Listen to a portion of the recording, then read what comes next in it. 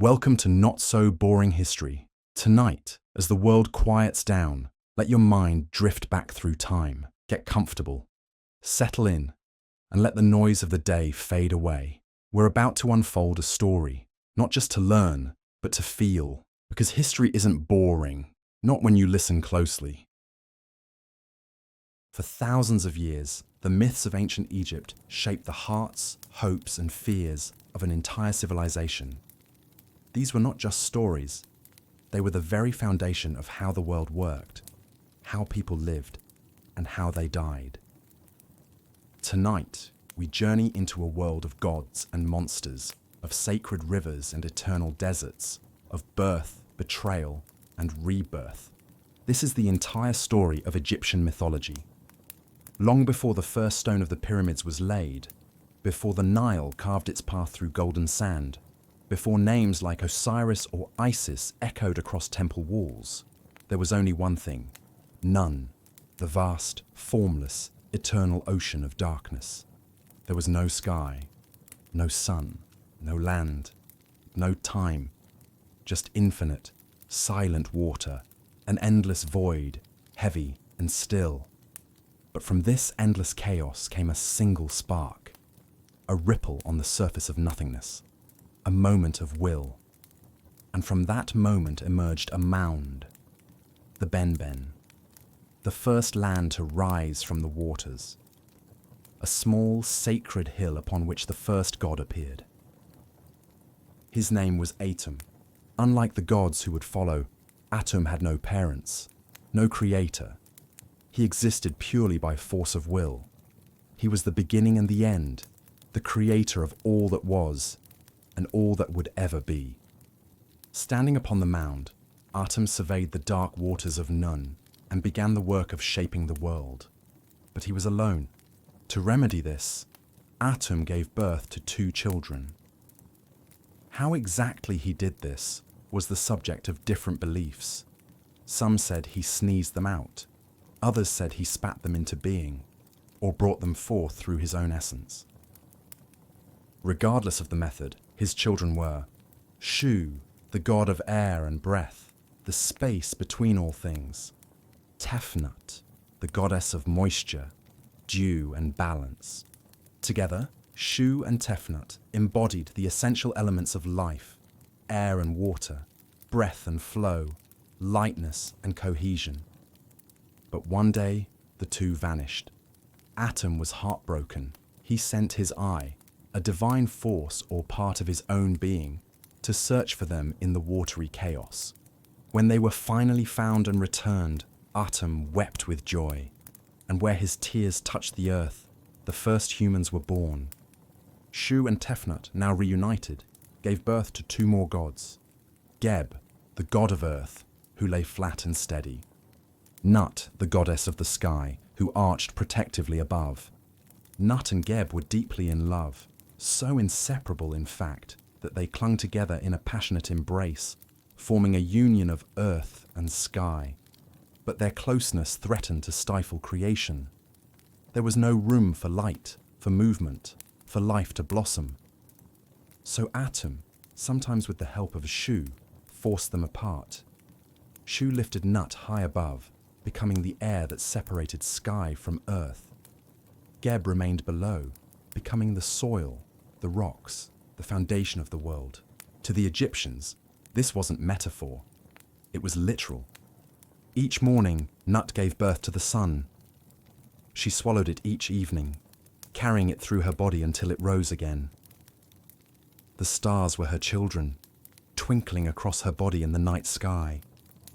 Beneath her, Geb provided everything humans needed to live: plants, crops, animals, and the ground they walked on. Now that the world had air, sky, land, and water, creation could truly begin. And so the next generation of gods was born: Osiris, Isis, Set, and Nephthys, 4 siblings who would bring order, love, betrayal, death, and resurrection into the world. But before we meet them, we must understand. To the ancient Egyptians, this myth was not fiction. It was reality woven into metaphor. When they looked up at the stars, they saw Nut. When they stood barefoot on the warm soil, they stood upon Geb. When the wind blew, it was Shu passing between them. And when they cried, they remembered Atum's tears, the tears that gave birth to mankind. Egyptian mythology didn't separate gods from nature. The gods were nature. They were the forces of existence given names and stories so people could understand their world.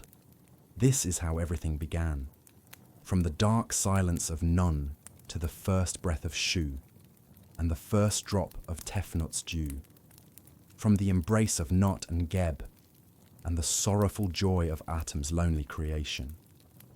And it was only the beginning. Because the world, now formed, was about to be tested. A sacred order had been set in place, and it would soon be broken. As the world settled into form, and the elements of air, earth, water, and sky took their places, the divine family expanded. From the union of Geb, the earth god, and Nut, the sky goddess, 4 powerful deities were born. They were Osiris, wise, just, and beloved. He would become the king of all Egypt and the god of fertility and renewal. Isis, Osiris's sister and wife, the goddess of magic, motherhood, and healing. Set, their brother, lord of chaos, storms, and the scorching desert. Nephthys, sister of Isis, a quieter goddess linked to mourning, night, and protection. These 4 gods would define the fate of all life on earth and in the underworld. Osiris, eldest among them, became the king of Egypt, not just of the gods, but of the living people as well. He was a kind and visionary ruler, said to have taught humans the secrets of farming, animal husbandry, architecture, and religious worship. Under his rule, the land flourished. Crops grew tall, the Nile flowed calmly, and the people thrived. Isis stood by his side, not as a queen who lingered in the background, but as an equal. She used her magical powers to protect the kingdom, cure diseases, and guide souls. The world was in harmony for a while, but not everyone rejoiced. In the shadows, Set, Osiris's younger brother, brooded with resentment. Set ruled over the dry, wild deserts, where storms raged and the earth cracked. His realm was the antithesis of Osiris's fertile lands. While Osiris brought life, Set lived in chaos, and chaos hates order. Worse still, the people adored Osiris. They sang his name in prayers. They built statues in his honor. They gave offerings, not to Set, but to the just and noble king. Set felt invisible, powerless, unloved.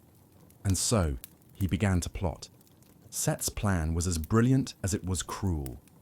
He commissioned a beautiful coffin, exquisitely crafted, made of the finest cedar, inlaid with gold and precious stones. But it was no ordinary coffin. It was made to fit Osiris's exact body. Then, at a grand banquet attended by gods and mortals alike, Set brought forth the coffin as a gift. With feigned generosity, he announced, "Whosoever fits perfectly inside this chest shall receive it as a gift." One by one, the guests tried. Some were too tall, some too short. All failed. Then Osiris stepped forward. He lay inside. Of course, it fit him perfectly. In that instant, Set and his followers slammed the lid shut, sealed it with molten lead, and locked it tight. Before anyone could stop him, Set cast the coffin into the Nile. The river carried it away, Osiris trapped inside, alive. The banquet erupted into panic, but it was too late. Osiris, king of Egypt, was gone. Isis's grief was immeasurable. Her husband, her brother, her king, stolen in an instant. But she did not collapse in despair. She searched. Disguised as a mortal woman, she wandered Egypt and beyond, asking animals, children, and even the winds for answers. Finally, she found the coffin. It had washed ashore in Byblos, a faraway land. There it had become embedded in the trunk of a great tamarisk tree.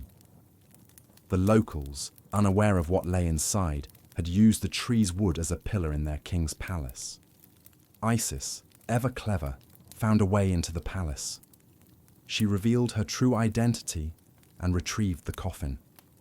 At last, she had Osiris back. But her joy was short-lived. Set, learning of her success, was filled with fury. This time, he wouldn't risk another chance. He found the body of Osiris, tore open the coffin, and hacked the corpse into 14 pieces. Then, in a fit of rage, he scattered the body parts across the land of Egypt, from the delta to the desert. Each piece was thrown to a different corner, so no one could ever restore Osiris again. Set had not just murdered his brother, he had desecrated him, defiled him, made him disappear into the earth itself. But Isis was not done. With unmatched devotion, Isis began her second journey. She sailed the Nile in a papyrus boat. She followed whispers of jackals, signs in the stars, clues in dreams. With the help of her sister Nephthys, the two women recovered every part of Osiris, except for one. His phallus, which had been swallowed by a fish, was lost forever. But even incomplete, Isis would not give up. With the guidance of Anubis, the jackal-headed god of embalming and funerary rites, the sisters anointed the body with sacred oils. They wrapped it in linen bandages. They performed the first mummification. Then, Isis used her most powerful magic, older than time itself, to breathe life into Osiris. For one brief, miraculous moment, he lived again. From this union, Isis conceived a child, a son who would grow up to challenge Set himself. His name was Horus. Osiris, though briefly alive, could not stay in the land of the living. His body was too damaged. His time had passed. Instead, he descended into Duat, the Egyptian underworld. But he did not fall into darkness. He rose as its king. Osiris became the lord of the dead, the judge of souls, the silent presence that awaited every person after death. The land of the dead was not a place of punishment, but of judgment and rebirth. And Osiris, who had suffered, died, and risen again, was the perfect ruler of that realm. He was no longer king of Egypt, but king of eternity. This myth of Osiris's murder, Isis's devotion, Set's betrayal, and the birth of Horus was more than a tale. It was the foundation of Egyptian religion. The cycle of life, death, and rebirth echoed through every funeral, every tomb painting, every prayer offered by the living to their ancestors. It explained why the Nile flooded, why crops died and returned, why kings must die to make way for new ones. And in the hearts of Egyptians, Isis became the symbol of motherly love and sacred magic. Osiris became the ultimate hope that even after death, something greater awaits. And Set, though feared, was necessary. Chaos must exist so that order can triumph over it. But the story did not end there, because somewhere, growing in secret, was Horus, a child of prophecy, destined to avenge his father and restore balance to the world. And so began the greatest divine rivalry of them all. Horus was born in secret, hidden away in the marshes of the Nile Delta. Isis, fearing that Set would discover and destroy him as he had done to Osiris, raised her son in silence and shadow. She taught him everything she knew, magic, wisdom, and the truth about what had been done to his father.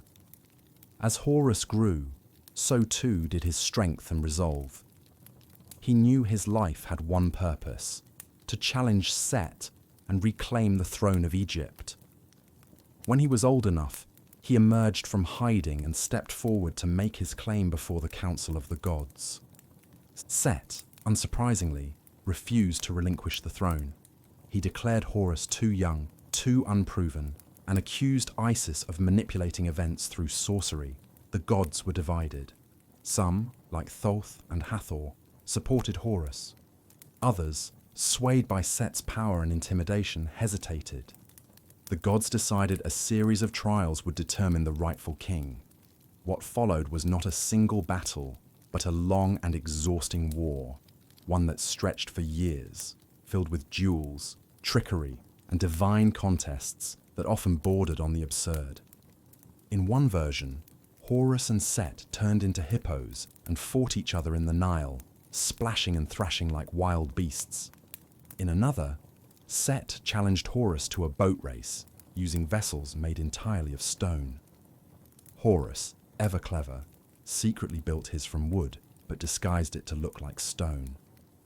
Set's boat sank instantly. Horus glided across the water. But the conflict wasn't just about strength. There were courtroom debates among the gods, passionate arguments, and dramatic betrayals. Isis herself intervened more than once, pleading with the gods to honor justice and restore the legacy of Osiris. At one point, Isis captured Set in a magical net and presented him before the gods. But Horus, angry that his mother had interfered instead of letting him win on his own, lashed out, cutting off her head in a moment of rage. The gods were horrified. Thoth, the god of wisdom, restored Isis using magic, but the rift between mother and son lingered. Set, too, fought with cunning and cruelty. In one tale, he gouged out Horus's eye during battle and buried it in the sand. The wound was severe, but Thoth healed Horus, and the eye, once restored, became a symbol of healing and protection for all Egyptians, the famous Eye of Horus. Eventually, after countless years of struggle, the gods convened for a final judgment. The council listened again to all sides, weighed the deeds, the trials, the sacrifices, and finally they chose Horus. He was declared the rightful king of Egypt, the heir of Osiris, and the new divine ruler of the living world. Set, though defeated, was not destroyed. Instead, he was cast out, banished to the desert, a god of storms and chaos who would forever remain at the edges of order, a reminder of what happens when power turns to jealousy. Horus ascended the throne, not just as a god, but as the symbol of every future pharaoh. From that moment on, every king of Egypt was seen as a living embodiment of Horus, continuing his legacy, maintaining the divine balance between chaos and order. Though the war had ended, its echoes never faded. The struggle between Horus and Set was etched into temple walls, whispered in sacred hymns, and remembered in every coronation for centuries to come. The kingdom of the gods had found peace again, but only for now. Not all gods ruled over grand wars, kings, or the afterlife. Many lived in the quiet places, the home, the fields, the classroom, the night sky. To the ancient Egyptians, the divine wasn't distant. It was present, woven into every corner of their daily lives. When a scribe picked up his reed pen, he whispered a prayer to Thoth, the ibis-headed god of wisdom, writing, and time. Thoth was believed to have invented language itself, and his words were sacred. Every temple inscription, every legal decree, every love letter was written under his watchful eye. He carried the moon on his head, recording the passage of nights and days, marking time with precision. If a family welcomed a child, they thanked Hathor, the goddess of motherhood, beauty, and music. Often depicted with the ears of a cow or the horns cradling the sun disk, she brought joy, fertility, and celebration. Hathor danced at births, comforted the dying, and welcomed souls into the afterlife with her songs. In the kitchens and marketplaces, where people cooked, traded, and tended their homes, the gentle gaze of Bastet kept them safe. She was the cat goddess, fierce yet protective. Egyptians loved cats not just for their pest control, but because they carried Bastet's spirit. To harm a cat was to anger the goddess herself. Bastet was believed to ward off evil spirits, plagues, and misfortune. Her presence was felt in every flick of a tail or purr in the corner of a home. In the shadows and thresholds, where danger lurked, there was Bes, a strange, dwarf-like god with a lion's mane, wide eyes, and a perpetual grin. He looked odd, almost humorous, but he was beloved. Bes protected mothers during childbirth, guarded sleeping children, and frightened off nightmares. Images of Bes were carved into bed frames, painted on walls, and worn as amulets. No one feared Bes. He was the fear of fear itself. Then there was Maat, perhaps the most important goddess of all, yet invisible. She wasn't prayed to in hopes of miracles. She didn't demand grand temples or dramatic rituals. She was balance itself.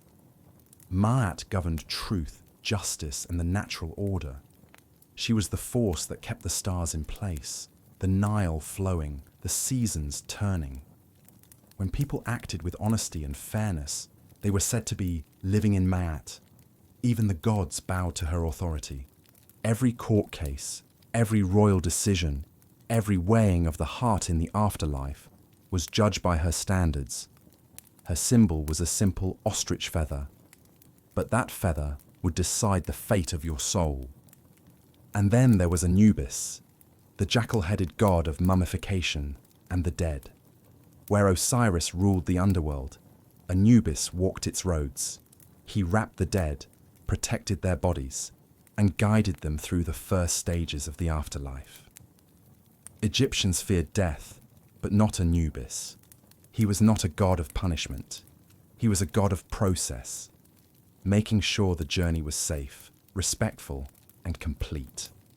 When a body was prepared for burial, it was Anubis who was invoked to ensure the organs were properly removed and placed into canopic jars. It was his face the priests wore as a mask during rituals, and it was Anubis who would lead the soul to its final judgment. Even the great sun god Ra, ruler of all life, was not some distant figure in the sky. He was the daily heartbeat of time itself. Every morning, Ra sailed across the heavens in his golden boat, bringing sunlight and warmth. Every night, he descended into the underworld, battling chaos to ensure that the dawn would return. People greeted the sunrise, not just as a natural event, but as the rebirth of Ra, proof that order had triumphed over darkness once again. Egyptian life was saturated with the divine. There was a god for beer, a goddess for scorpions, a deity for measuring grain. There were household gods that lived in closets and kitchen corners. Children wore protective charms shaped like frogs, crocodiles, and cobras, each representing a different spirit watching over them. Temples weren't just places of worship. They were energy centers where the divine and mortal realms touched. Priests bathed statues, offered food to them, and carried them in processions through the streets. But even in homes without statues, the gods were there, in amulets, in carved scarabs, in whispered prayers over breakfast. To modern minds, it may seem excessive. Hundreds of gods, rituals, and spells for everything from planting seeds to swatting flies. But to the Egyptians, this was how the world worked. They didn't believe in one story, one answer, or one path. Their mythology was a vast, shifting landscape where gods could merge, change forms, or contradict themselves. And that was fine, because life was the same, messy, layered, unpredictable. In this way, Egyptian mythology wasn't just a religion, it was a language, one that helped people make sense of birth, love, conflict, and loss. A way to understand why the river rose, why the sun set, why people die, and why dreams feel real. And in this language, the gods of daily life whispered constantly. They were not far away. They were everywhere. To the ancient Egyptians, death was never the end. It was a doorway, one that opened not into silence, but into a world just as vivid and structured as the one left behind. This belief shaped everything: how they lived, how they prayed, how they built their tombs, how they spoke of time. In life, one prepared for death, and in death, one hoped to live again. The journey after death was long. It was difficult, and it was not guaranteed. When a person died, their body was carefully preserved through the sacred process of mummification. This was not merely a practical step, it was spiritual. The body was seen as the house of the soul. If it decayed, the soul might become lost, unable to recognize itself in the afterlife. Priests removed the organs, dried the body with natron salt, wrapped it in linen, and anointed it with oils. Spells were recited. Charms and amulets were placed between layers of wrappings. Each step was a safeguard, a blessing, a promise. Once the body was placed in its coffin and the tomb sealed, the soul's journey truly began. The Egyptians believed the soul was made of several parts. The Ka, a person's vital essence. The Ba, their personality, their memories, their energy. And the Ak, a radiant form, the transformed spirit that could enter the eternal realms. The Ka remained near the body, needing offerings of food and drink to stay nourished. The Ba, often depicted as a bird with a human head, was free to move between worlds, visiting the living, watching over loved ones, or drifting through dreams. But both Ka and Ba needed to be reunited to form the Ak, and this could only happen after the soul completed its journey through Duat, the underworld. Duat was not a place of fire and punishment. It was more like a cosmic map, a vast, shifting realm filled with dangers, wonders, and gates. The soul would pass through 12 regions, each representing an hour of the night. The path was perilous. Serpents coiled in the darkness. Lakes of fire hissed beneath bridges of stone. Enormous gates blocked the way, guarded by fearsome beings with names as long and strange as the spells needed to pass them. To survive this journey, the soul relied on the Book of the Dead, a collection of spells, passwords, and instructions, often written on papyrus scrolls and buried with the deceased. These texts weren't meant to scare. They were like travel guides for eternity. Sometimes the dead would sail on a boat, just as Ra did each night, battling the great serpent Apophis, the embodiment of chaos. Other times, the soul would walk on foot, guided by Anubis, who watched over them with calm, jackal eyes. Eventually, the soul reached its most important destination, the Hall of Two Truths. Here stood Osiris, now the king of the underworld. Seated on his throne, flanked by 42 judges, he waited to determine the fate of every soul that entered. But first, the soul underwent the weighing of the heart. Thoth, god of wisdom and scribe of the gods, stood nearby with his pen and scroll. Anubis brought forth a great scale. On one side, he placed the person's heart, the seat of thought and morality. On the other, he placed the feather of Ma'at, the symbol of truth and balance. If the heart was lighter than the feather, the soul had lived a life of harmony, honesty, and balance. They were allowed to enter the field of reeds, a paradise that mirrored the best parts of Egypt: green fields, calm waters, abundant harvests, and peace without end. But if the heart was heavy with lies, cruelty, or imbalance, it sank. Waiting beside the scale was a terrible creature, Amit, part lion, part hippopotamus, part crocodile. Amit devoured the impure heart in one bite. The soul was erased, cast into oblivion. There was no eternal torment, just non-existence. To the Egyptians, that was the greatest fear of all, to be forgotten. Those who passed the judgment found themselves reborn.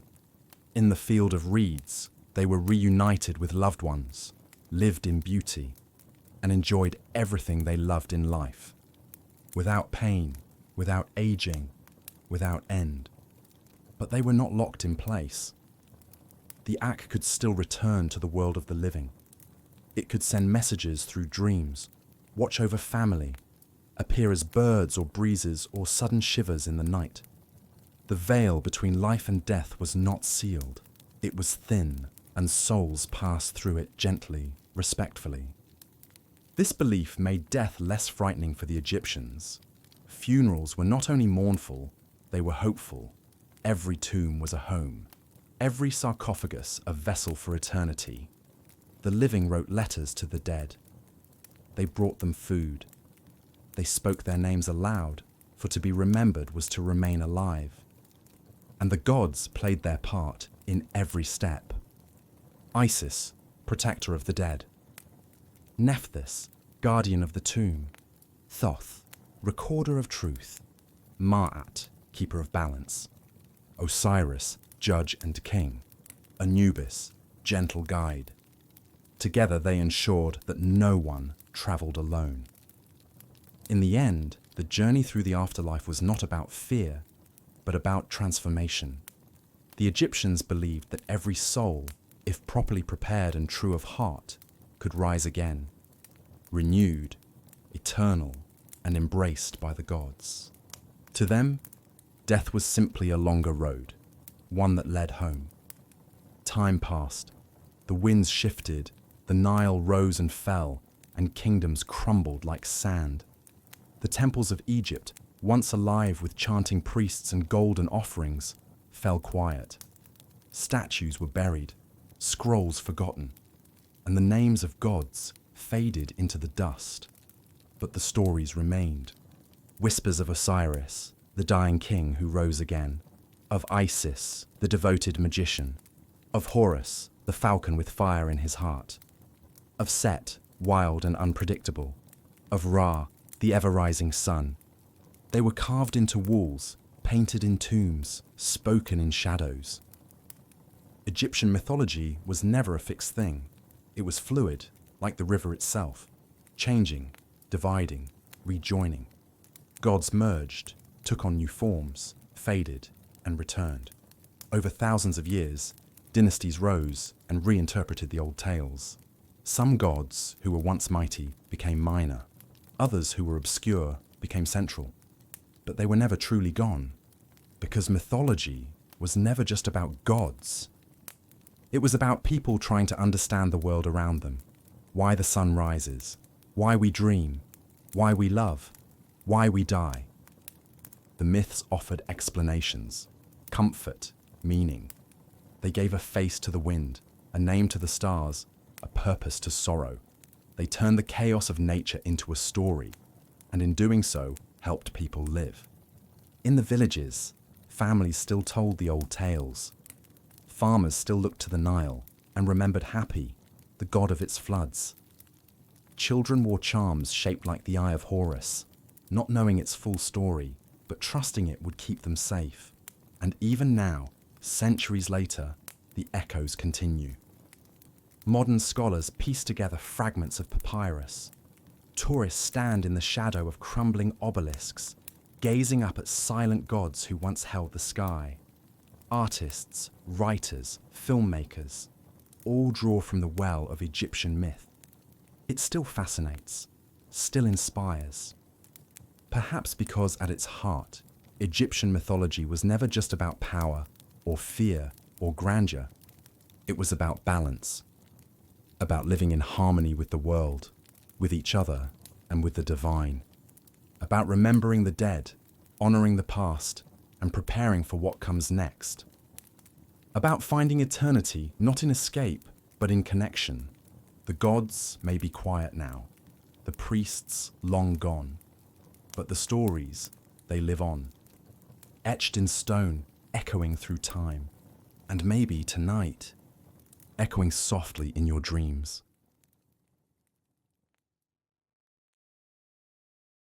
For most people today, ancient Egypt conjures images of towering pyramids, golden tombs, and eternal splendor. Pharaohs ruled like gods, their lives immortalized in stone, their deaths dramatized in rituals meant to grant them everlasting life. But few ever stopped to consider who made that immortality possible. Not the priests, not the scribes, but the people who did the dirtiest, most horrifying work of all, the mummy makers. These individuals were not philosophers or sages. They were workers, artisans in the truest and most grueling sense. Their job: to handle rotting bodies, slice open decaying flesh, stir brains into liquid, remove festering guts, and do it all under the scorching Egyptian sun, day after day, corpse after corpse. Their role in the process of mummification was essential, yet their lives were marked by isolation, stigma, and a constant exposure to death and disease. This was not a noble craft. It was survival inside a nightmare. While society exalted the finished product, the carefully wrapped mummy, nestled in its ornately painted coffin, nobody talked about how it got that way. The truth is far from romantic. The art of embalming was brutal, dirty, and dangerously unhygienic. It was a process perfected over generations through sheer trial and error. And every step was more disturbing than the last. The place where this grim work began was not some pristine temple or sacred chamber. It was a makeshift structure, usually a tent or hut, known as the wabet, the house of purification. Situated close to the Nile for access to water, the wabet was less like a place of worship and more like a crude butcher's stall. Heat radiated off the linen walls. Flies hovered in thick clouds. The floor was hard-packed dirt, soaked with fluids. There were no windows, only flaps tied open for ventilation.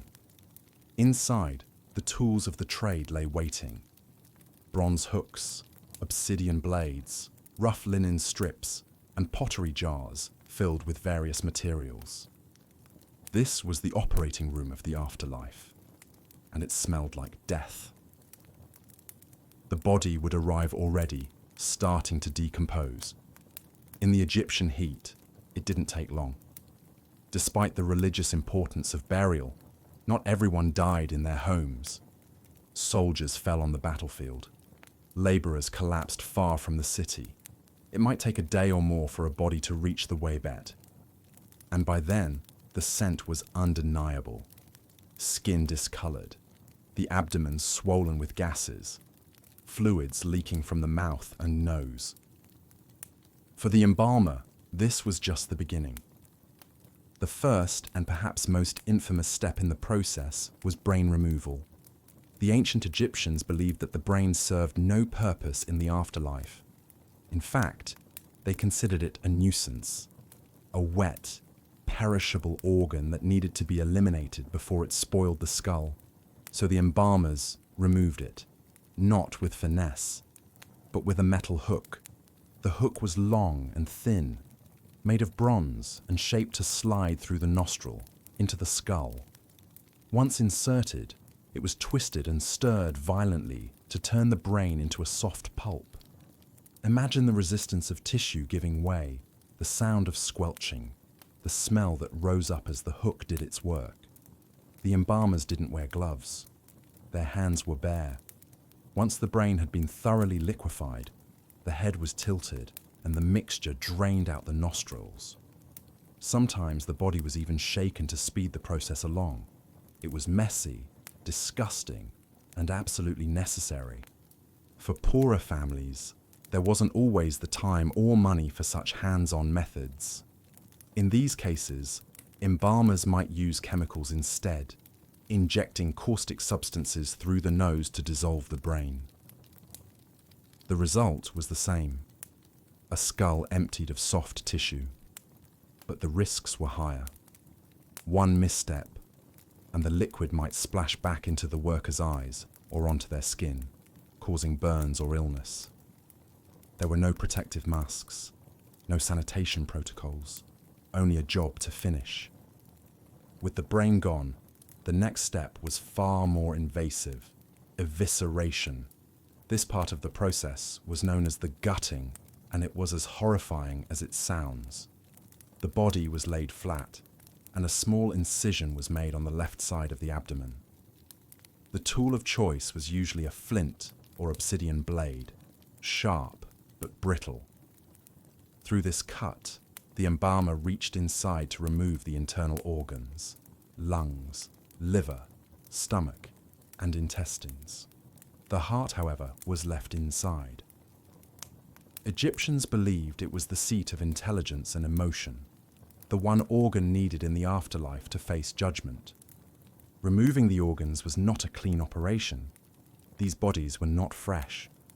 The embalmer had to push their hands into warm, decaying tissue, cutting, pulling, and scooping with their fingers. Fluids poured out. Bile leaked from the stomach. The smell was unbearable. And yet, this was just another day on the job. Once removed, the organs were washed and dried with natron, a naturally occurring salt with powerful dehydrating properties. Each organ was then placed into a special jar, known as a canopic jar, each protected by a different deity. The lungs went to Hapi, the baboon-headed god, the stomach to Duamutef, who had the head of a jackal, the intestines to Kebesenuef, the falcon-headed protector, and the liver to Imseti, the human-faced guardian. These jars were sealed and entombed with the body, but the man who made the initial cut, the parashistes, was treated differently from the others. Despite doing a necessary task, he was considered ritually impure. In some rituals, he would be symbolically chased away by his fellow embalmers, even pelted with stones. It was a strange contradiction. His work was sacred, but his presence was defiling. After the organs were removed, the cavity inside the body was washed with palm wine and stuffed with aromatic herbs. This wasn't for health. It was to mask the smell. Then came the most time-consuming part of the process, the drying. The body, now empty and hollow, was completely covered in natron. Bags of the salt were packed inside the body, while the rest was buried beneath a mound of powder. It would stay like this for 40 full days. Why 40? Because centuries of trial and error taught embalmers that 40 days was the ideal amount of time to fully dehydrate the human body. Any less, and the tissue might rot. Any more, and the skin might crack. During this time, the embalming tent would be filled with the smell of salt and slow decay. Rows of bodies, in various stages of dehydration, lay covered like salted fish. Embalmers worked quietly, checking each one, adjusting the natron, brushing off mold, shooing away insects. They rarely spoke. Death surrounded them. When the 40 days were over, the body was no longer soft. It had transformed, the skin leathery, the features sunken. This was not the peaceful mummy of museums. It was a dried-out husk, and it had to be made beautiful again. This stage, the final preparation, was known as the beautification. First, the body was washed again, usually with Nile water. Then it was rubbed down with oils and resins, frankincense, myrrh, cedar. These substances masked odor, softened the skin, and gave the corpse a lifelike sheen. The hollow body cavity was stuffed with linen, sawdust, and sometimes even scented spices. The goal was to restore volume, to make the deceased look more like themselves. The embalmers worked meticulously, hands sticky with resin, eyes watering from the smoke of incense. They wrapped amulets in layers of linen, placing them carefully on key parts of the body, on the chest, the arms, the forehead. Each amulet had a purpose: protection, healing, strength. The wrappings themselves were done layer by layer, sometimes hundreds of meters of linen used on a single body. The work was repetitive, slow, and utterly exhausting. Wrapping one mummy could take days. Yet even after all this, the embalmer received no praise, no reward, no glory. For those outside the embalmer's world, the horrors stopped at the surface. The stench, the gore, the endless contact with the dead. But for those who worked within the Wabet day after day, that was only the beginning.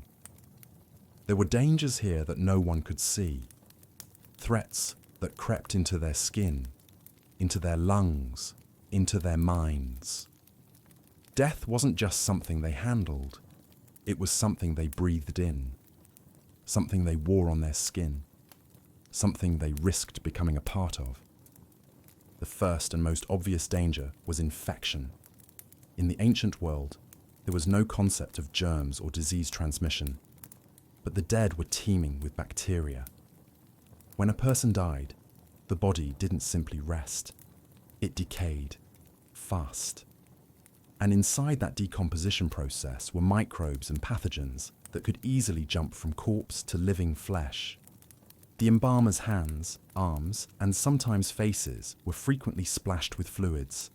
One small cut, one nick on a finger, one slip of a blade. That's all it took. Many bodies carried diseases like tuberculosis or leprosy. Others died of unknown illnesses that left no external marks, but were just as lethal to those handling them. There were no gloves, no antiseptics. If a worker developed a fever, a rash, or a sore, there was no treatment, only the hope that their body would fight it off. Some embalmers died quickly. Others fell into slow decline, coughing, limping, covered in lesions. No one mourned them publicly. The job was dangerous by design, and everyone knew the risks. But the threat wasn't just biological, it was chemical. The materials used in embalming were powerful and, over time, deadly. Natron, the salt used to dehydrate the body, may have been effective against bacteria, but it was brutal on human skin. Constant exposure dried out the embalmer's hands until they cracked and bled. Dust from the natron floated in the air, coating their lungs. Workers developed chronic coughs, rasping breaths, and frequent nosebleeds. The longer they worked, the worse it got. Then there were the resins, sticky, tar-like substances heated over open flames. These weren't just fragrant, they were toxic. The smoke they produced when boiled filled the tent, clinging to everything. Eyes stung, throats burned. Many embalmers developed chronic respiratory conditions. Breathing was hard. Speaking became hoarse. Some even went blind. Not suddenly, but slowly, their vision clouded by years of exposure to caustic fumes and airborne irritants. Occasionally, even more dangerous substances entered the mix. Mercury and arsenic, known even then for their preserving qualities, were sometimes used to treat certain bodies, especially those of the wealthy. But these elements were silent killers. There was no way to detect their slow accumulation in the body. No warning, only symptoms: fatigue, tremors, confusion. By the time an embalmer felt sick, the damage was already done. Add to this the physical toll. A corpse is not light, nor is it easy to maneuver, especially one that is bloated, stiff, or already falling apart. Embalmers had to lift, roll, and reposition bodies multiple times during the process. They had to reach inside, pull out organs, tilt heads, bind limbs. This repetitive strain led to chronic back problems, aching joints, and muscle injuries. Wrapping alone was exhausting. Hours spent hunched over, stretching and tucking linen again and again until every inch of the body was covered. Hands cramped, backs ached, feet throbbed from standing on hard-packed ground for hours. There were no breaks, no ergonomics, no relief, just the next body and the next. Beyond the physical suffering came the mental weight. Imagine spending every day among the dead. Not the peaceful dead, but the grotesque dead, the recently stabbed, the plague-ridden, the accident victims. Bodies bloated, burned, or mutilated, some so far gone that their features were unrecognizable. These weren't serene portraits of the afterlife. These were reminders of how fragile, how violent, and how cruel life could be. Over time, embalmers became numb. They had to. Emotions were a luxury they couldn't afford. Some stopped feeling anything at all. Others developed nervous tics or fell into depression. Nightmares were common. So was insomnia. There are even reports, rare but persistent, of embalmers breaking under the pressure, speaking to the dead, or developing strange rituals of their own to cope with the horror. And through all this, society turned its back on them. Despite their essential role in the journey to the afterlife, embalmers were viewed with suspicion and disgust. They were considered ritually impure. The work they did, cutting, gutting, handling flesh, was seen as defilement, no matter how necessary it was. They lived on the fringes, often in separate quarters or villages. They were allowed near temples, but only to work, never to worship. Socially, they were outcasts. People avoided them in the streets. Children whispered about their smell. Their clothes were permanently stained with resin and salt, their skin marked by burns and cuts. No matter how clean they tried to be, the stench of death followed them everywhere. It clung to their hair, their breath, their nails. Marriage was difficult. Many embalmers married within their own caste. Other embalmers, or labourers, associated with death. Outside relationships were rare and often met with resistance. Who would want to marry a man who spent his days inside corpses? Even within their profession, hierarchies existed. The parashistas, who made the initial cut into the body, was ritually cursed, symbolically chased away. He was vital to the process but treated as the lowest of the low. Others in the hierarchy, those who handled the wrapping or applied the oils, might look down on him. It was a brutal irony. The more necessary your task, the more you were shunned for performing it. This contradiction defined the mummy maker's life.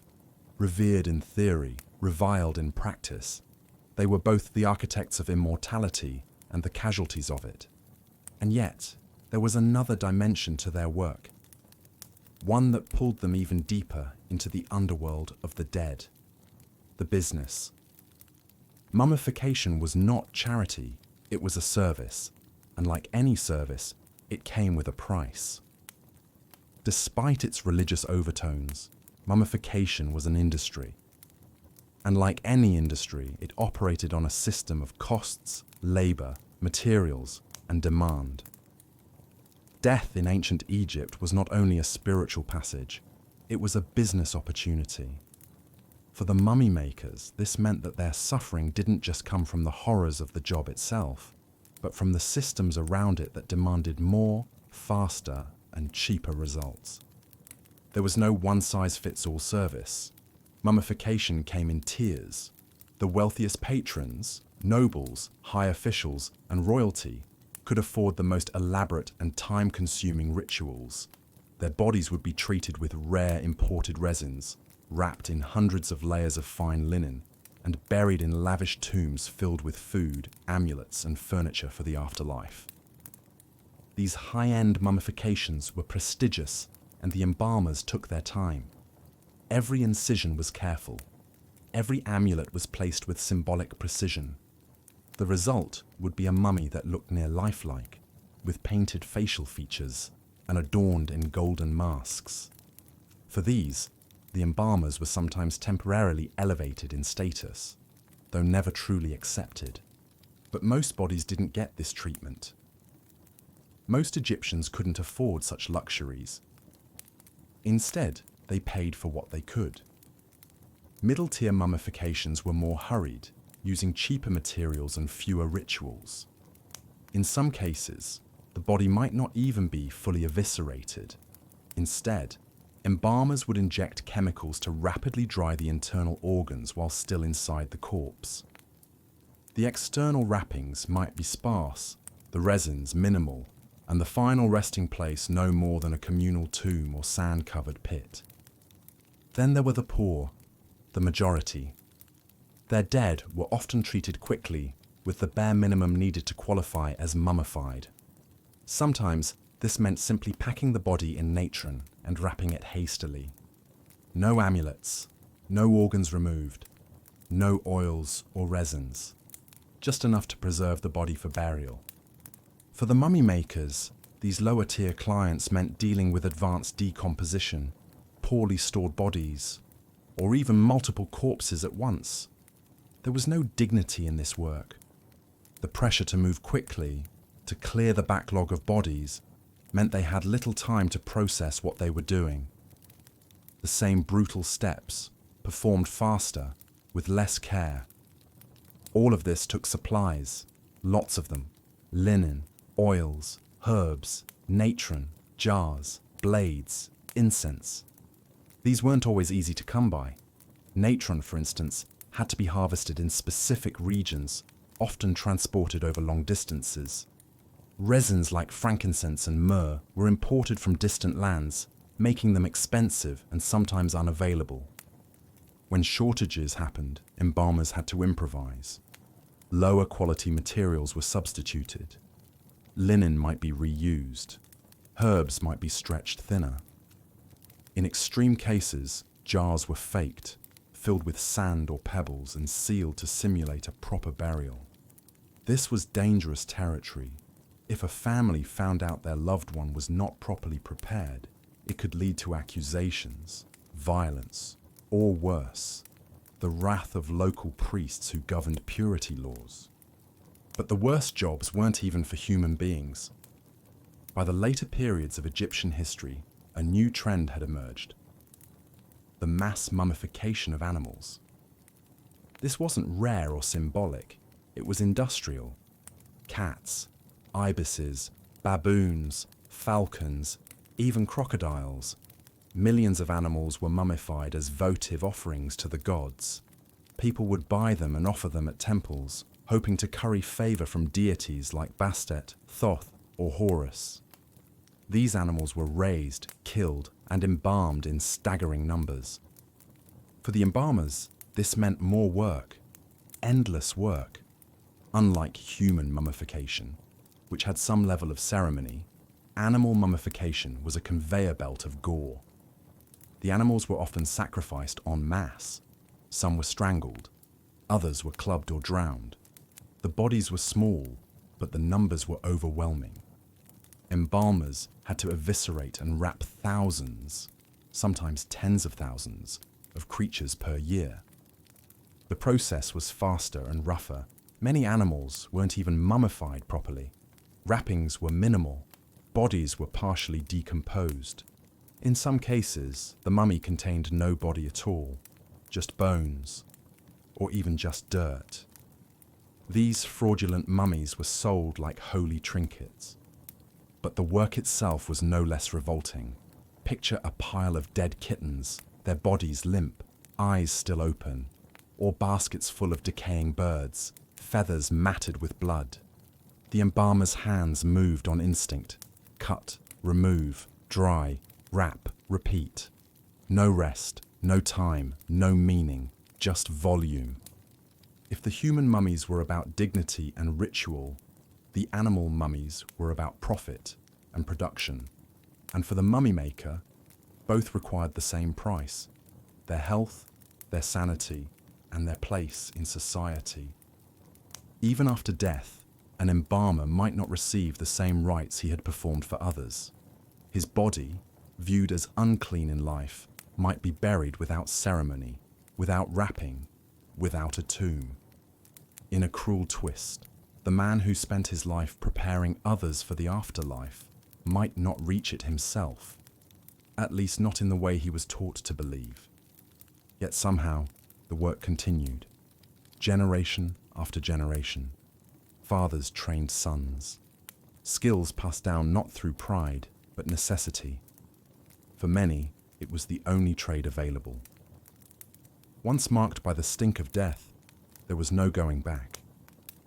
In the grand mythos of ancient Egypt, the names of pharaohs were carved into stone.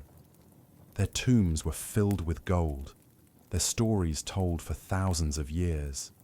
But the mummy makers, the men who made all that possible, left no names, no monuments, only the lingering shadow of a job no one wanted to speak of, yet couldn't do without. Despite their critical role in Egyptian society, mummy makers were seen as spiritually contaminated. In a culture that was deeply obsessed with purity, both physical and ritual, constant contact with the dead placed embalmers outside the bounds of everyday life. They were the paradox of ancient Egypt, necessary but unwanted. The impurity associated with touching the dead was not a vague superstition. It was a strict religious boundary. Death was a spiritual disruption, a force that had to be contained and controlled. Priests performed purification rites before and after funerals, and mourners bathed and abstained from certain foods or activities. But for the embalmers, who touch corpses every day, there was no escape from this impurity. It clung to them like a curse. This wasn't just symbolic, it had real consequences. Embalmers were often forced to live on the outskirts of towns, in designated quarters, away from temples and marketplaces. They couldn't participate in many religious rituals. They weren't allowed to touch sacred objects. In some towns, they weren't even permitted to enter certain buildings. Their children might be shunned at school. Their wives, if they had them, faced constant judgment. And yet, the contradiction was sharp. These same embalmers were summoned when a high official died. They were needed to ensure that a soul could pass through the trials of the afterlife unharmed. Their skills were demanded by the elite and the common alike. The society that rejected them also depended on them completely. Nowhere was this hypocrisy more visible than in the treatment of the parashistas. The parashistas was the man who made the initial incision in the body, the one who physically opened the flesh and began the defilement. This was the moment that most clearly violated religious norms. And so, even though he was trained and skilled, even though he performed a vital function, he was ritually cursed. In some accounts, after making the cut, the parashistas was forced to drop his knife and run as fast as he could, while his fellow workers threw stones and shouted curses behind him. It was a symbolic act, a ritual punishment for defiling the body, even though he was doing exactly what they needed him to do. This bizarre performance illustrates just how uneasy the Egyptians were about the entire mummification process. They revered the result, but the act of turning a decaying corpse into a preserved form, that was dirty, dangerous magic. It had to be done, but no one wanted to look at it too closely. As a result, the embalmers lived in a strange shadow world. Not quite outlaws, but not accepted either. Their knowledge was respected, but their presence was tolerated at best. It didn't help that their work was often surrounded by secrecy. The exact methods of mummification were rarely written down in full. Instead, they were passed orally, guarded like family secrets. This was partly to protect their livelihood. If everyone knew how to do it, the service wouldn't be worth paying for.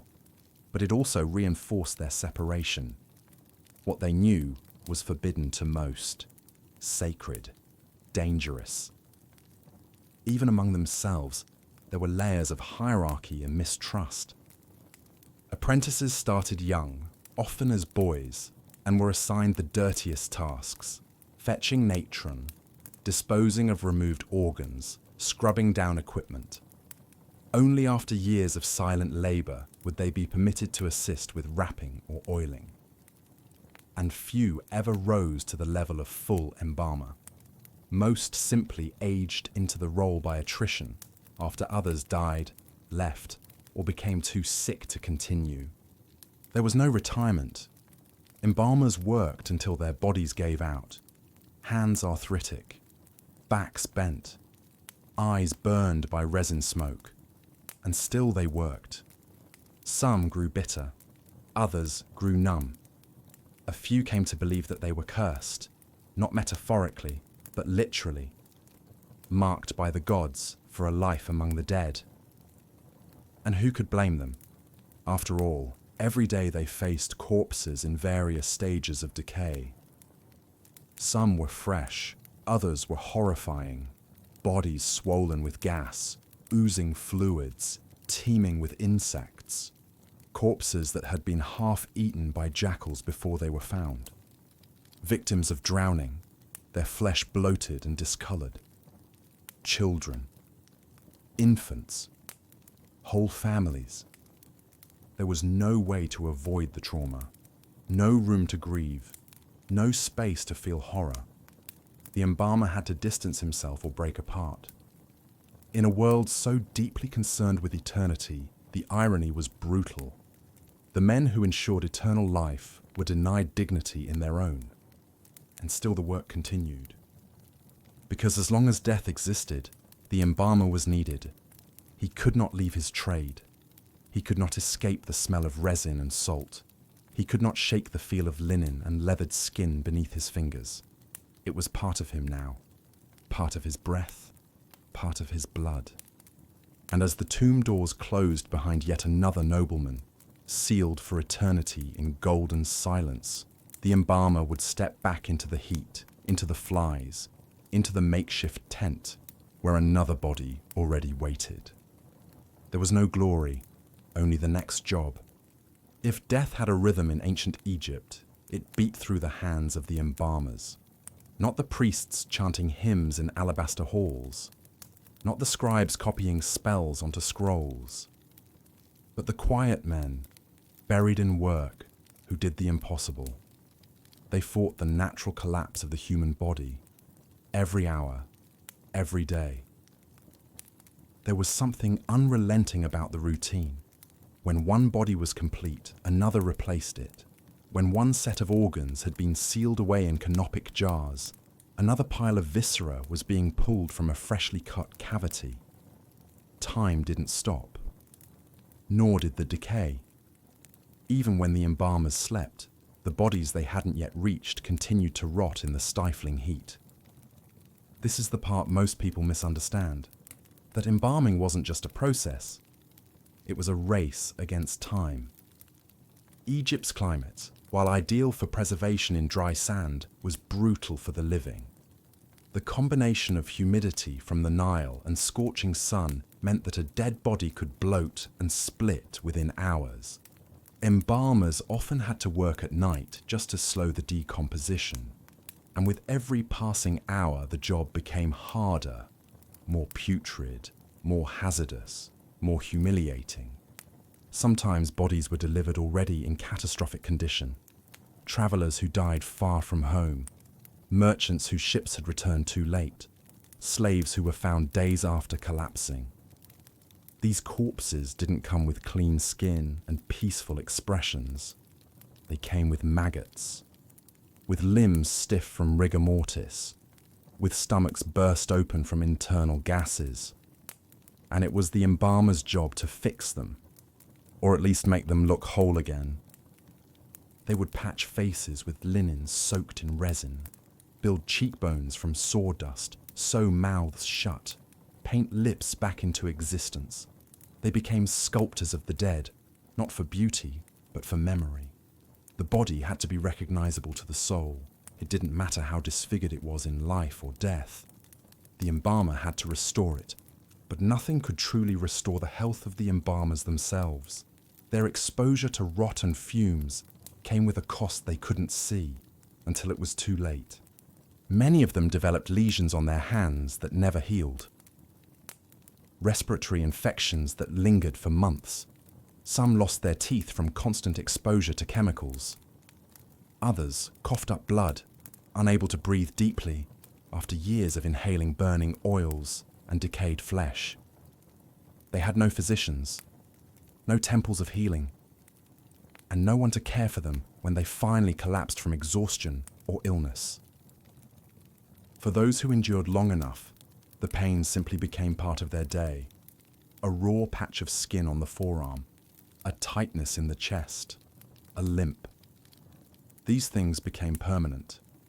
reminders that their bodies were following the same slow decline they fought against in others. And yet, perhaps the greatest cruelty of all was that the embalmers left almost no trace in history. For a civilization that documented nearly everything, from harvests to star positions, the mummy makers were mostly invisible. They didn't carve their names into tombs. They didn't write scrolls about their methods. Most were never depicted in art. When they did appear, it was often as nameless figures in the background, handling jars or tending to linen. This wasn't just cultural erasure, it was deliberate. Embalmers were kept in the margins, needed but never celebrated. Their craft was essential, yet considered unclean. Their expertise unmatched, but their identities disposable. They were buried in common graves when they were buried at all. Often their own mummification was rushed or omitted entirely. Their bodies, like their lives, were treated as something functional, something necessary, but not something to be remembered. Even in death they served. Their absence in the written record has led many to believe that mummification was a clean, sacred ritual performed by priests in temples. The truth was far more brutal. It was a job, a physically and emotionally destructive job, and someone had to do it. Some embalmers may have found small comfort in their routines, in the motions of wrapping, oiling and sealing. Others likely hardened into resignation. There's no evidence of rebellion, of mass refusal. Perhaps they felt chosen, or trapped, or simply born into a role they could never escape. But make no mistake, the life of a mummy maker was a sacrifice, not of the grand, ceremonial kind, but the slow, corrosive kind, the kind that eats away at your body, that cuts you off from society, that stains your skin, your breath, your soul. And in the end, what did they get? Not glory, not gold, just more bodies. The ancient Egyptian obsession with death was never about endings. It was about what came after, the journey of the soul, the trials in the underworld, and the hope for eternity in the field of reeds. For the wealthy and powerful, mummification was their passport.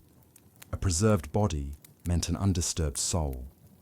But for the mummy makers, death wasn't a philosophical concept or a spiritual mystery. It was a job soaked in blood, bile, and bitterness. They didn't have the luxury of thinking about the afterlife. They were too busy removing pus from bloated intestines, too busy dragging decomposing bodies off riverboats, too busy picking out larvae from eye sockets. Their world was here, in the land of the living, surrounded by the dead. And still, the demands never slowed. The embalmers saw the contradictions clearly. They worked for men who feared death, but wouldn't dare speak to the people who touched it. The rich wanted to be gods in death, but they hired those they treated like the lowest form of life to make it happen. And once the wrappings were complete, once the masks were placed and the rituals performed, the mummy makers vanished. The priests took over. The crowds mourned. The family wept. No one mentioned who prepared the body, who endured the filth, the pain, the isolation. There were no thanks, no rewards, no recognition, only the next corpse. Even the tools they used outlived them. Embalming hooks and knives were passed down, not as heirlooms of honor, but as burdens of survival. A boy born to a mummy maker rarely had a choice. From the moment he could walk, he smelled natron. He heard the squelch of rotten flesh. He saw things no child should ever see. And in time, he became numb to them, or he left if he was lucky. Some tried to escape, to take up other trades, but society didn't forget. The stink stayed with them. The rumors followed. Once marked by death, always marked. A man who once touched the dead would always be impure. It was a brand, invisible but irreversible. And yet, despite all this, the horror, the rejection, the endless suffering, the embalmers endured. Why? Maybe because the work gave them a twisted kind of purpose. Maybe because no one else would do it.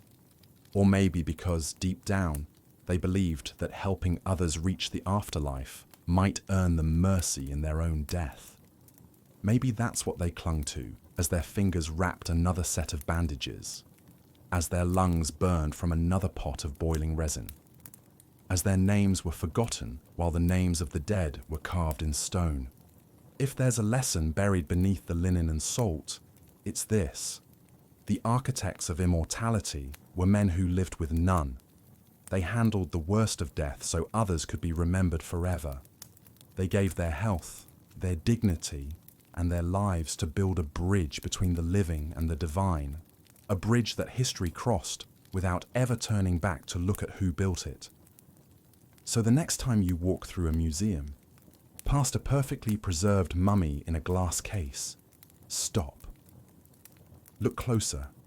Look past the golden mask and linen wraps, past the hieroglyphs and canopic jars. Behind all of it is a story of hands, rough, burned, trembling, that made eternity possible. Hands that belonged to someone who spent their life with the dead, so others could be remembered forever. Welcome to Not So Boring History. Tonight, let's gently drift back thousands of years to a land of golden sands, whispering winds, and colossal monuments that have stood the test of time. In this calm, story-filled journey, we'll unravel the quiet truth behind one of the world's greatest wonders, the Great Pyramid of Giza. Forget the tales of aliens or magical levitation. The real story is even more incredible, a testament to human ambition, ingenuity, and endurance. So settle in, get comfortable, and let your mind wander as we begin. The desert is quiet. The stars above Egypt shine with the clarity of a time before light, before noise, before cities. The Nile, just out of sight, moves slowly under the night sky, as it has for thousands of years. But here, on the Giza Plateau, something remarkable is beginning. Not just a structure, not just a tomb, but a statement from humanity to time itself. It is the reign of Pharaoh Khufu, and though his name will someday be eroded by dust and forgetfulness, the shape he commands to rise from this bedrock will not. A perfect triangle against the horizon, a mountain carved by human hands. But it does not begin with grandeur. It begins with silence, with sand, with a flat stretch of earth and a vision not yet drawn. Long before the first block is laid, the land is chosen, west of the Nile, because the sun dies in the west. That is where the souls go, to cross over into the next world. The plateau offers something sacred to architects, elevation and stone. Limestone beneath the surface, solid and ready. The site must be level, perfectly so. No modern equipment exists, no lasers, no steel tape, no GPS. And yet the Egyptians manage. They dig shallow trenches, flood them with water, wait until the surface is calm, and then mark the edges. From these liquid mirrors they find the high points and slowly shave them down. Surveyors, known as the rope stretchers, move across the site. With knotted cords and plumb bobs, they trace a square so exact it will baffle mathematicians for centuries. The pyramid sides are aligned to the 4 cardinal points: north, south, east, west, more precisely than any structure for thousands of years to come. The foundations are dug, wide, and deep. Each block that will lie there must bear the weight of everything to come: thousands of stones, tens of thousands of workers, and decades of sweat. But it starts with these first trenches, carved from quiet rock. Khufu does not watch the digging. Pharaohs are not meant to labor, but his presence looms. Priests whisper his name in the chambers of the temples. Astrologers track the movements of stars, aligning the design with the path of Orion, the celestial hunter, the god's doorway to the afterlife. For the pyramid is not simply a tomb, it is a stairway, a machine for rebirth. In distant quarries, hammers ring out, At Tura, men strike pale limestone from cliffs that glisten in the morning sun. At Aswan, deep in the south, red granite is pried from the earth, hard as frozen fire. The men who carve these stones are not slaves. They are not whipped or chained. They are workers, some conscripted, some paid, some honored to be a part of something divine. Their tools are simple, copper chisels, which must be sharpened constantly. Dolerite pounding stones, round and heavy, used to break the granite with rhythmic force. Wedges soaked in water, expanding to crack the rock open. The air smells of dust and sweat and the faint sweetness of date wine offered at the end of a long shift. Once freed, the stones must travel. Some will journey by river, loaded onto boats, floated downstream on the slow, winding Nile. Others will cross land, dragged on sledges by teams of men, the path ahead slicked with water to reduce the pull of friction. A group might move just 1 block in a day, but the work is constant, and over time, the plateau begins to change. At the base of the site, a village emerges. This is not a slum or a camp. It is a city with bakeries, granaries, water wells, and sleeping quarters. Archaeologists will someday find the bones of cattle here, evidence of meat being fed to workers.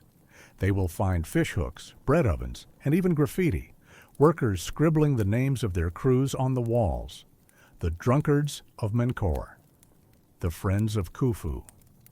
These men are not nobodies. They are builders of eternity, and they know it. The first blocks are laid. The core of the pyramid begins to rise, layer by layer. It is not hollow. It is a solid mass, mostly filled with local limestone. The outer casing stones, smooth and brilliant, are saved for later. For now, it's about height.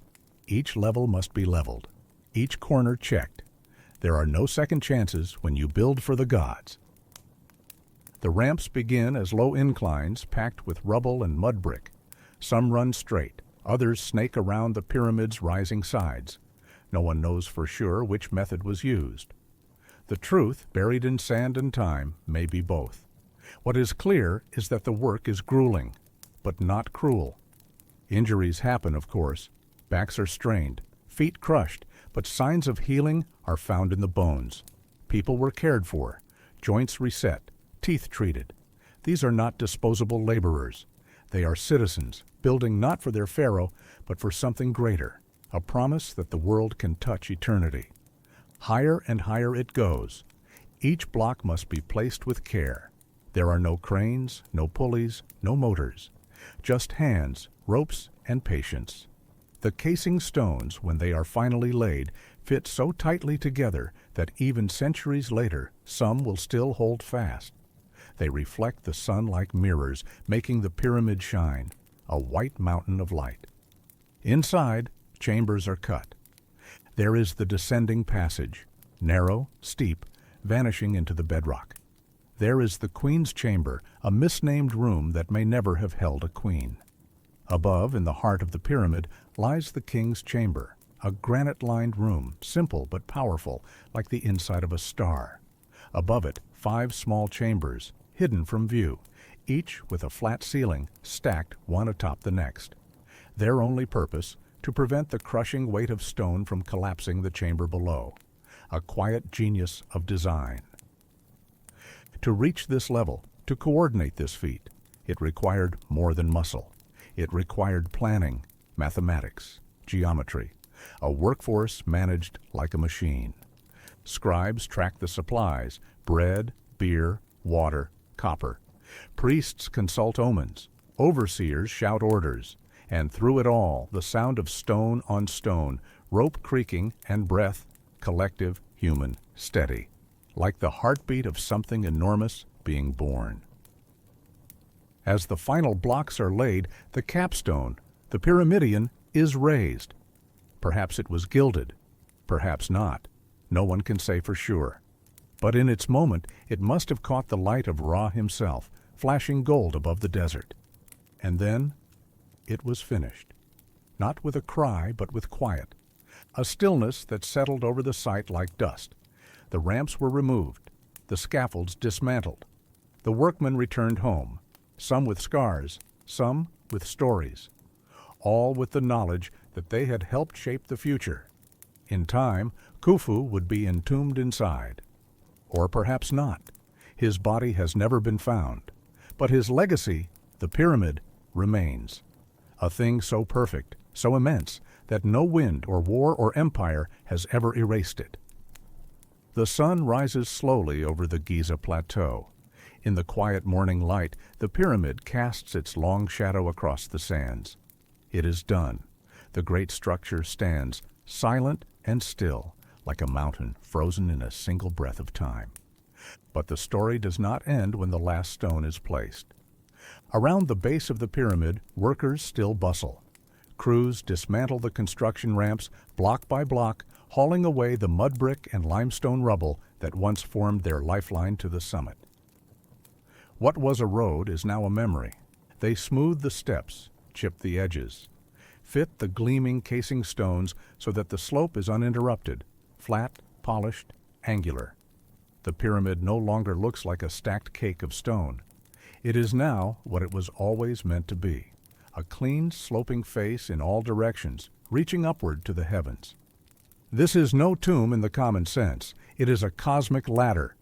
Every angle, every measurement is intentional. The ancient architects were more than builders.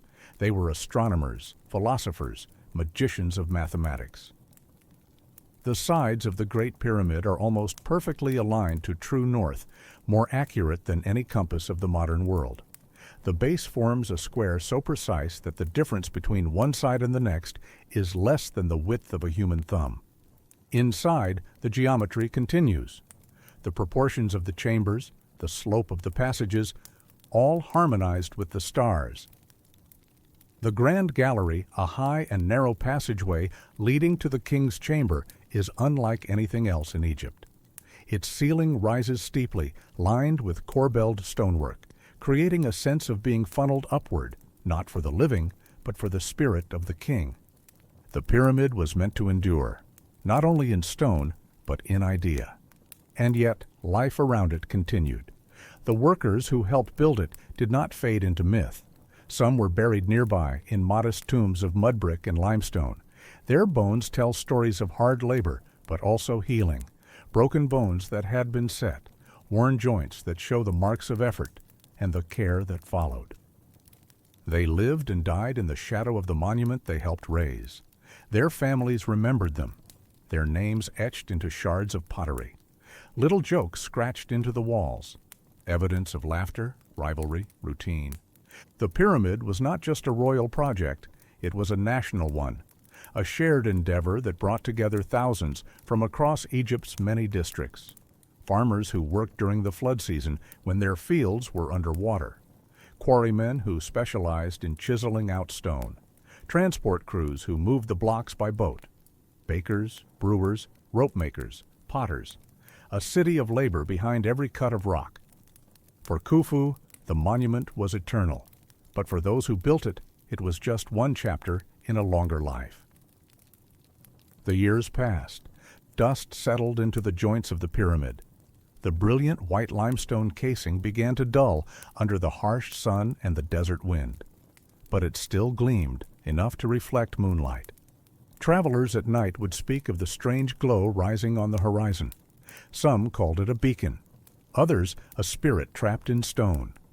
Generations later, other pyramids would rise nearby, the pyramids of Khafra and Menkaure, each smaller, each slightly different, but all in the shadow of the first. In time, temples would be built around the pyramid. A causeway would stretch from the valley below to the mortuary temple at the pyramid's base, where rituals were performed to honor the dead pharaoh. Priests would chant hymns, offer food and drink, light incense. The belief was simple but powerful. If the pharaoh was fed in the afterlife, Egypt would be nourished in this one. But temples crumble, dynasties fall. By the end of the Old Kingdom, the grand age of pyramid building was over. New kings built tombs in secret valleys, hidden in cliffs, painted with color rather than lined with stone. The reasons were practical: cost, security, a shift in religious focus. The Great Pyramid remained, but its casing stones were slowly taken, stripped in later centuries, hauled off to build mosques and fortresses in Cairo. By the time travelers from Greece and Rome arrived, the pyramid was already weathered, its smooth sides chipped away, its core exposed. Still, it inspired awe. Herodotus, the Greek historian, visited the site around 2,000 years after its construction. He wrote of it with wonder and some confusion. He claimed it took 100,000 workers to build. That ramp stretched far into the desert, that strange machines lifted the stones. The truth, already fading, became layered with myth. And yet, even with time distorting the details, the central truth endured. The pyramid was a wonder, a marvel of human effort, planning, and determination. Later, as Islam spread through Egypt, new meanings were attached to the pyramid. It was said to be a storehouse of ancient knowledge, a monument built before the flood, a relic from a lost civilization. Theories multiplied. None could fully explain its majesty. Even today, it draws speculation. How did they move the stones? What tools did they use? Were there hidden meanings in its dimensions? Could it hide chambers yet to be found? The pyramid remains silent. It gives no answers, only presence, a weight in the sand, a shadow that grows long in the evening sun. And beneath it all, the memory of hands, countless hands, calloused and sunburnt, placing each block with care. Hands that have long since turned to dust, but whose work endures. Long after the last chants fell silent in the mortuary temple, the pyramid remained. The wind brushed against its flanks, sometimes gentle, sometimes harsh, always passing. And in that passing, grains of sand whispered across its stones. Whispers of centuries, of people whose names were never recorded, but who lived within reach of this giant thing. Some came just to look at it, to stand at the base, crane their necks back, and take in what seemed impossible. Farmers on pilgrimage, traders resting along desert roads, nomads who spoke languages Pharaoh never heard. All of them touched by the sight of a shape too perfect, too patient, too ancient to explain. The pyramid became a mirror for stories, a place to project awe, fear, reverence. In time, people said it was not made by men at all, but by gods, or giants, or forgotten civilizations. How could such a thing be built with copper tools and bare hands? The answer, like the pyramid itself, was right there, stone by stone. The truth was not flashy. It did not need magic. What it needed was time and people with skill, endurance, and organization so thorough it could rival any army. Imagine a morning during construction when the pyramid was only half its final height. The desert is cool, still holding the chill of night. But the camp is already stirring. Cook fires send wisps of smoke into the pale dawn. A line forms at the bakery, where bread is pulled from clay ovens, dense, rough loaves that will fuel another long day. Nearby, men haul water in ceramic jars. Some check their tools, sharpening the edge of a copper chisel with practiced movements. Overseers walk the lines, marking attendance, shouting instructions. The hum of motion is rising. A signal is given. Ropes are tightened. Dozens of men brace themselves against a wooden sled carrying a limestone block. With a chorus of grunts and the crunch of sand, the sled begins to slide forward, across a road dampened by water, smoothed by hand. It is not fast. It does not have to be. Everything is in rhythm. They haul, they rest, they haul again. At the base of the pyramid, another team waits, guiding the block to a ramp. There, it will begin its slow climb, assisted by sheer human coordination and clever design. The ramps, whether straight, spiral, or stepped, were arteries, moving material from quarry to summit. Some were temporary, built just for one layer, and dismantled once that section was done. Others curved and clung to the pyramid's side like veins. At the top, precision takes over. This is not the work of brute force anymore. Here, masons use plumb bobs and levels. They chip away at the edges, smoothing the join between blocks. Each stone must fit tightly. No mortar, no error. In the grand gallery deep inside the heart of the structure, light barely enters, yet men still work there. They slide granite beams, some weighing over 50 tons, into position. How they did this in such a narrow space is still debated. Some think the gallery was the lifting space, that the angled ceiling helped distribute weight, helped move the beams upward. They used knowledge passed down through generations, techniques refined through other pyramids, smaller ones, older ones, the step pyramid at Saqqara, the bent pyramid at Dashur, each an experiment, each teaching the Egyptians what to do and what not to. The Great Pyramid was not the beginning, it was the perfection, and in its perfection it concealed its labor. By the time the pyramid was finished, everything that made it possible, the workers' camp, the quarries, the scaffolding, was being taken apart. The temporary erased to highlight the eternal. Khufu's name was once written in red ink in hidden chambers, scrawled by the crew who worked there, not in grand script, but casually. A note, a tag, almost a joke. This room belongs to the friends of Khufu. Not carved into gold, not etched into stone, just painted on raw limestone, then sealed away forever. We know the king, not the mason. But in that scribbled name, the distance between them vanishes. Two humans, one revered, one forgotten, both tied to the same monument. And even though Khufu's body was never found inside the pyramid, his presence lingers, not in a sarcophagus, but in the alignment of stones, the placement of chambers, the intention burned into every inch of it. The people believed that when a pharaoh died, his spirit traveled through the stars. The narrow shafts built into the pyramid's interior point toward Orion's belt and the star Sirius, gateways for the soul. Not symbolic ones, but physical passages, carved with purpose, channels through which the king might ascend. And maybe, just maybe, that's exactly what happened. Not in a mystical sense, but in a human one. Khufu, like all mortals, died, but what he inspired did not.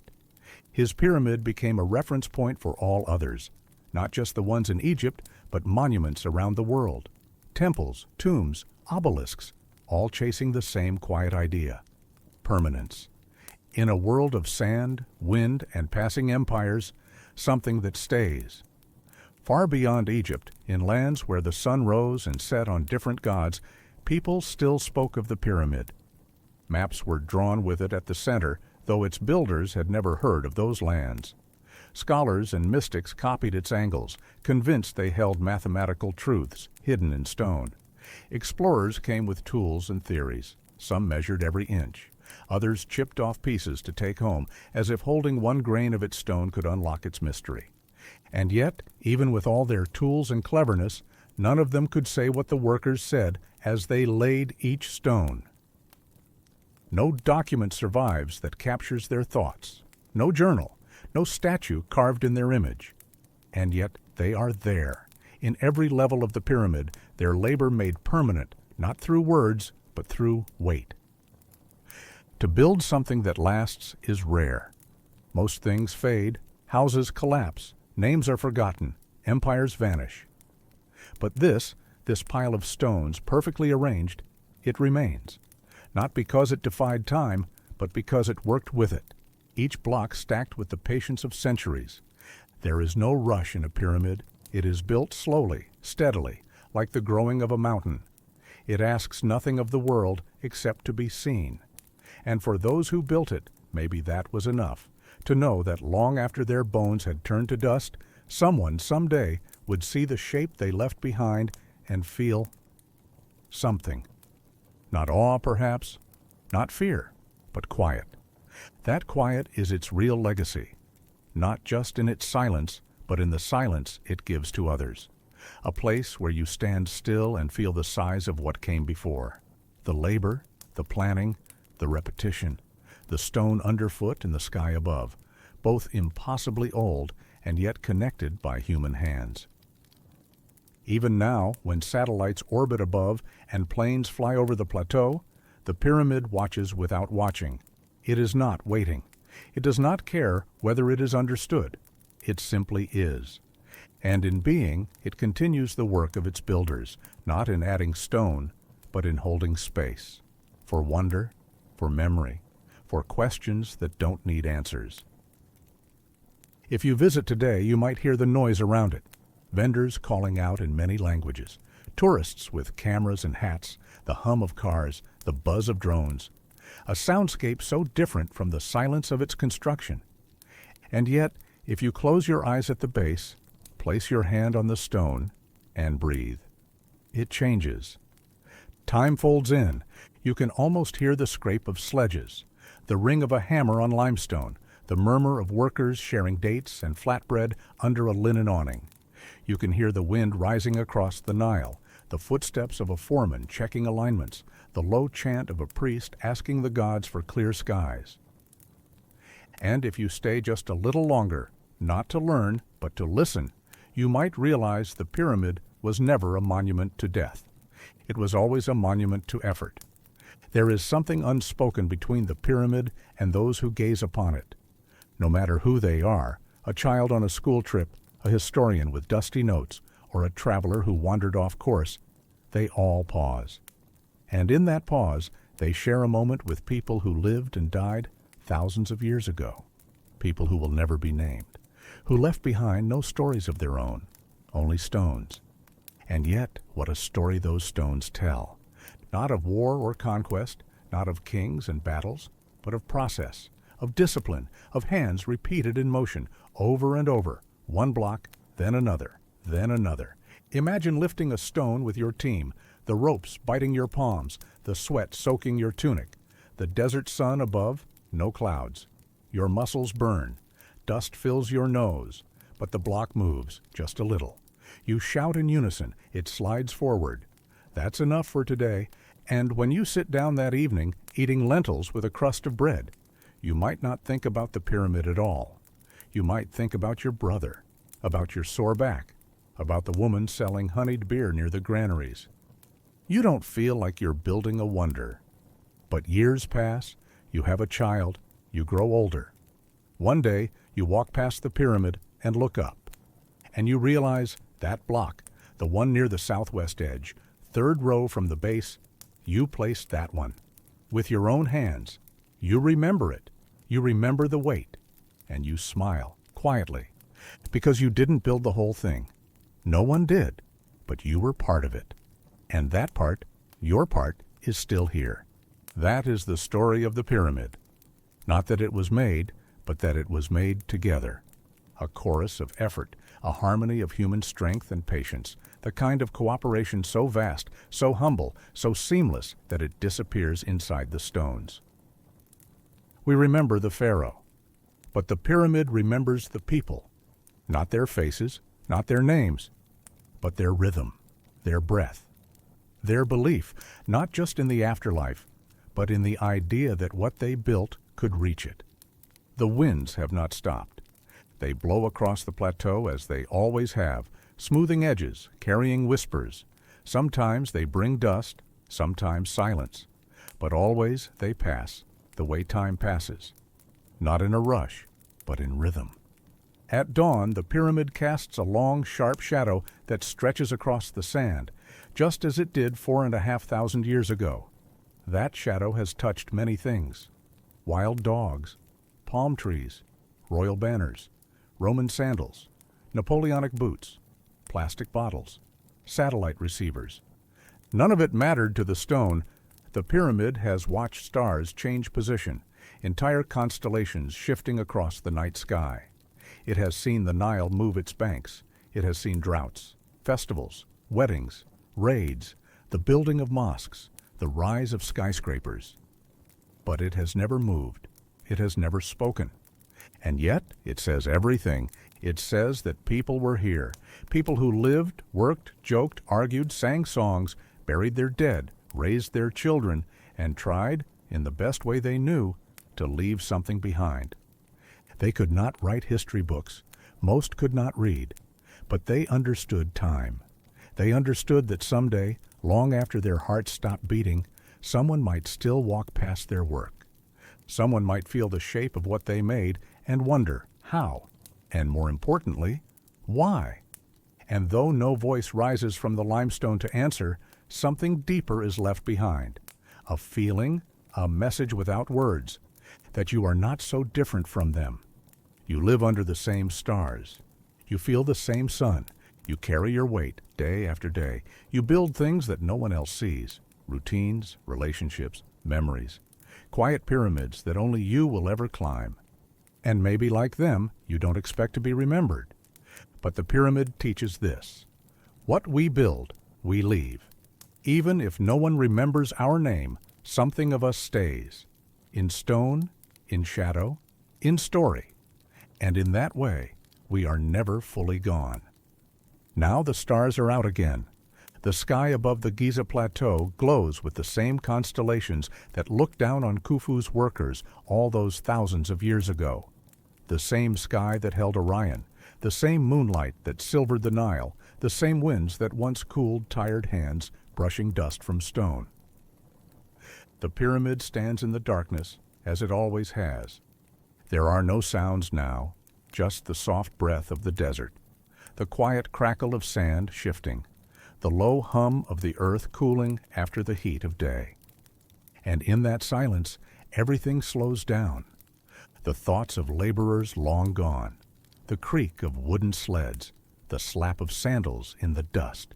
All of it dissolves, leaving only a deep, settled calm. The pyramid no longer grows. It no longer needs to. It has already become what it was meant to be, not just a monument to a king, but a reminder of what people can make when they work in rhythm, when they plan with care, when they believe in something bigger than themselves. It doesn't sparkle like it once did. Its edges have softened. The casing is mostly gone, but in its stillness, it speaks more clearly than ever. It tells you that nothing is truly permanent, and yet some things can come close. It tells you that even forgotten hands leave fingerprints on the world, and it tells you that the greatest things we build aren't always made to be seen. Sometimes they are made to be felt. In the silence, in the shape of the wind, in the knowing that effort matters, even when no one remembers the name behind it. So now, as you rest, the story stays with you. A quiet mountain of stone, a whisper from the past, a weightless thought stretching back across time, from a starlit night in ancient Egypt all the way to this moment. And now, nothing more needs to be said. Let it rest. Let yourself rest. The work is done, the pyramid stands, and all is calm.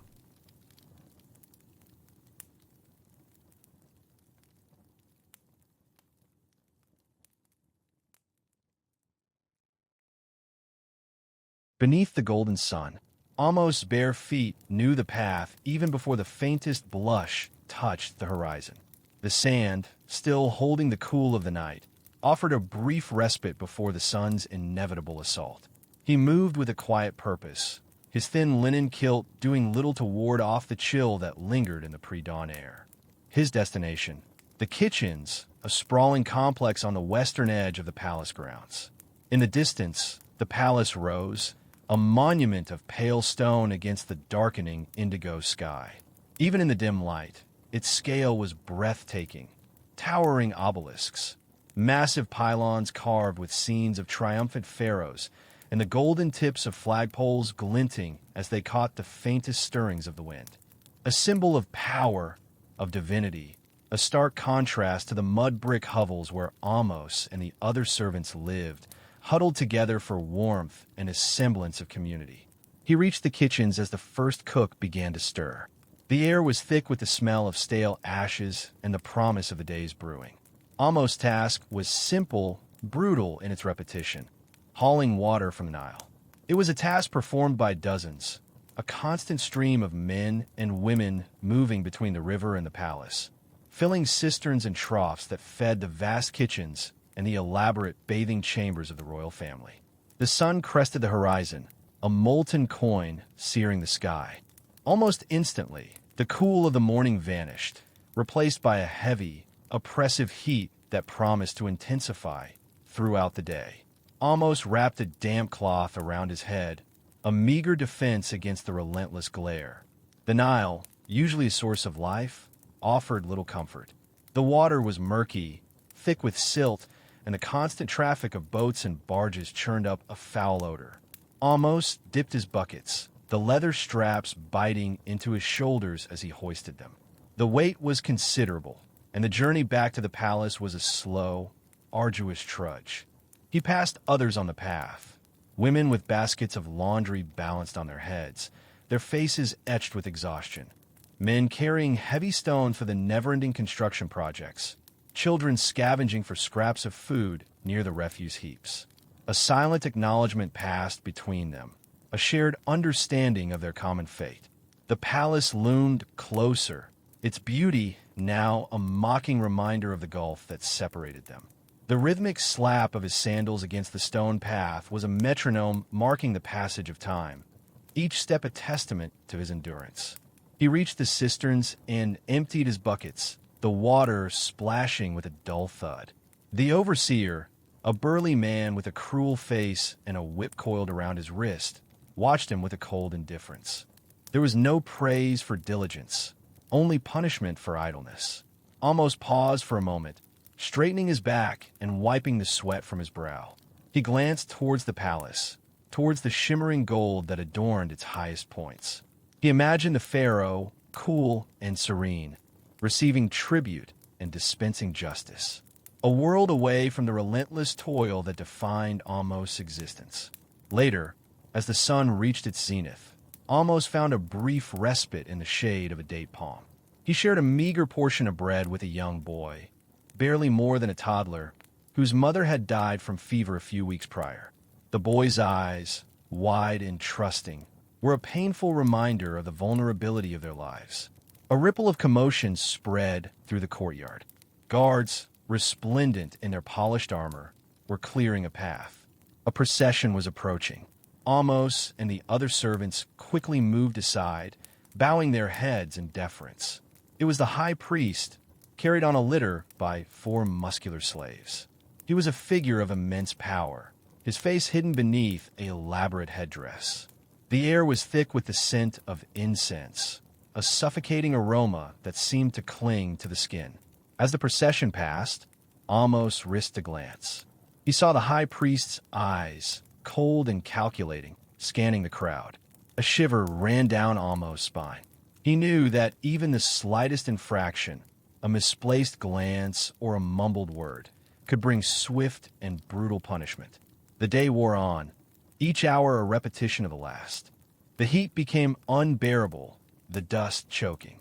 Amos' muscles ached, his skin burned, his spirit weary. Yet he continued to haul water, driven by a primal instinct to survive, to endure. As the sun began its descent, casting long shadows across the palace grounds, a murmur of discontent rippled through the servants. Rumors were circulating, whispers of increased taxes, of dwindling rations, of a pharaoh growing increasingly paranoid and demanding. Amos ignored the rumors. He had learned long ago that hope was a dangerous commodity. It was better to focus on the task at hand, to keep his head down, to avoid drawing attention. Finally, as the last sliver of sun dipped below the horizon, the overseer signaled the end of the day's labor. Amos joined the throng of weary servants shuffling back towards their hovels. He looked back at the palace, now bathed in the soft glow of twilight. It was a magnificent sight, a testament to human ingenuity and ambition.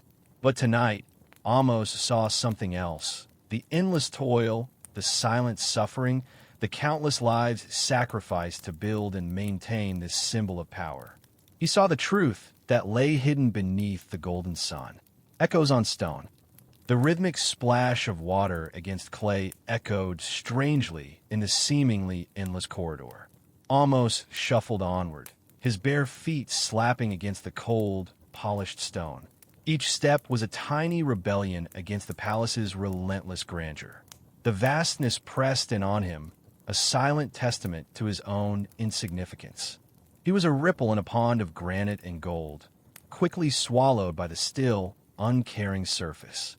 He navigated the labyrinthine paths, a world away from the sun-baked fields he remembered as a child. Here, torchlight flickered, casting dancing shadows that elongated the already imposing hieroglyphs carved into the walls. The air hung heavy with the scent of incense, masking the less pleasant odors of sweat and unwashed bodies that clung to the servants' quarters. Turning a corner, he nearly collided with a figure hurrying in the opposite direction. "Amos, watch where you're going," a woman's voice chided, though the tone was more playful than angry. He recognized her instantly. Tia.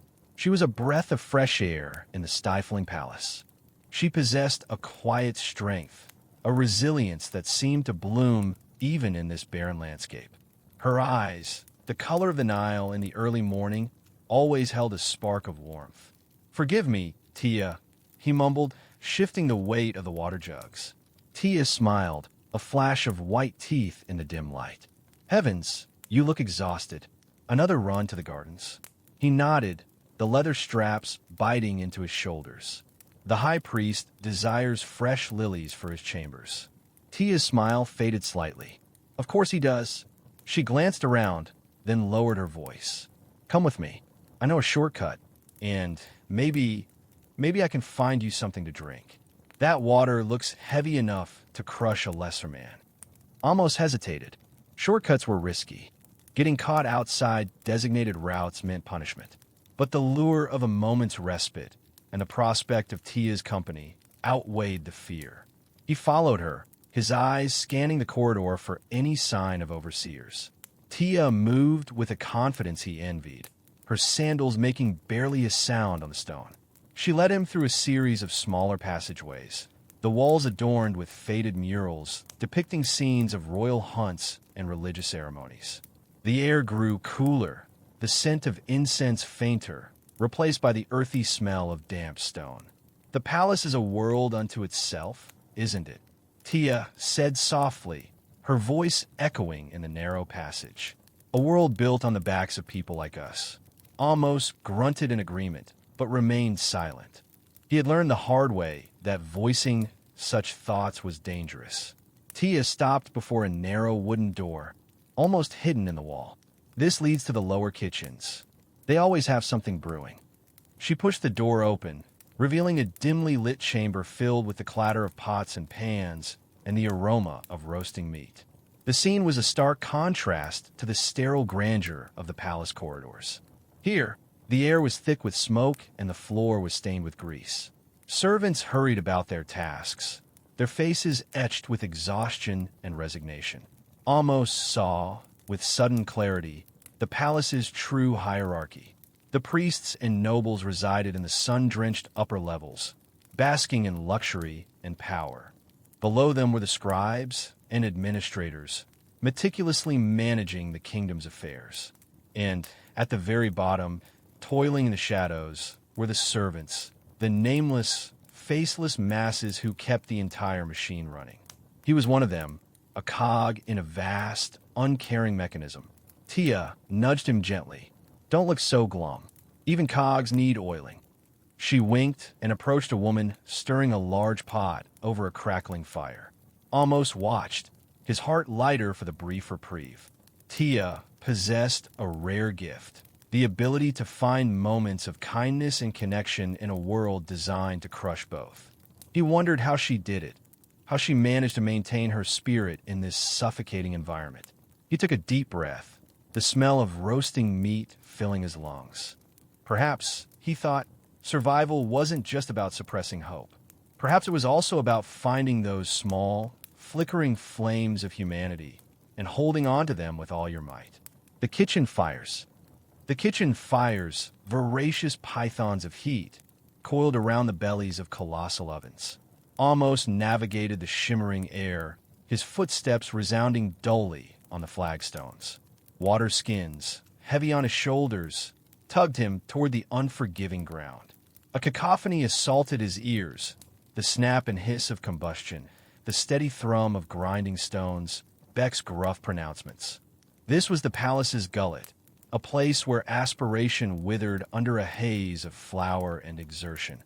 A crucible of constant labor, driven by a pharaoh's insatiable appetite and a court mirroring his gluttony.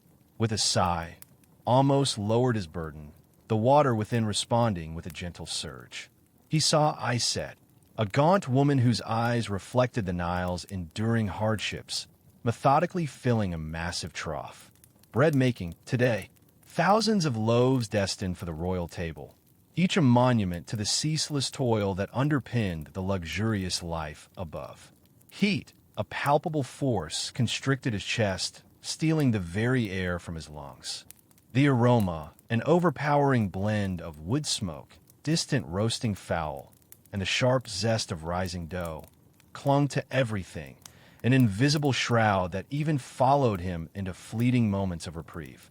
He joined the line of bakers, directed by Beck's curt command. The task itself held a brutal simplicity. Scoop, shape, toss onto the peel, and thrust into the oven's gaping maw. Repeat. A ceaseless cycle until muscle screamed, his spine protested, and sanity frayed at the edges. Around him, others labored in mute weariness. A boy, scarcely past childhood, strained beneath the weight of a flour sack. An elder, his face a map of endured sunrises and sunsets, moved with deliberate economy, his actions polished by decades of repetition. No one spoke. Words were a luxury they could ill afford, a squandering of vital strength. Sweat stung Amos' eyes. He blinked, attempting to focus, but the heat and the unyielding rhythm blurred the world into a hazy impression. He was a component, an anonymous drudge in a machine of colossal proportions. He glanced toward the furnace mouth, radiating infernal luminescence. He pictured himself falling, plunging into the conflagration, becoming just another nameless element in the pharaoh's endless repast. The fantasy was both terrifying and strangely alluring, a swift conclusion to the torment. Beck's voice, sharp as flint, shattered his reverie. Amos, quicker. Do you seek the lash's caress? The threat galvanized him. Amos quickened his pace, forcing aching limbs to comply. Scoop, mold, toss, shove. Each movement was a silent supplication, a whispered plea for strength. He thought of Tia, her smile a brief, verdant oasis in this arid existence. He clung to the memory of her gentle spirit, a shared cup, hushed words of solace. A trifling thing, a fleeting connection, yet enough to sustain him, to remind him that, within this heartless arena, the flame of humanity flickered still. He covertly surveyed the kitchen once more. The scene was a living frieze of suffering, a stark illustration of the chasm separating those who were served from those who served. The pharaoh, indulging in roasted goose and sugared delicacies, would never fathom the toll of his extravagance. He would remain blissfully ignorant of the sweat, tears, and broken spirits hidden beneath the opulent veneer of his domain. But Amos understood. And within that awareness lay a curious power. He was a witness, a silent chronicler of the hidden costs of dominion. He might be inconsequential, yet he was not unseen. He was a guardian of embers, nurturing the sparks of resilience in the kitchen's core. And he would continue to burn for as long as his strength allowed. Whispers of discontent. The crash reverberated through the vast kitchens like a rogue thunderclap. A water carrier, scarcely a man, had fumbled his burden of gilded goblets. They met the flagstones with a calamitous chime, the delicate gold fracturing into worthless fragments. A wave of indrawn breath swept the room, momentarily eclipsing the rhythmic pound of mortars and the sizzle emanating from the ovens.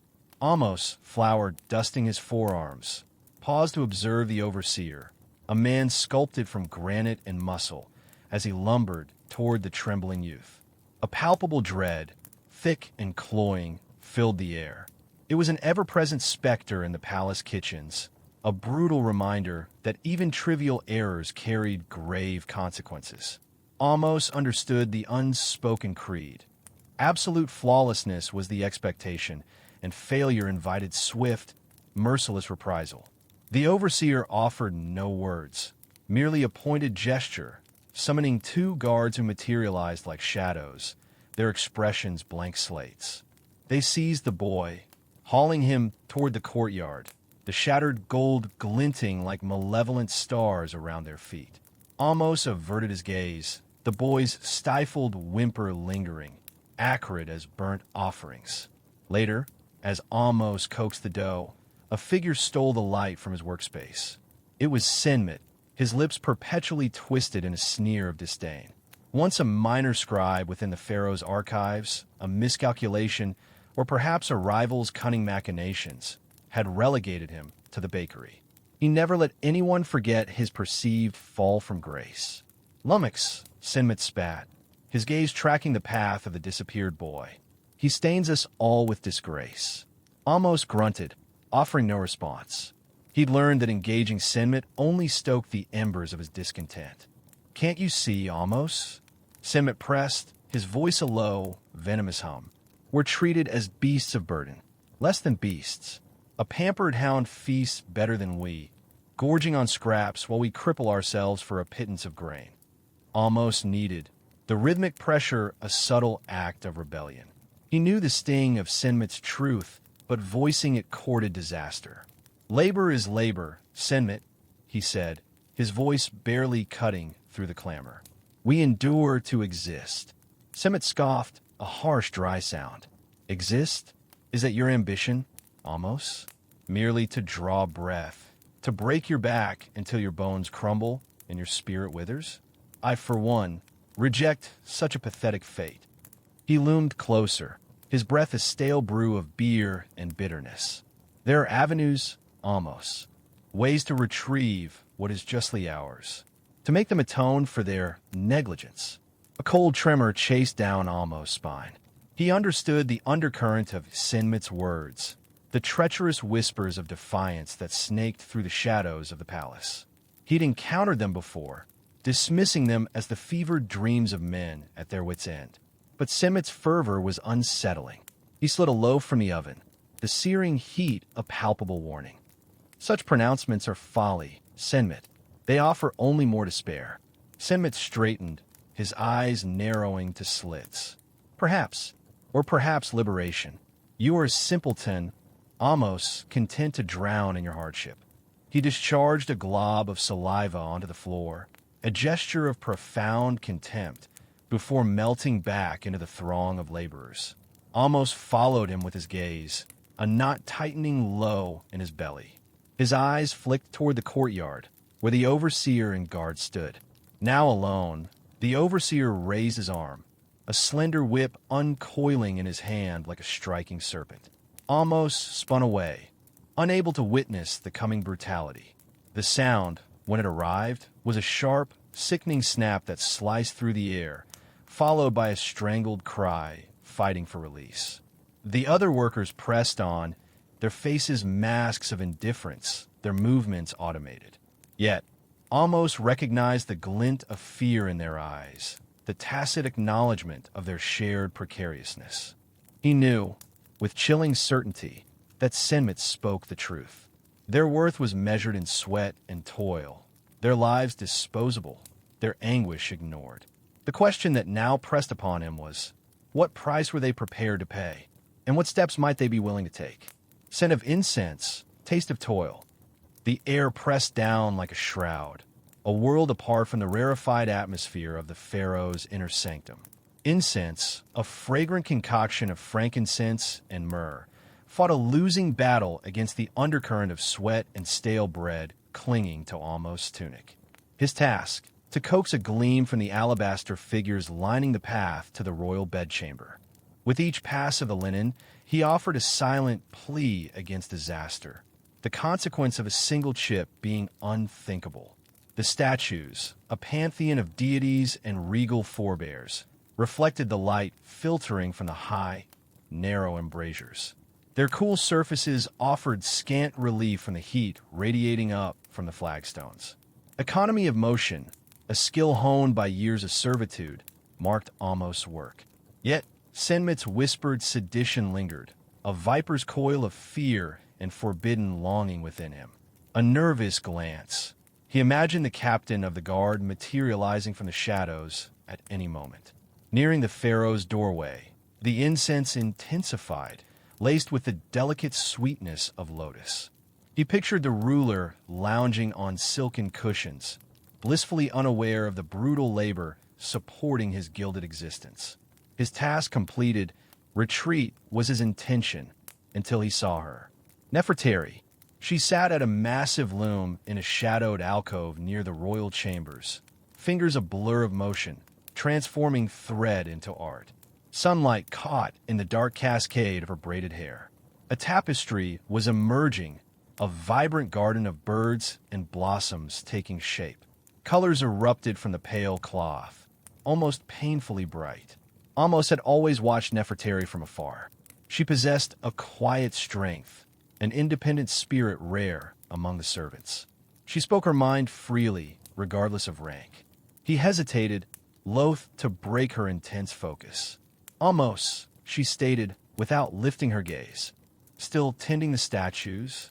He swallowed, surprised by her awareness. Yes, Nefertari. The pharaoh wishes them burnished with Ra's own brilliance.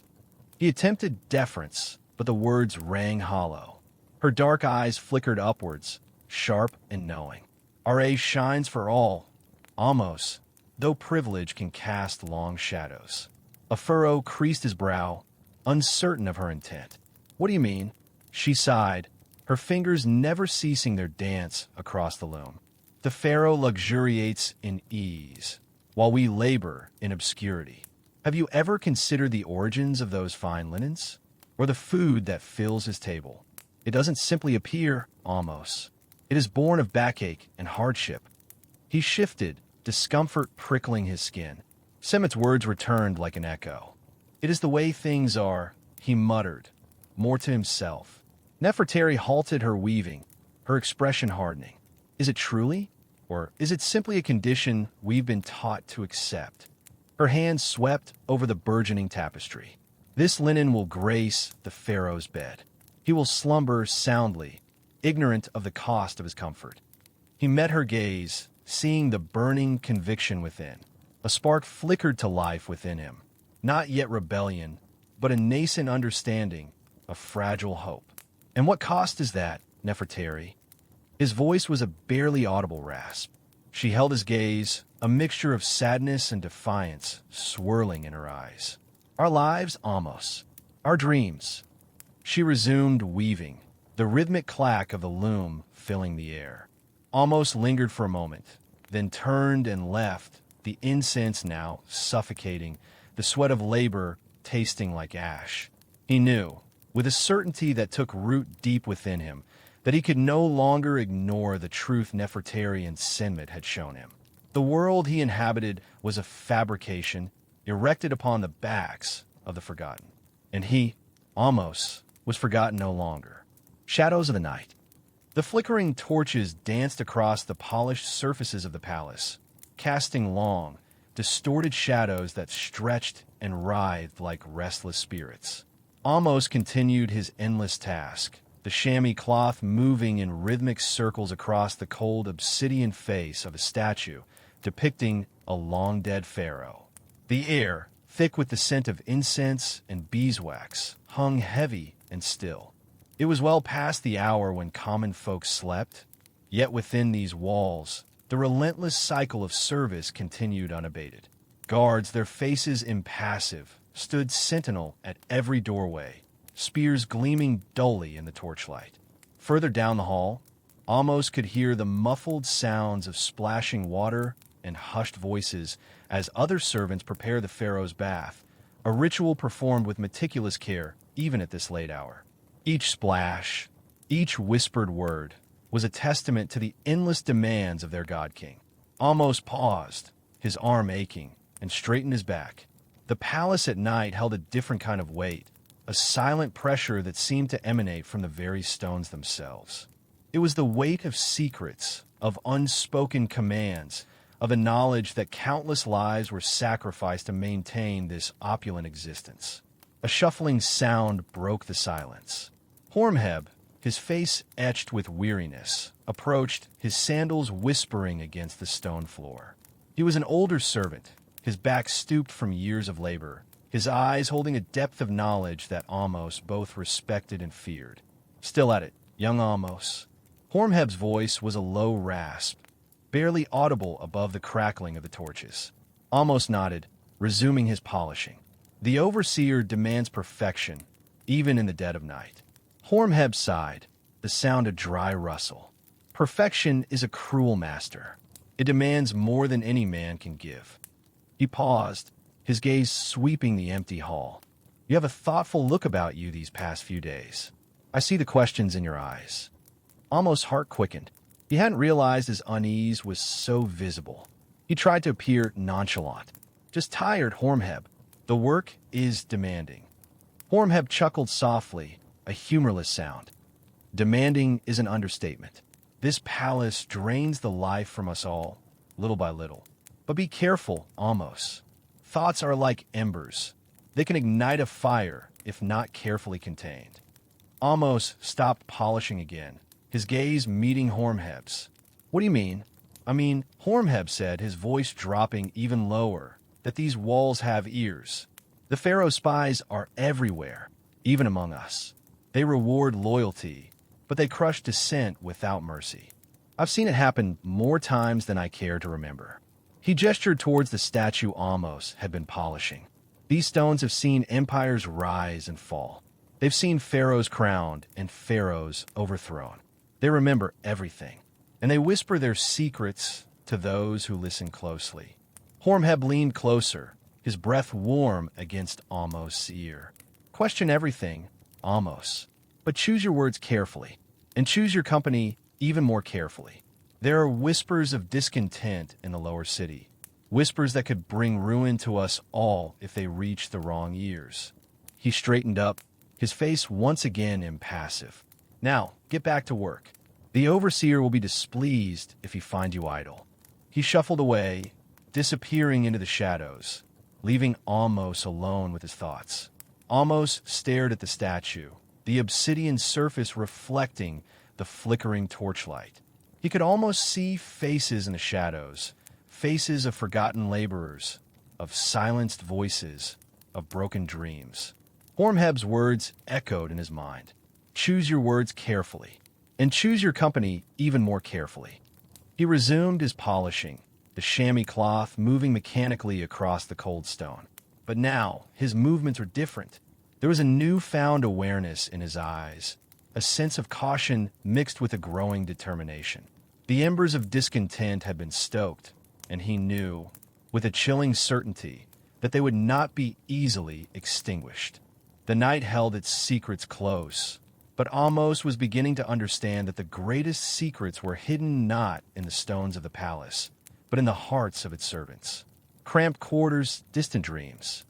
The basalt statue, coaxed to a liquid sheen beneath Amos' practiced hand, mirrored the artificial sun illuminating the pharaoh's secluded garden.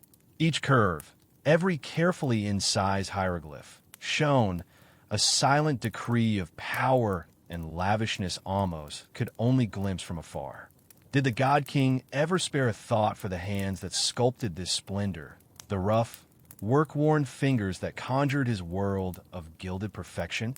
The notion lingered as he finally set aside his polishing cloth. Twilight painted the manicured lawns in hues of violet and gray.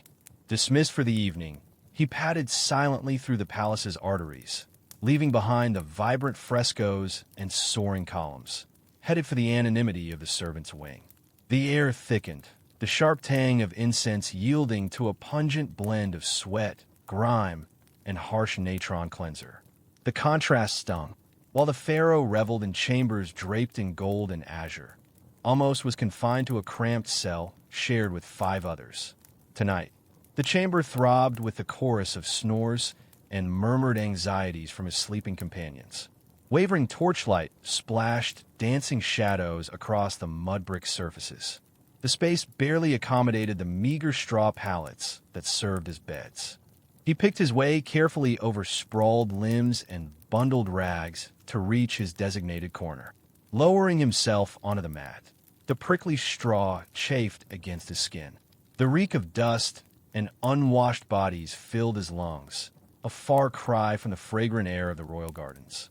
Sleep proved elusive. The day's exertions had knotted his muscles, and the palace's relentless pulse, the distant drone of priestly chants, the muffled cadence of voices, the soft scuff of sandals, seemed embedded in the very walls. He squeezed his eyes shut, attempting to drown out the noise and discomfort. His thoughts drifted to his family, leagues away in the Delta. His mother, her hands etched with the map of years spent tilling the land. His younger sister, Nefertari, her eyes alight with mischief and glee. He conjured an image of his father, a fisherman, casting his nets into the murky embrace of the Nile. He envisioned a different existence for them, liberated from ceaseless labor and the ever-present threat of the overseer's lash. A life where Nefertari could master the art of reading and writing, where his mother could grant her weary bones respite, where his father could fish without the crushing weight of the pharaoh's taxes. He knew it was a foolish aspiration, a delicate soap bubble destined to burst against the sharp edges of reality. Still, he clung to it, finding solace in its imagined warmth. He dreamt of a small plot of land, rich and teeming, where they could cultivate their own harvest and erect a sturdy dwelling. He dreamt of Nefertari darting through fields of ripening wheat, her laughter echoing on the wind. He dreamt of his parents reposing in the dappled shade of a sycamore, their faces reflecting peace. The fantasy felt real, almost palpable. He could feel the sun's caress upon his face, inhale the earthy aroma of the soil, hear the clear chime of his sister's mirth. Briefly, he was transported to that idyllic realm, a sanctuary where his family was secure, content, and unbound. But the dream was fragile. The clamor of the servants' quarters gradually encroached, dragging him back to the stifling confines of his present life. He opened his eyes, the vision of his family dissolving like a phantom shimmering in the desert heat. The torches guttered, casting elongated, distorted shadows against the walls. The air hung thick with the smells of sweat and dust. He remained in the palace, a nameless servant in the pharaoh's sprawling domain, his aspirations as remote as the celestial bodies twinkling above. Palace games. The rhythmic clang of the metal gates echoed behind Amos as he left the palace grounds. The setting sun cast long, distorted shadows of the obelisks, making them appear like skeletal fingers reaching for the sky. He yearned to linger, to catch one last glimpse of the colossal statue he'd been shaping, but the overseer's whistle brooked no delay. He hurried away from the well-lit splendor of the royal residence, the smooth, cool stone giving way to the dusty, uneven paths of the servants' quarters. Even in the fading light, he could feel the shift in atmosphere, the subtle yet palpable difference between the world of the pharaoh and the world he inhabited. Tonight, though, the usual weariness felt heavier, laced with an undercurrent of unease. The air itself seemed thick with unspoken anxieties. He noticed it throughout the day, furtive glances, hushed whispers abruptly silenced as he approached. The stonemasons, usually boisterous and jovial, had been unusually quiet, their faces etched with worry. Even the scent of incense, usually a comforting presence, seemed to cling to the air with a suffocating intensity. He passed the communal well, its stone lip worn smooth by countless hands. A group of women were drawing water, their voices low and urgent. He caught a fragment of their conversation, something about a new decree, higher taxes, harsher punishments. He didn't need to hear the details to understand the general sentiment. Fear, resentment, and a desperate hope for things to get better. As he neared his own meager dwelling, a small mud brick structure shared with his family, he saw Senmit lurking in the shadows. Senmit, a scribe with a sharp tongue and an even sharper mind, was known for his seditious whispers, his quiet criticisms of the pharaoh's extravagance. Amos usually avoided him, wary of attracting unwanted attention, but tonight, Senmit beckoned him over with a furtive gesture. "Amos," he hissed, his eyes darting nervously around. "Have you noticed the tension in the air? It's thicker than the Nile mud after the inundation." Amos nodded, reluctant to engage. "I've felt it. Tonight," Senmit continued, his voice barely above a whisper, "I overheard something that could change everything." He paused, drawing Amos closer. Two high officials, speaking in the royal gardens. They thought they were alone, but I was nearby, tending to the papyrus plants. They spoke of a plot, a challenge to the pharaoh's authority, a power struggle brewing beneath the surface of this gilded cage. Amos' heart pounded. Palace intrigues were dangerous games, and servants were often the first to be sacrificed. What would they say exactly? Senmet hesitated, his eyes filled with a mixture of excitement and fear. I can't say too much. Not yet. But let's just say that the pharaoh's grip on the throne may not be as secure as he thinks. There are those who believe he's grown too complacent, too indulgent, and they're willing to risk everything to seize power for themselves. He gripped Amos' arm tightly. This could be our chance, Amos. A chance for real change. But we must be careful. One wrong move, one misplaced word, and we'll all be crushed. Amos pulled away, his mind reeling. He wanted nothing to do with palace plots, with power struggles and betrayals. He just wanted to carve his statues, provide for his family, and maybe, just maybe, create something that would outlast his own insignificant existence. I don't know, Senmet, he stammered. This is too dangerous. Senmet's eyes flashed with disappointment. So you'd rather remain a slave? Almost. Content toiling for a tyrant who cares nothing for your suffering. Before Amos could respond, a sudden shout echoed through the courtyard.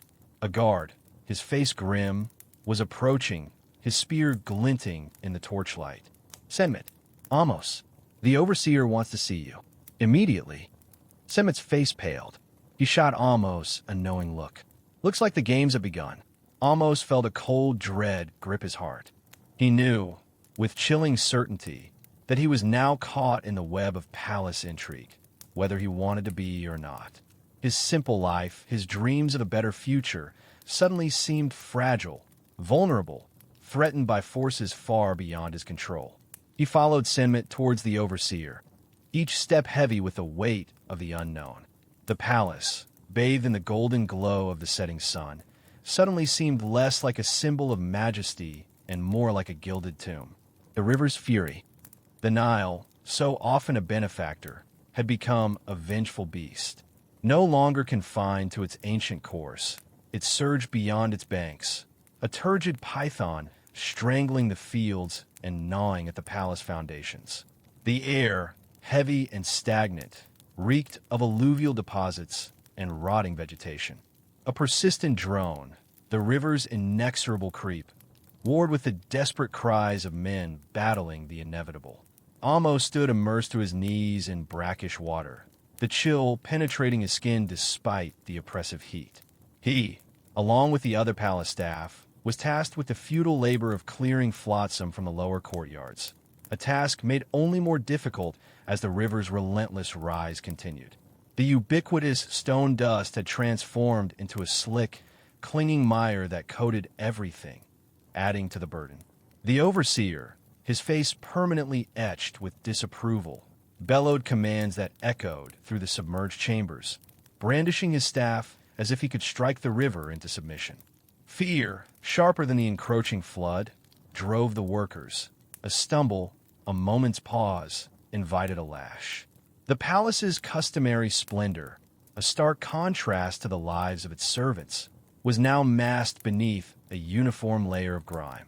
Intricate reliefs were softened, polished surfaces dulled. Even the once vibrant gardens offered no sanctuary. Their colors leached away beneath the murky depths.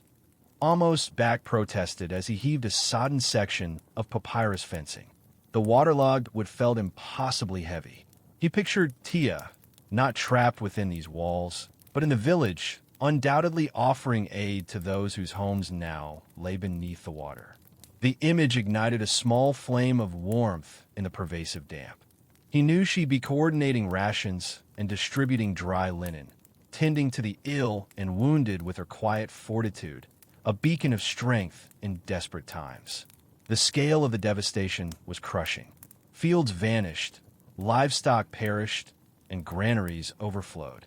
The river, intended to nurture, had become an instrument of ruin, leaving a wake of despair. The pharaoh, ensconced in his lofty chambers, was said to be invoking the river deities, but down in the muck, the servants felt forsaken, left to contend with the unleashed elements.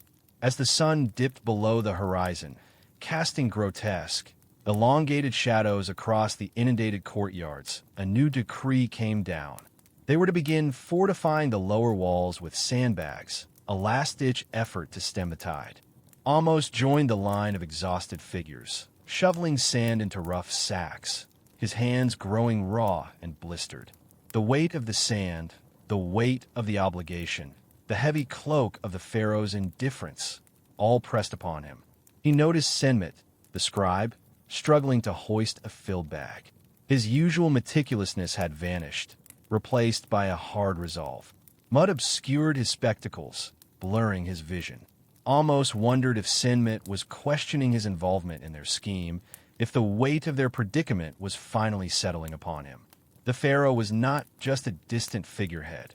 He was a force, a power capable of unleashing its destructive force in myriad ways. As night descended, torches flickered to life, painting the waterlogged landscape with dancing shadows. The air stung with the sharp odor of burning oil mingled with the ever-present stench of the mud. The work continued, unyielding and grim. Amos knew that even when the river finally retreated, the scars would remain. The fields would need to be resurrected, the granaries replenished, the homes rebuilt, and the servants, the kingdom's forgotten foundation, would be the ones to do it, their lives an unending cycle of toil and hardship. The river's rage would resonate long after the waters were gone. Aches and illness. The reek of stagnant water clung to Amos, a persistent reminder of the Nile's wrath. He strained, muscles screaming in protest, hauling another waterlogged log towards the makeshift barricade. His back, already a knot of simmering pain, threatened to seize completely. Each lift, each drag, was a testament to the pharaoh's callous indifference to their suffering. He wasn't alone in his misery. A cough, raw and rattling, echoed nearby. Amos glanced over to see a young servant, barely more than a boy, stumble and fall against a pile of soaked reeds. His face was flushed, his breath coming in ragged gasps. Other servants rushed to his aid, their faces etched with concern. "He's burning up," one of them murmured, pressing a hand to the boy's forehead. The fever's taken hold. Amos knew what came next. A worsening cough, weakness, perhaps the dark blotches of plague. The palace healers, preoccupied with the royal family and favored officials, would likely offer little more than watered-down beer and empty platitudes. The boy would be left to suffer, his fate a grim warning to the rest of them. He pressed on, ignoring the throbbing in his lower back, the ache in his shoulders. He had to. Tia needed him, and so did Senmit. Their plan, fragile as it was, depended on him staying strong, staying focused. He couldn't afford to succumb to the illnesses that preyed on the weary and overworked. Later, after the sun had dipped below the horizon, painting the sky in hues of bruised purple and fiery orange, Amos found a quiet corner to rest. The palace, usually a symphony of sounds, was hushed, the only noise the lapping of water against the stone walls. He stretched gingerly, tried to loosen the knots in his back. It was no use. The pain remained a dull, persistent throb. His thoughts drifted to Nefertari. He imagined her nimble fingers flying across the loom, weaving intricate patterns into tapestries for the pharaoh's pleasure. But she was also a healer in her own right. She knew the properties of herbs and plants, and she had a knack for soothing the sick with her gentle touch. He remembered her mischievous grin, her eyes sparkling with glee as she chased butterflies in the palace gardens before she became the dedicated weaver. He closed his eyes, picturing her now, not in the opulent weaving room, but tending to the ailing boy. He could almost see her, her brow furrowed in concentration as she mixed a poultice of herbs, her voice soft and reassuring. Amos opened his eyes. He had an idea. He found a scrap of papyrus and a reed pen, and by the flickering light of an oil lamp, he wrote a short message to Nefertari, detailing the boy's symptoms and asking for her help. The next morning, Amos delivered the message to Nefertari's weaving room. The air inside was thick with the scent of flax and dye. Nefertari, surrounded by a rainbow of threads, greeted him with a warm smile. Amos, what brings you here? He handed her the papyrus. She read it quickly, her expression turning serious. The poor boy, she murmured. The floodwaters carry all manner of disease. Can you help him? Amos asked. Nefertari nodded.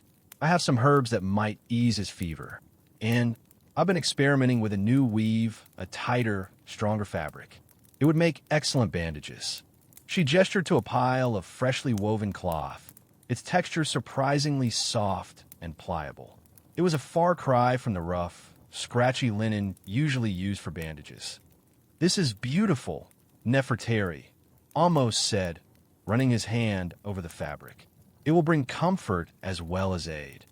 Nefertari smiled, a flicker of pride in her eyes. I'll gather what I can.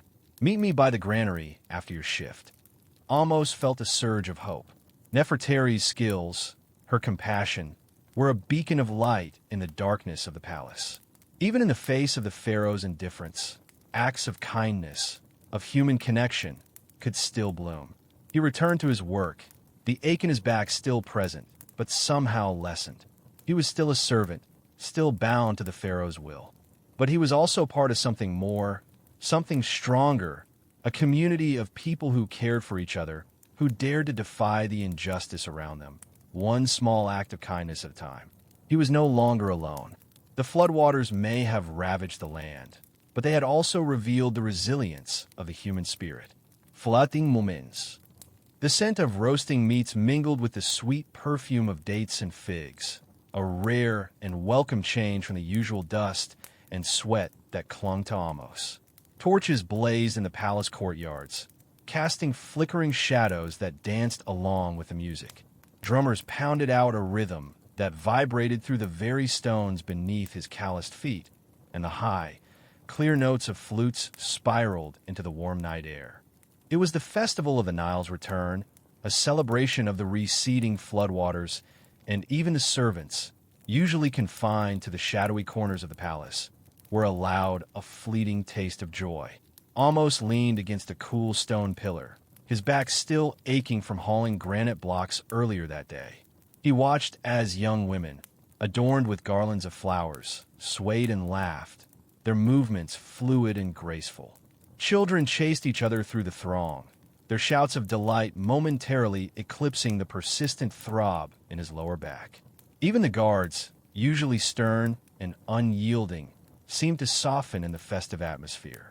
He allowed himself a small smile, a brief respite from the gnawing worries that usually occupied his thoughts. He closed his eyes, letting the music wash over him, feeling the vibrations in his bones. For a moment, he could almost forget the gnawing hunger, the endless toil, the whispers of rebellion that now echoed in his heart. A hand clapped him gently on the shoulder.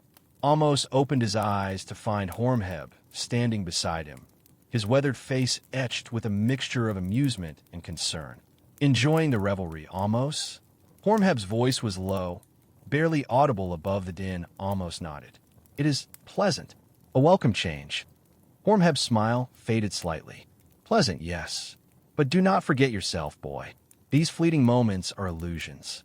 Tomorrow, the blocks will still need hauling, and the pharaoh will still demand his tribute.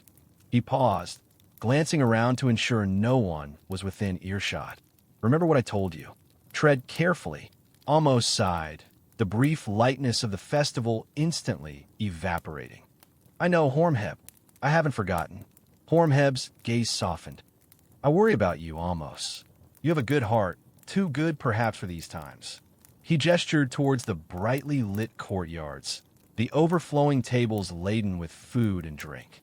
Look at them, Amos, reveling in their good fortune, oblivious to the suffering just beyond these walls. They feast while others starve. They celebrate while others mourn. He leaned closer, his voice barely a whisper. Let me tell you a story from my youth, Amos. Before these gray hairs and aching joints, I was young, like you, full of fire and righteous anger. I saw the injustices, the inequalities, and I spoke out. I gathered others, like you, who felt the same. We believed we could change things. Hormheb paused, his eyes clouding with a distant pain. We were wrong. The Pharaoh's hand is long, and his reach is swift. Many of those I stood with disappeared. Some are never seen again. Others returned, broken and silent, their spirits crushed. He straightened his back, a flicker of the old fire returning to his eyes. I survived, almost, but I learned a valuable lesson. Discretion is the better part of valor. Choose your battles wisely and know when to keep your silence. The Pharaoh's ears are everywhere, even in the midst of celebration. He clapped Amos on the shoulder again, this time with a heavier hand. Enjoy the festival, Amos. Find some small joy in these fleeting moments, but do not let it blind you to the truth. He turned and walked away, disappearing into the throng of revelers, leaving Amos alone with his thoughts. The music still pulsed, the dancers still twirled, but the joy had vanished. Hormheb's words hung heavy in the air, a chilling reminder of the dangers that lurk beneath the surface of this fleeting happiness.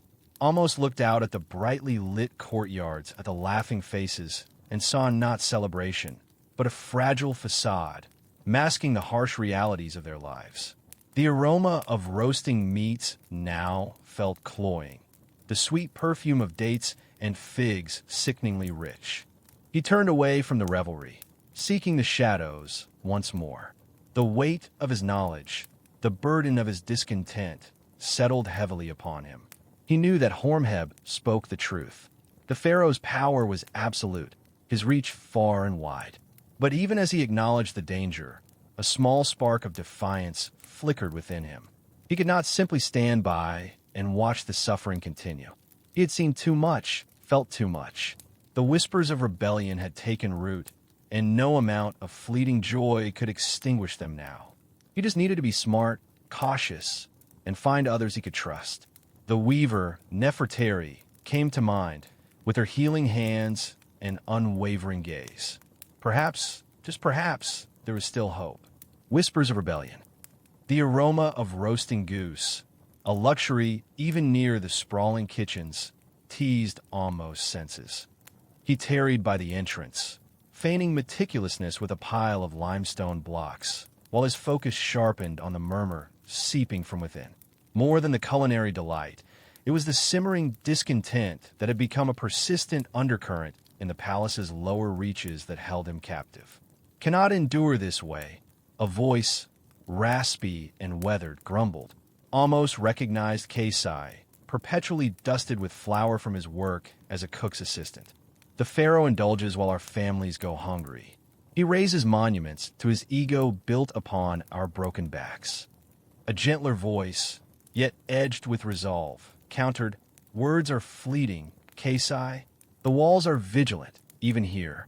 Raise your voice too high, and the vultures will find more than refuse to pick at." Almost breath hitched. This was it, the escalating whispers solidifying into something tangible, something perilous. Sedition. The word resonated, both frightening and alluring. But what recourse do we have, Ramses? Kasai's tone was steeped in desperation. "My daughter," her lungs rasp with every breath.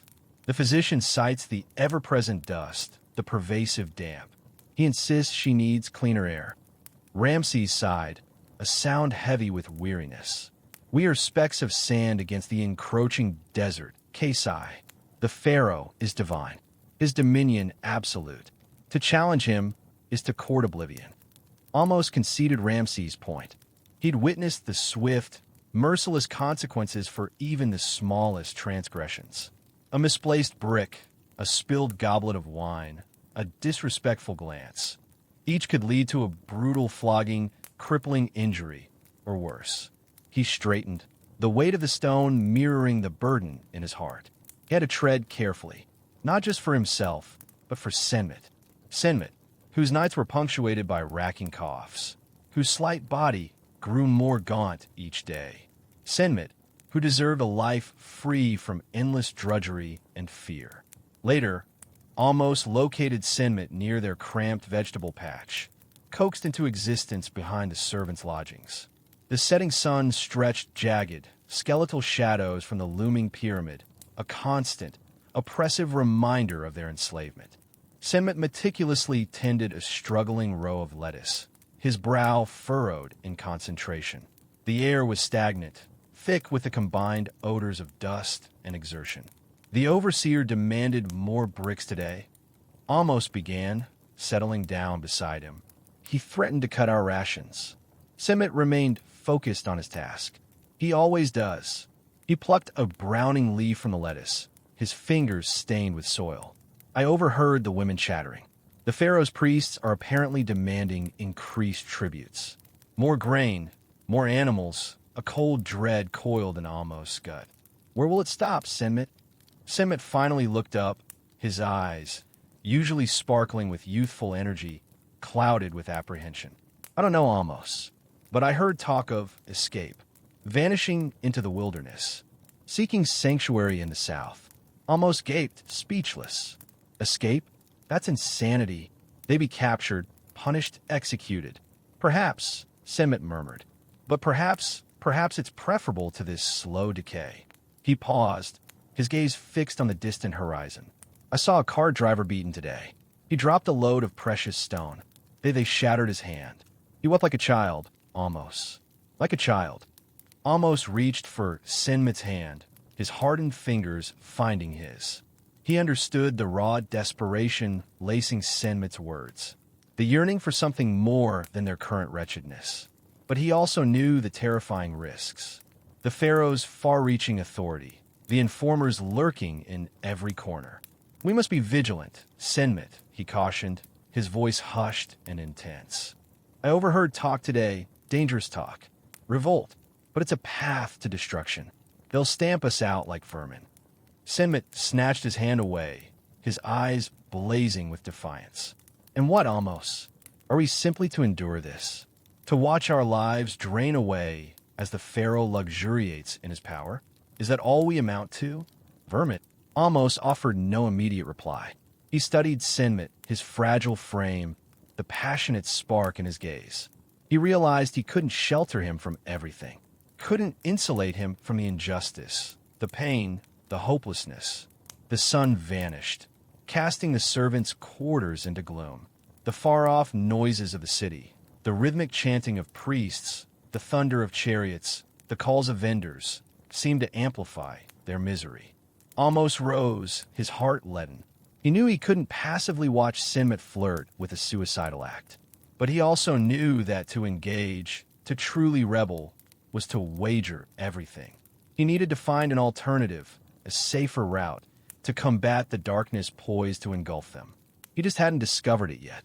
The forgotten. Amos surveyed the weary procession, leaving the quarry as dusk painted the sky, their faces canvases etched with the day's labor under sun and stone. These were the unsung artisans of eternity, their vitality ebbing with each block laid for the pharaoh's grand vision. He spotted Nefertari. Her dark eyes possessed an unsettling wisdom, a gaze that seemed to penetrate the shimmering illusion of their existence. When their eyes met, a silent accord passed between them, a shared burden of the empire's price. He wondered if she, too, sensed the disquiet simmering beneath the gilded surface of the palace. A pang echoed in his memory of Senmet's ragged cough, a bleak counterpoint to the optimism he tried to cling to. The carving dust had claimed purchase in his lungs, slowly strangling his breath. And then there was Tia, forever clutching his tunic, her innocent eyes shimmering in the torchlight, so easily bruised. He would shield them, even if it meant burying his own rebelliousness. The palace, a beacon of polished white stone, stood in stark contrast to the stooped figures making their way home. It loomed as a symbol of divine right and earthly dominance. Yet, Amos knew the truth. Each perfectly aligned stone, each towering pillar, was cemented with the sweat and suffering of countless souls whose stories would never grace the royal ears. He found Hormheb cloaked in shadows near the barracks, his countenance a tapestry woven with past hardships. Though age had dimmed the old man's sight, A spark of defiance still flickered, quickly extinguished. "You seem burdened, Amos," Hormheb croaked, his voice a low rasp. After a moment of hesitation, Amos settled beside him, feeling the sharp bite of the rock through his worn hands. "I hear murmurs, Hormheb, talk of revolt." A sigh escaped Hormheb, thick with resignation. "Murmurs are treacherous things, boy. They can usher in a silence you can't escape." His gaze drifted towards the distant palace. "I once placed my faith in whispers. I paid dearly. But Simit and Tia, their lives." Amos' voice faltered, the words thick with despair. "I understand," Hormheb replied softly, his gnarled hand finding Amos' shoulder. "But impulsive acts will only deepen the darkness. Be cautious, be observant, and above all, safeguard those you cherish." Amos nodded, his heart heavy. Hormheb's words were etched in the scars he carried, a living monument to a failed rebellion against the pharaoh's unyielding power. Amos also detected a tremor of concern in the old man's gaze, a paternal warmth that belied his rough exterior. That night, the palace throbbed with a hidden energy. The air hung heavy with incense and the hushed footsteps of servants flitting through the corridors. Amos traversed the familiar halls, the sleek stone cool beneath his feet.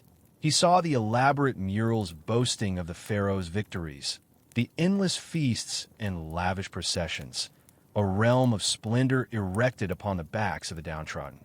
He paused before an immense carving depicting the pharaoh receiving tribute from vanquished lands. The detail was astounding, the craftsmanship superb. Yet, Amos' focus landed elsewhere, on the ghosted reflections of the laborers whose lives had been surrendered, chip by chip, to bring the vision to life. He imagined their silent sacrifices, their hopes entombed beneath the relentless weight of obligation. Later, as he lay beside Senmit in their cramped quarters, the ragged rhythm of his labored breath filled the void. The dancing lamplight painted elongated shadows on the walls, accentuating the deep lines of depletion carved on Senmit's face. "I'm thinking of fleeing," Senmit breathed, his voice a threadbare whisper. "Escaping, finding some tranquility." Almost heart constricted, Senmit was teetering on the precipice, driven by sickness and desperation. But flight was a perilous gamble. They would be hunted, branded as insurgents. "We will find a way, Senmit," Amos insisted, his words laced with a confidence he did not own. "I swear it."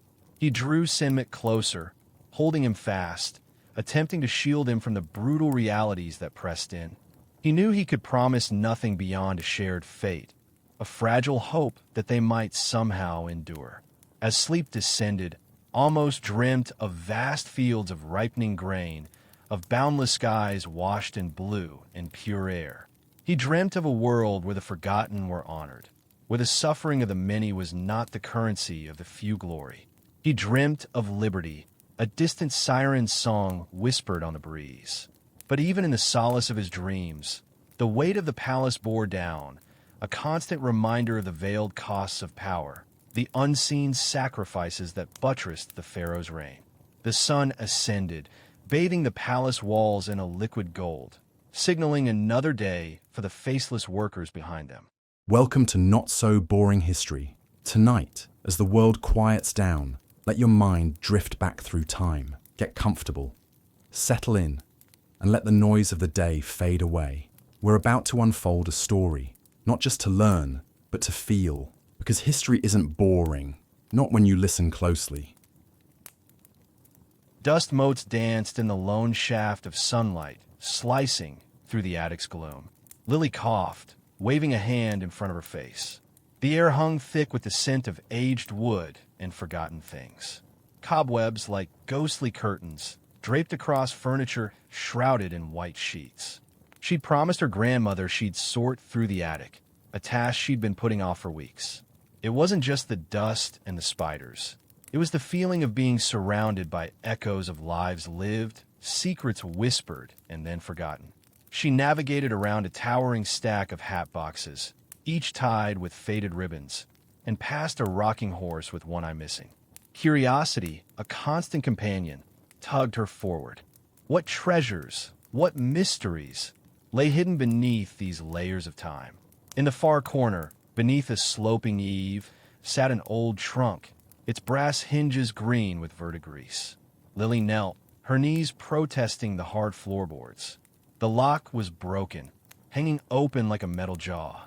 She lifted the heavy lid, releasing a musty odor that made her wrinkle her nose. Inside, nestled amongst yellowed lace and brittle photographs, was a book. It was unlike any she'd ever seen.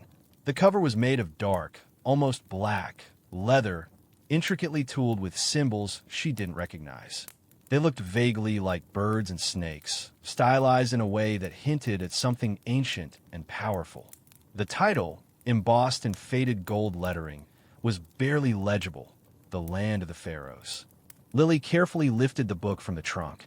It was surprisingly heavy, the pages thick and yellowed, filled with dense text and elaborate illustrations. The paper felt strangely smooth, almost like vellum. As she turned the pages, images of towering pyramids, majestic temples, and pharaohs adorned with elaborate headdresses filled her vision. She saw scenes of everyday life. Farmers tilling the fertile soil, artisans crafting intricate jewelry, scribes meticulously recording information on papyrus scrolls. She was captivated.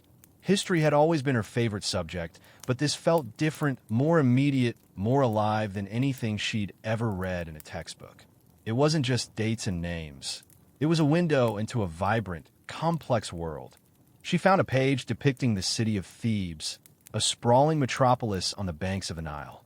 The illustration showed towering obelisks, grand palaces, and bustling marketplaces. The detail was incredible. She could almost hear the sounds of the city, the chatter of merchants, the chanting of priests. Intrigued, Lily began to read the accompanying text. It was written in a formal, almost archaic style, filled with phrases she didn't understand. But as she continued, the words seemed to blur, the letters rearranging themselves in her mind. It was as if the book was speaking to her, bypassing her conscious thought and communicating directly with her soul. Suddenly, the book began to glow. A soft, warm light emanated from its pages, illuminating the attic in an ethereal glow.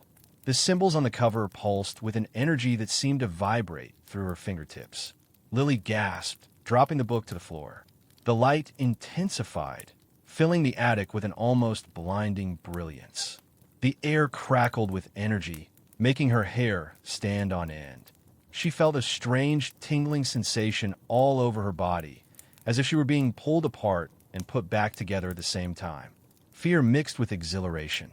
She wanted to run, to escape the strange power emanating from the book, but her feet seemed rooted to the floor. She was transfixed, unable to tear her gaze away from the glowing pages. The lights swirled around her, forming a vortex of energy that sucked her into its center. The attic began to fade, the familiar shapes of furniture and forgotten objects dissolving into a swirling kaleidoscope of colors. She squeezed her eyes shut, bracing herself for whatever was about to happen. Then silence. She slowly opened her eyes. The attic was gone. The musty smell of old would have been replaced by the dry, hot scent of sand and spices. The soft glow of the book had been replaced by the harsh glare of the sun. She was standing in a bustling marketplace, surrounded by people dressed in strange clothes. Men in loincloths and women in flowing linen robes bartered for goods, their voices a cacophony of unfamiliar sounds. The air was thick with the smell of exotic fruits, roasted meats, and incense.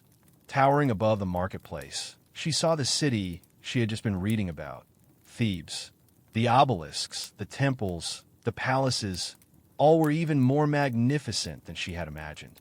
The sheer scale of it all was overwhelming. Lily stumbled backward, her heart pounding in her chest. This couldn't be real. It had to be a dream. A very vivid, very strange dream. But the heat on her skin, the smell of the air, the press of the crowd, all felt undeniably real. She reached out and touched a nearby stall, her fingers brushing against a pile of brightly colored fabrics. The texture was rough and coarse, not at all like the soft cotton she was used to.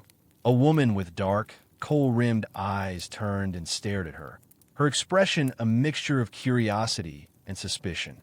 She spoke to Lily in a language she didn't understand, her voice sharp and questioning. Lily opened her mouth to reply, but no words came out. She was completely disoriented, utterly lost. She didn't know where she was, how she had gotten there, or what she was supposed to do. All she knew was that she was a long way from home, and she had a very bad feeling about what was to come. Panic began to set in. This wasn't just a dream. This was real. Somehow, impossibly, she had been transported to ancient Egypt, and she was completely unprepared for what awaited her. A world of strangers. The air hung thick and heavy, a cloying blend of roasted meat, unfamiliar spices, and something acrid that stung Lily's nostrils. Gone was the dusty, familiar scent of her grandmother's attic. In its place was a cacophony of smells that threatened to overwhelm her. The ground beneath her bare feet was rough, packed earth, a stark contrast to the worn wooden floorboards she remembered just moments before. Lily stumbled, her hand flying out to grasp something for support. Her fingers closed around rough-spun fabric. A startled yelp escaped the owner of the garment. A woman with skin the color of sun-baked clay and eyes lined with coal, so dark they seemed to swallow the light. The woman recoiled, muttering rapidly in a tongue Lily couldn't comprehend. Panic clawed at Lily's throat. Faces, a sea of unfamiliar faces, surrounded her. They were dark-skinned, adorned with strange jewelry and elaborate hairstyles. Men in kilts strode past, their bare chests gleaming with sweat. Women in long, flowing dresses carried baskets piled high with produce Lily couldn't identify. Children darted through the throng, their laughter sharp and foreign. The noise was deafening. The rhythmic clang of a blacksmith's hammer, the bleating of goats tethered to wooden carts, the hawkers' cries, a chaotic symphony of sounds that bounced off the mud-brick buildings lining the marketplace. Lily squeezed her eyes shut, trying to block out the sensory overload. It was no use. The sounds, the smells, the sheer press of bodies against her were relentless. She opened her eyes, her gaze darting around frantically, searching for something, anything familiar. A sign, a face, anything to anchor her to reality. But there was nothing, only the alien landscape of ancient Thebes. Lily took a shaky step backwards, bumping into a stack of clay pots. They wobbled precariously, threatening to topple. A burly man with a shaved head and a thick gold bracelet glared at her. He barked something in that strange language, his face contorted with anger. I don't understand, Lily stammered, her voice barely a whisper above the din. She tried a different approach. English? Do you speak English? The man's glare intensified. He pointed at the pots, then at Lily, and began shouting louder, gesturing wildly. Other people stopped to stare, their faces a mixture of curiosity and annoyance. Lily felt her cheeks flush with shame and fear. She was drawing attention to herself, making a scene.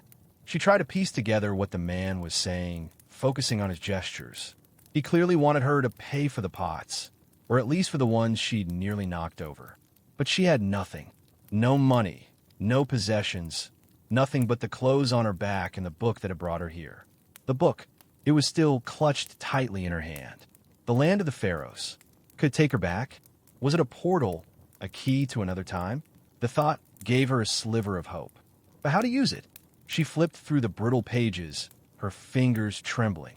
The hieroglyphs swam before her eyes, indecipherable symbols that offered no clue. She desperately searched for a familiar image, a word, anything that might trigger another transfer. A small boy, no older than 7, with mischievous eyes and a gap-toothed grin, approached her cautiously. He tugged at her skirt, pointing at the book. He spoke slowly, enunciating each syllable with care. Paree? Lily frowned. The word sounded vaguely familiar. She remembered reading something about it in the book. Pharaoh, she questioned tentatively, trying out the sound. The boy's face lit up. He nodded enthusiastically, pointing at the book again, then at the sky. He chattered excitedly, mixing gestures with words Lily couldn't understand. But his meaning was clear. The book was connected to the pharaoh. Could it be that simple? Was the book somehow tied to the ruling power of this time? It seemed a long shot, but it was the only lead she had. Lily looked around the marketplace, her eyes scanning the crowd. Where would she even begin to look for the pharaoh? The palace, presumably, but where was it? And how would she, a strange, foreign girl with no knowledge of the language or customs, ever hope to gain access? The task seemed impossible, a fool's errand. But she had no other choice. She was stranded, alone, and utterly dependent on the slim hope that this ancient book could somehow bring her home. She had to find a pharaoh, bread and emmer wheat. The market assaulted her senses. Baskets overflowed with dates, figs, and pomegranates. Squawking chickens dodged the feet of hurrying merchants. The air, thick with dust and the scent of spices she couldn't name, scratched at the back of her throat. She spotted a stall piled high with bright red apples, a familiar sight in this alien world. Hope flickered. At least she recognized something. Lily approached the stall cautiously, the book clutched tightly to her chest. The vendor, a stout woman with a severe expression and arms like tree trunks, watched her with open suspicion. Lily pointed to an apple, then held out her hand, palm up, a universal gesture for how much? The woman grunted, then held up 3 fingers. 3 what? Lily rummaged in her pockets. All she had were modern coins, useless here. She pulled out a $5 bill, smooth and crisp, and offered it to the woman. The vendor recoiled as if Lily had presented her with a venomous snake. She spat on the ground, muttering something in rapid-fire Egyptian that sounded distinctly unfriendly. Other shoppers turned to stare, their faces a mixture of curiosity and disdain. Lily's cheeks burned. She was clearly doing something terribly wrong. She tried again, pointing at the apple, then at herself, then miming eating it. The woman remained unmoved, her eyes narrowed. A small crowd was beginning to gather, their whispers like a swarm of angry bees. Panic clawed at Lily's throat. She was stranded, hungry, and apparently incapable of buying a simple piece of fruit. Suddenly, a voice cut through the rising tide of noise. "Leave her be, Heta fears. She clearly doesn't understand our ways." A man stepped forward, his face lined with the weariness of hard work, but his eyes crinkling at the corners with a gentle kindness. He wore a simple linen kilt, dusted with flour, and his hands were calloused and strong. A baker, perhaps? Heta fears, the apple vendor, glared at him. "She offers paper for good food, Kemeny. Is she mad?" Kemeny chuckled, a warm, rumbling sound. Perhaps merely lost. He turned to Lily, his gaze steady and reassuring. "Welcome, stranger. You are in Thebes. I am Kemeny, the baker." He gestured to a nearby stall, smaller and less crowded than Hetafir's overflowing display. It held rows of golden brown loaves, their crusts glistening. The aroma of freshly baked bread filled the air, a welcome contrast to the overwhelming smells of the market. Lily swallowed, her stomach rumbling loudly. I don't have any money," she stammered, feeling utterly foolish. Kemeny smiled. "I see that. Tell you what, you look hungry. Have some bread. On the house." He reached behind the stall and pulled out a small, round loaf, still warm from the oven. He broke it in half and offered her the larger piece. Lily hesitated, then accepted it gratefully. The bread was coarse and dense, with a nutty, earthy flavor she couldn't quite place. It wasn't the soft, fluffy white bread she was used to, but it was delicious. She devoured it in a few bites, the simple act of eating calming her frayed nerves. "Emmer wheat," Kemeny said, watching her with amusement. "The best grain for bread. Grows well along the river. Makes a strong loaf, good for travelers." He gestured towards the Nile, a shimmering ribbon in the distance. Lily nodded, still chewing. "It's good," she managed to say, her mouth full. "Good enough to help you find your way." Kemeny asked, his eyes twinkling. "You seem out of place. Not from around here, are you?" Lily hesitated. How much could she tell him? Could she trust him? He seemed kind, but this was still ancient Egypt. She decided to be cautious. I am far from home," she said vaguely. "I need to find a pharaoh." She clutched the book tighter, as if it held the answer to all her problems. Kemeny raised an eyebrow. The pharaoh? That is a lofty goal. What business do you have with him? I think this book can help me, Lily said, holding it out slightly. A boy recognized a word from it. He said it meant pharaoh. Kemeny studied the book with curiosity, his brow furrowed. He reached out and gently touched the cover, his fingers tracing the strange symbols. I cannot read these markings, he admitted, but I know enough to see this is no ordinary scroll. Be careful, stranger. The pharaoh is not easily reached, and some knowledge is best left buried. He paused, then smiled again, his weariness momentarily forgotten. But first, you need more bread, and perhaps some water. Come, sit, tell me your story, or at least as much as you dare. He gestured to a small stool behind his stall. Lily, feeling a flicker of hope for the first time since arriving in this strange and terrifying land, sat down. The bread had warmed her from the inside out, and Kemeny's kindness was a balm to her panicked soul. Maybe, just maybe, she wasn't completely alone. The Nile's revenge. The bread Kemeny offered felt rough, almost gravelly on her tongue, yet Lily devoured it. The last time she'd eaten felt like a lifetime ago, the memory blurred by the bizarre elasticity of time in this sun-drenched land. Hunger gnawed at her. She couldn't shake the baker's cryptic warning about the pharaoh, his words a puzzle, protection, or a cautionary signpost pointing away from some forbidden path. Her book, a weighty presence in her satchel, threatened to pull her earthward. She drifted from the stall, the press of the crowd easing as she neared the river. The Nile. Books and pictures hadn't captured its immensity. It sprawled before her, a vibrant emerald ribbon shimmering under the pitiless sun. Reeds whispered along the banks, their shadows playing across the surface. A parched sensation gripped her. The bread, though welcome, had only intensified her dehydration. She scanned the throng, but no one hawked water. The market displayed mainly food and crafts, and besides, she possessed no currency that would hold value here. The Nile beckoned, cool and inviting. Surely a small amount couldn't hurt? Common sense sparred with dire need. She knew the risks of untreated water, a textbook lesson screaming in her head. Yet the sun blazed, the air shimmered with oppressive heat, and her body cried out for release. She reasoned that countless generations had relied on the Nile.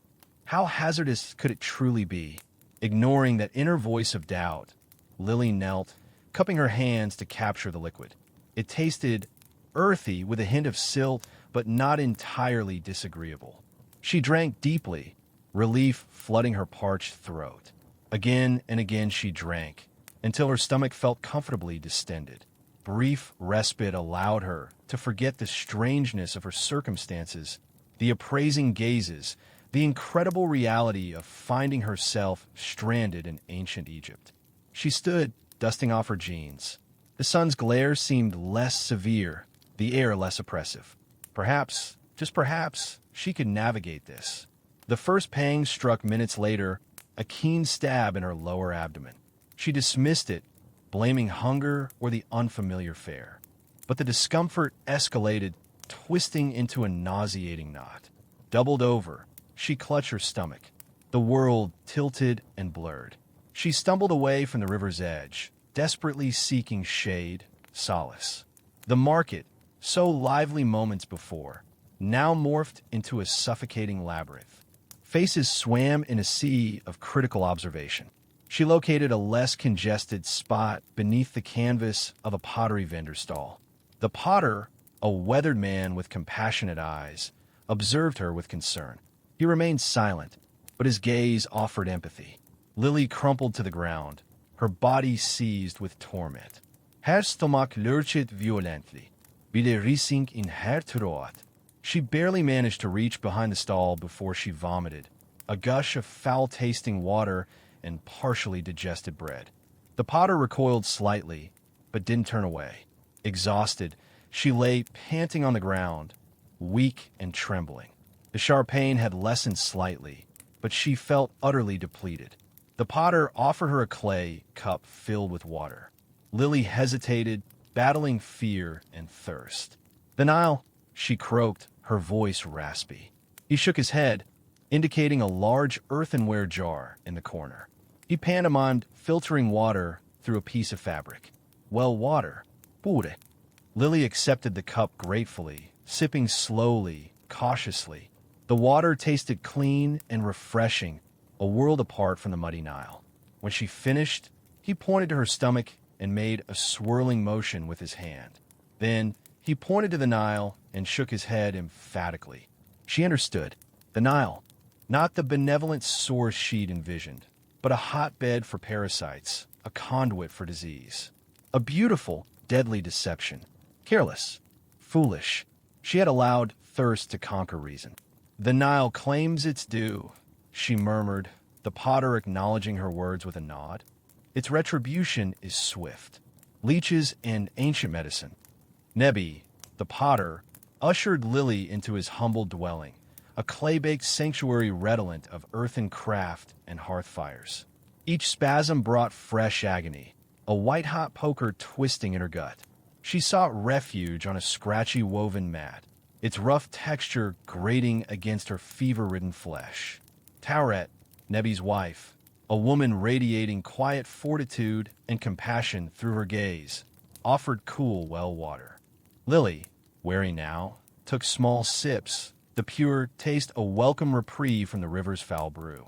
Gratitude choked her, the words dying in the face of the unrelenting pain. He comes shortly, Tauret murmured, her voice a soothing balm. Who? Lily rasped. The healer. Nebi sent word. Lily's eyes widened in surprise. A healer? It hadn't occurred to her that the ancients possessed such expertise. What remedies awaited her? Visions swam in her mind, crude instruments, barbaric interventions. A wave of dread crashed over her, momentarily eclipsing the throbbing ache. Soon after, a man of presence filled the small doorway, instantly commanding respect. Aged etched deep lines onto his face, a roadmap of countless experiences, and he bore a pouch filled with what she presumed were his instruments. Though clad in a simple white linen kilt, an air of quiet authority emanated from him, causing even Nebi and Tauret to appear slightly deferential. He addressed them in rapid-fire Egyptian, too swift for her comprehension, his sharp gaze flitting over her prone figure. Kneeling, his touch was surprisingly delicate as he palpated her abdomen. Each probe ignited a fresh cry of pain. He emanated the sense of dried herbs and something faintly metallic, an unsettling bouquet. The river, he declared at last, his accent thick, yet understandable. She imbibed from the Nile. Nebi and Tauret exchanged worried glances. The healer unfastened his bag, revealing a curious assortment of items. Miniature terracotta vessels brimming with powders, desiccated leaves, and what looked like papyrus scrolls covered in intricate hieroglyphs. Selecting a specific jar, he blended a dark, pungent paste with Tourette's water. "Drink," he commanded gently, holding the concoction to Lily's lips. She recoiled instinctively, the aroma alone threatening to upend her stomach. "What is it?" she questioned, her voice quavering. "Herbs," he replied firmly. "To purge the impurity." Lily hesitated, suspicion clouding her judgment. This could be anything, poison for all she knew. But the agony was escalating, driving her to desperation. She braved a tentative sip. The taste was acrid, loamy, and intensely disagreeable. She forced it down, fighting the urge to vomit. Next, he indicated her arm. "The blood, the humors are unbalanced. We must draw some." Lily frowned, confusion knitting her brow. "Draw blood? What?" He presented a small bowl, then pointed to a jar containing small, wriggling forms. Lily's stomach lurched violently. Leeches. Swollen, glistening parasites. "Leeches?" she croaked, horror seizing her. "You intend to apply leeches to me?" The healer nodded, unfazed by her evident disgust. "They will extract the tainted blood. Restore equilibrium." "No!" Lily shrieked, scrambling backward against the wall in abject terror. "Absolutely not. I refuse to allow those creatures near me." Nebi and Tauret watched her with growing consternation. The healer sighed. a flicker of impatience crossing his weathered features. "It is the accepted practice," he insisted, his voice hardening. "It will assist you. The river sickened you. This will provide restoration." Lily stared at the leeches, their segmented bodies writhing within their glass confines. The prospect of those parasites attaching themselves to her skin, engorging themselves with her blood, it was repulsive, utterly terrifying. Intellectually, she knew that leeches held a place in modern medicine, yet this felt different. Primal, archaic. Surely there's another recourse, she pleaded, tears brimming in her eyes. "I beg you, is there nothing else you can do?" The healer regarded her with a mixture of pity and frustration. His confidence in his methods was unwavering, and her repudiation challenged his very authority. He addressed Nebi and Tauret once more, his tone low and insistent. The words were lost on Lily, but the meaning resonated loud and clear. They were trying to persuade her, to coerce her. The fear intensified, morphing into a chilling, desperate panic. She was trapped in the throes of illness, surrounded by individuals intent on subjecting her to a medical procedure she found profoundly abhorrent. The ancient world was proving to be far more harrowing, far more brutal than any nightmare she could have conjured. Sun and sand. The fever raged, a crucible where Lily's blood turned to liquid fire. Nebi's mud-brick dwelling offered scant relief. Inside, the air hung heavy, a stifling shroud redolent of dust, sun-baked herbs, and an indefinable antiquity. She lay upon a coarse mat, the fibers a torment against her skin, each nerve a raw protest. The sun, a pitiless glare in the heavens, hammered the roof, its heat leaching through the very clay. Despite the sliver of shadow cast by the shuttered window, the room radiated like a kiln. Lily writhed, the thin cotton of her dress plastered to her clammy form. Hours before, she had stubbornly refused the healer's remedies once more.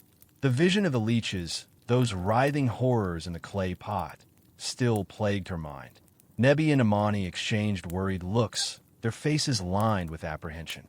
Still, Lily had stood firm, clinging to her faith in modern medicine, even as her body faltered. Now, defiance seemed a foolish pride. Each breath scraped her throat, offering only a fleeting comfort. Her head pounded and her vision blurred.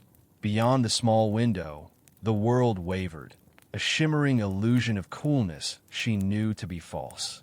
"Water," she rasped throat raw. Imani, moving with a quiet grace, presented her with a clay cup. The water, tepid and earthy, was nonetheless welcome, its touch bringing a moment's ease. "The sun, it's oppressive," Lily whispered, pushing the cup aside. Imani nodded, dark eyes reflecting understanding. "R.A. blesses us all, child. He is a potent force, and his light demands respect." Lily watched as Imani adjusted the shutter, further diminishing the blade of sunlight. She noticed the careful artistry in the woven palm fronds of the shutter, each fiber positioned to deflect the harshest glare. It was more than a mere shield. It was a careful pact with the day. As the sun ascended further, Lily grew increasingly aware of the house's deliberate design. The thick, earthen walls, the diminutive windows, the elevated ceiling. Everything seemed crafted to buffer the sun's relentless assault. Even the house's position, sheltered against a larger structure, offered sanctuary during the peak heat. She turned her gaze to the doorway, where Nebi sat patiently plaiting reeds. He wore a simple linen kilt and a headcloth that shielded his head and neck from the sun's intensity. Lily recalled seeing other Egyptians similarly attired, men in broad-brimmed straw hats, women in draped shawls that veiled their heads and shoulders. This wasn't about mere custom. It was about self-preservation. A young child, perhaps 5 summers old, peered into the room, his eyes wide with curiosity. He sported a miniature version of Nebi's kilt and a small amulet around his throat. Imani gently ushered him away, but Lily caught a glimpse of his face, bronzed and vital, despite the harsh environment. Lily attempted to rise, but a dizzy spell forced her back. She watched the shadows stretch and crawl across the floor, marking the sun's slow journey. The sun, an unwavering sentinel, dictated the very pulse of life in this ancient world. It was a force to be reckoned with, a power capable of both nurturing and destroying.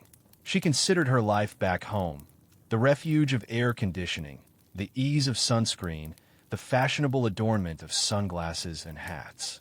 Here, these were not luxuries, they were vital tools. Shade, once taken for granted, now held an unmatched preciousness.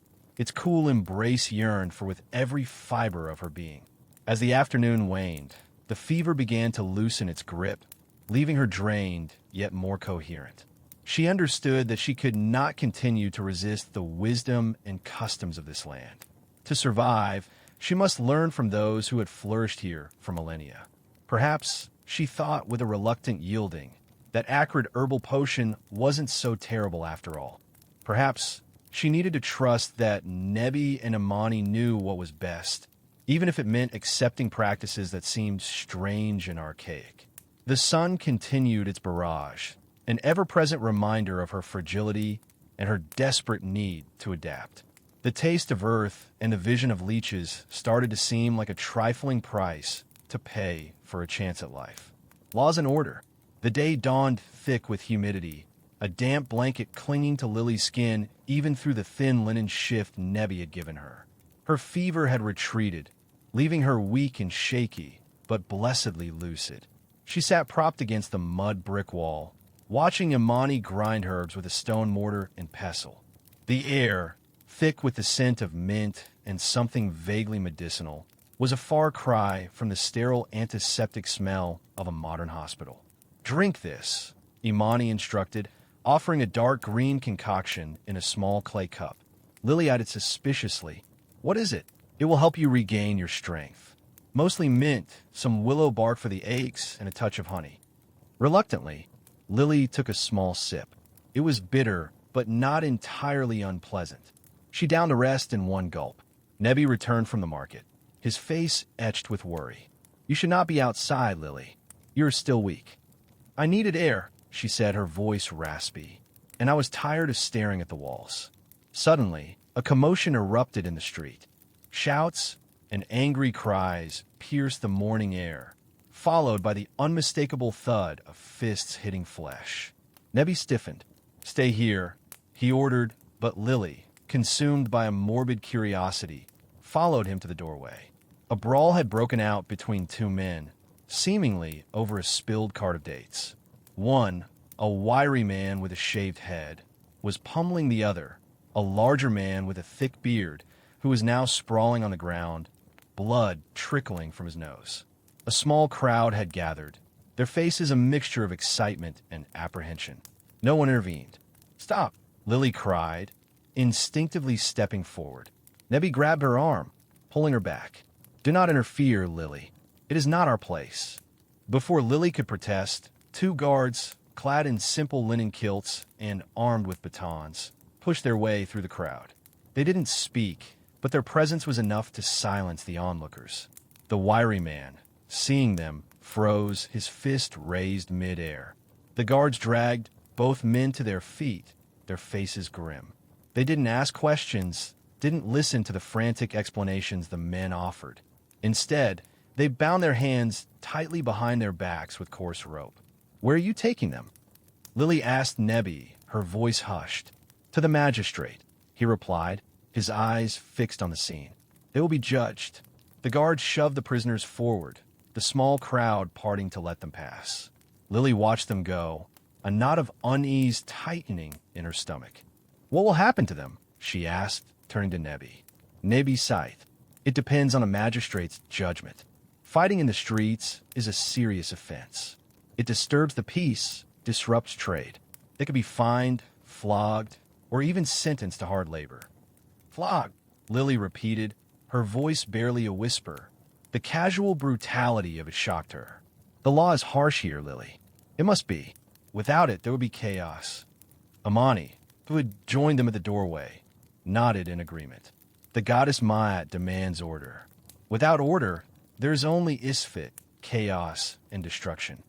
Lily looked from Nebi to Imani, their faces serious, their belief in the necessity of law absolute. She thought of the relative freedom she had taken for granted back home, the endless debates about rights and freedoms. Here, survival seemed to depend on strict adherence to the rules, no matter how harsh they seemed. That night, as she lay on her thin straw pallet, Lily couldn't shake the image of the two men being dragged away. The swiftness and certainty of the punishment were unsettling. She understood, intellectually, the need for order in a society, especially one as vast and complex as ancient Egypt. But the idea of being subjected to such arbitrary justice filled her with a deep unease. She knew she had to be more careful, more observant. One wrong step, one impulsive act, could have dire consequences. She was a stranger in a strange land, and the laws here were not the laws she knew.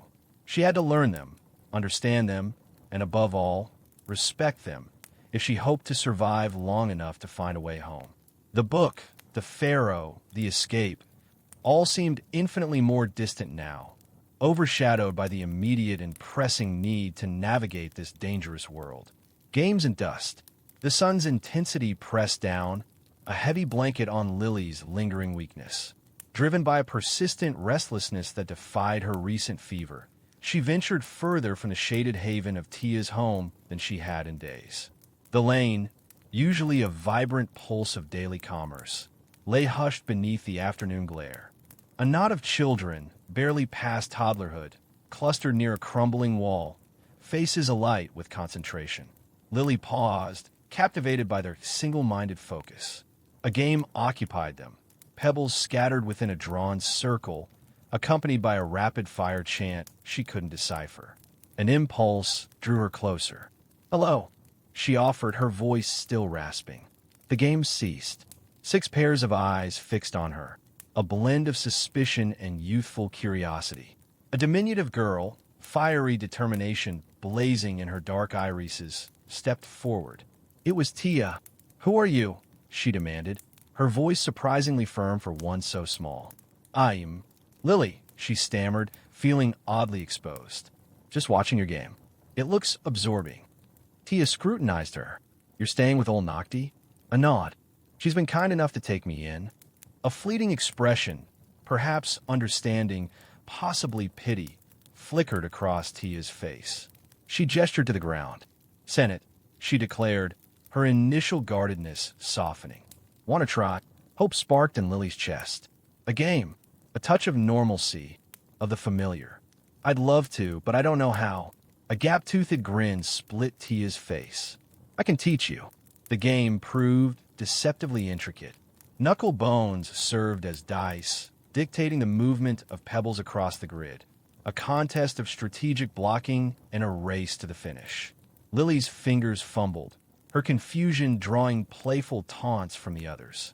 Only Tia remained patient, her explanations surprisingly articulate.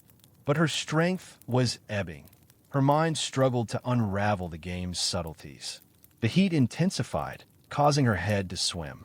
The fine dust stirred by the children's movements rasped at her throat. After several clumsy turns, she conceded, "I'm sorry. I'm just not very good at this." Abruptly, the wind howled, slashing at their faces with stinging sand.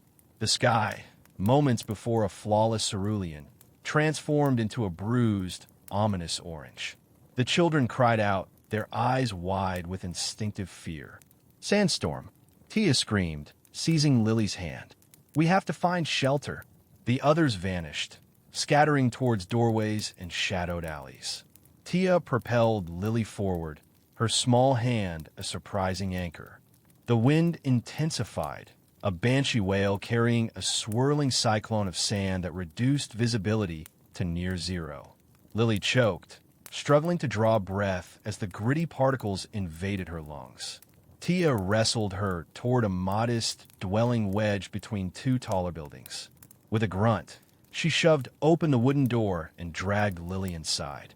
The abrupt shift from the raging tempest to the dim, still interior left her disoriented. The single room was sparsely appointed. A low table occupied the center, circled by woven mats.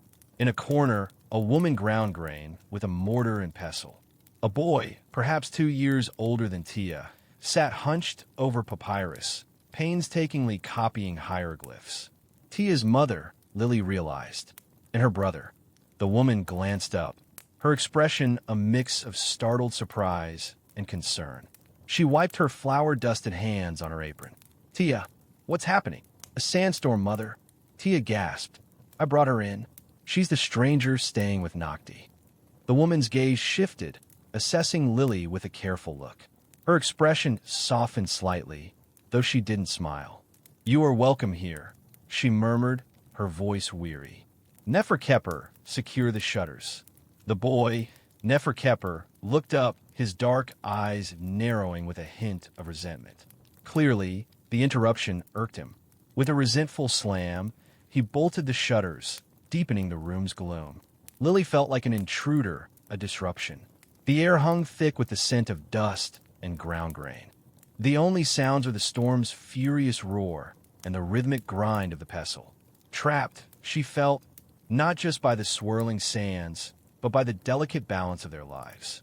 Watching Neferkeper return to his papyrus, his brow furrowed in concentration, a pang of guilt shot through her. She was disturbing their routine, their quiet, carefully ordered existence. Sensing her discomfort, Tia tugged her sleeve. "Sit," she urged, indicating a mat. "It will pass." Lily lowered herself, feeling the lingering grit beneath her. She studied Tia's mother, Neferkeper, the unadorned simplicity of their surroundings. This was their reality, their world, and for the moment, hers as well.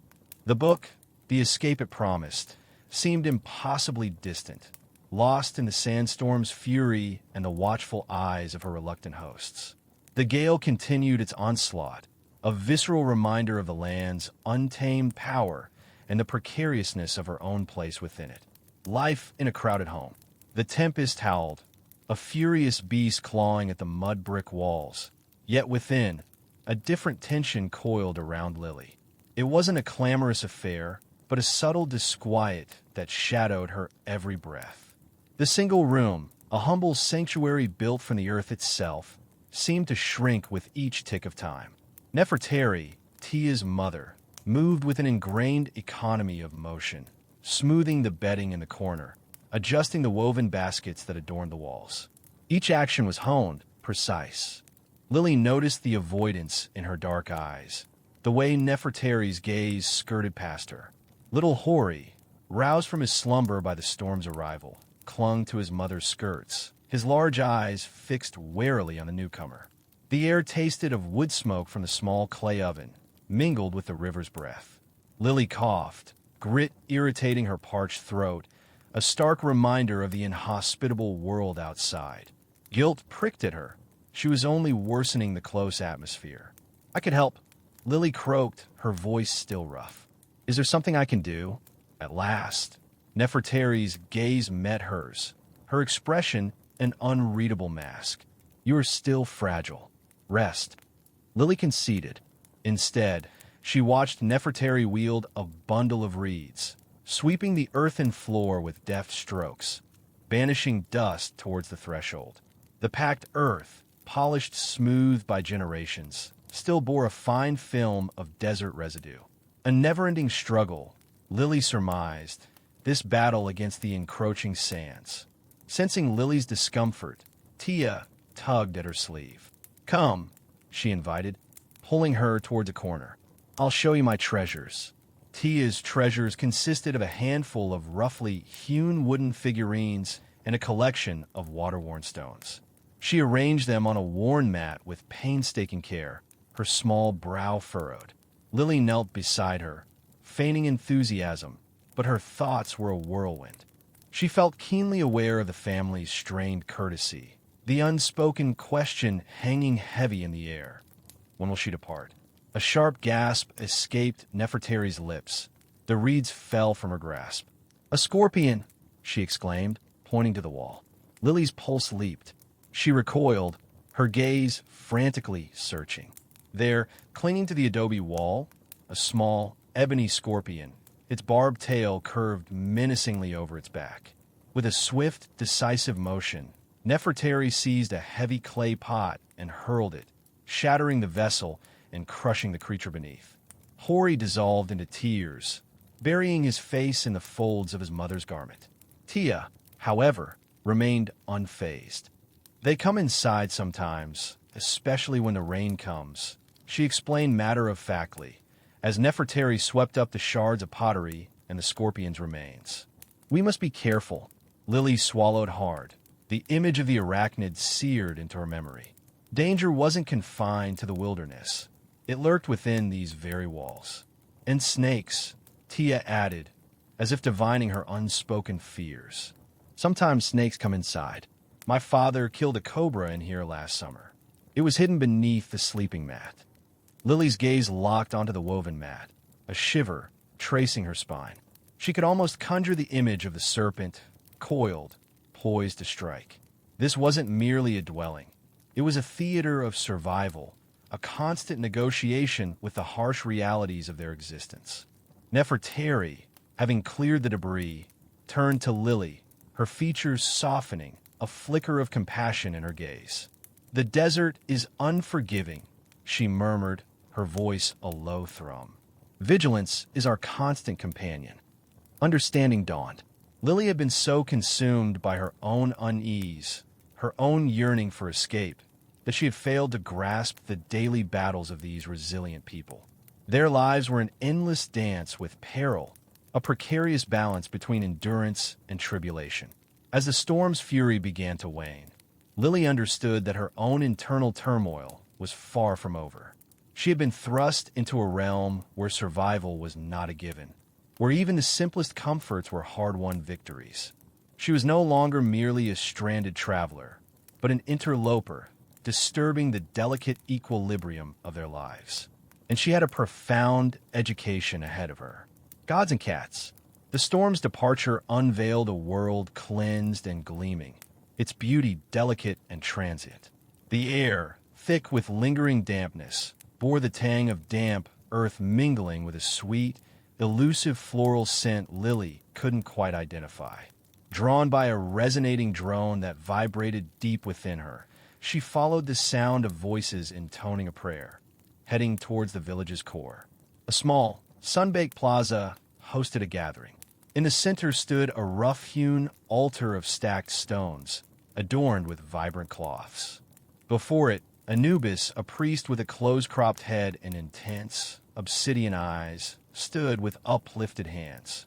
A pristine white linen robe, incongruous against the dusty ground, draped his frame, and a weighty gold torque encircled his neck.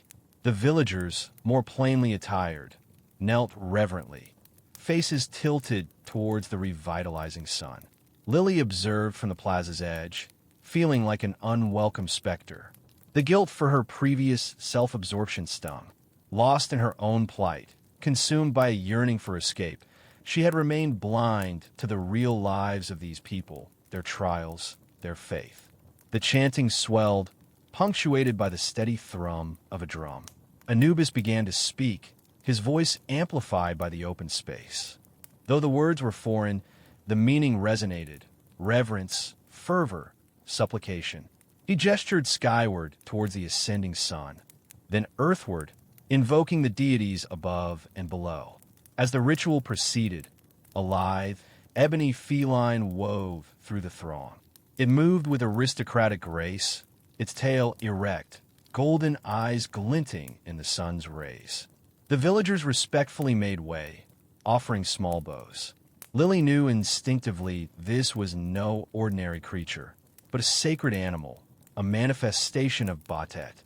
Drawn by the ceremony's energy, the cat approached the altar, rubbing against Anubis's legs with a rumbling purr. The priest paused, offering a brief caress behind its ears. Wanting to demonstrate respect, Lily reached out as the cat passed. It had been an age since she'd been near an animal. Impatient in her eagerness, she underestimated the distance. Her fingers brushed the tip of the cat's tail, startling it. It hissed, its spine arching into a rigid curve, and spat before vanishing into the crowd. A collective intake of breath silenced the plaza. The chanting ceased. Every eye swiveled to Lily. Anubis's features hardened, his usual serenity dissolving into a scowl. Tension hung thick in the air. He descended from the altar, his movements precise and measured. He approached Lily, his gaze unflinching. "Do you comprehend what you've done?" he demanded, his voice laced with menace. Mortified, Lily stammered, I didn't mean to. I just wanted to pet it." Anubis' nostrils flared. "This is not some common animal. It is a sacred cat, blessed by Batet herself. Your disrespect is an affront to our gods." "I didn't realize," Lily pleaded. "I am sorry."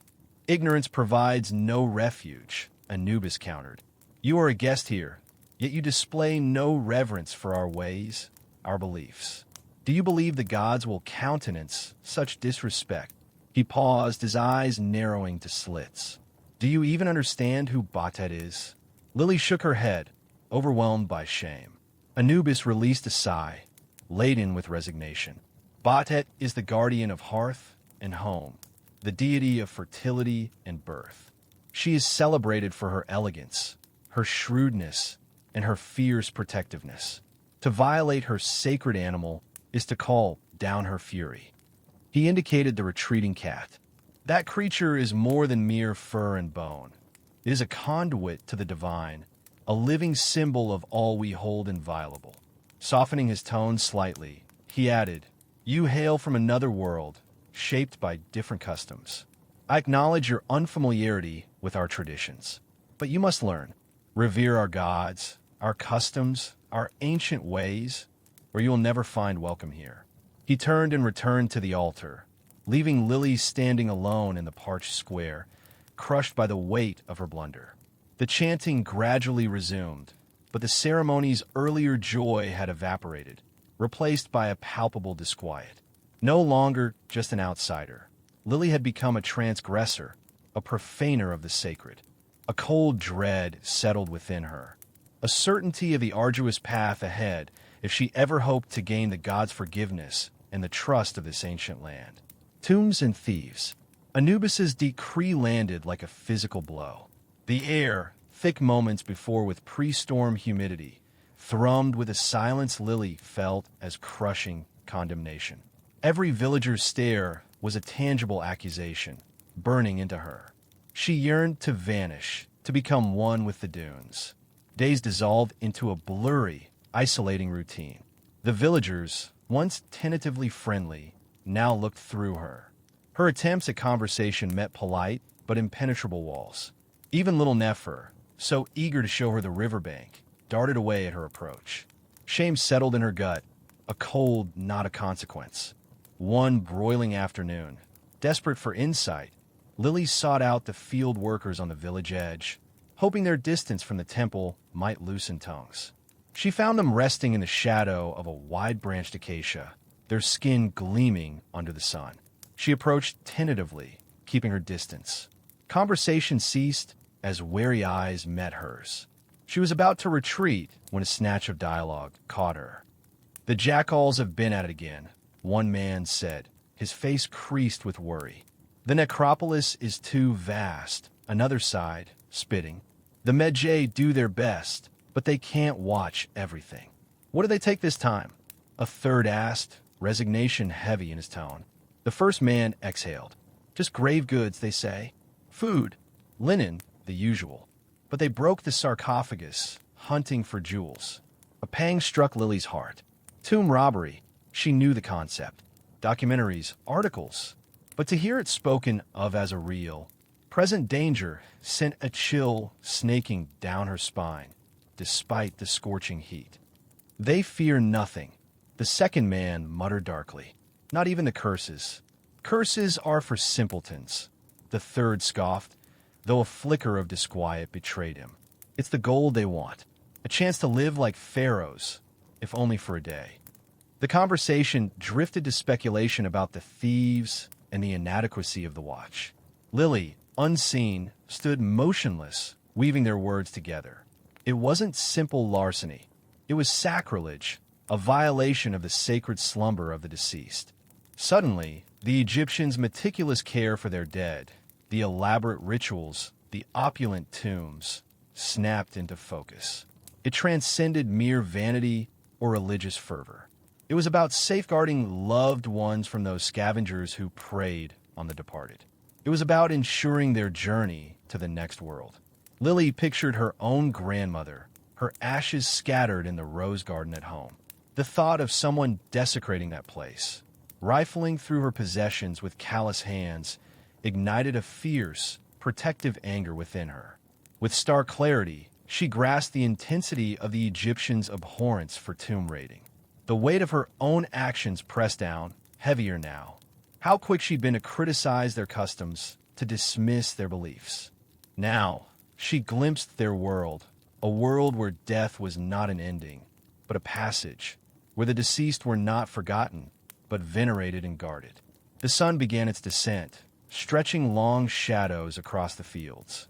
The laborers began collecting their tools, preparing for their return. Lily, a newfound sense of purpose stirring within her, slowly turned back towards the village. There was much to learn, much to redeem. But now, a sliver of understanding illuminated the vast cultural gulf. She was more than just a stranger. She was a violator, a defiler of holy ground, and she needed to find a path to atonement.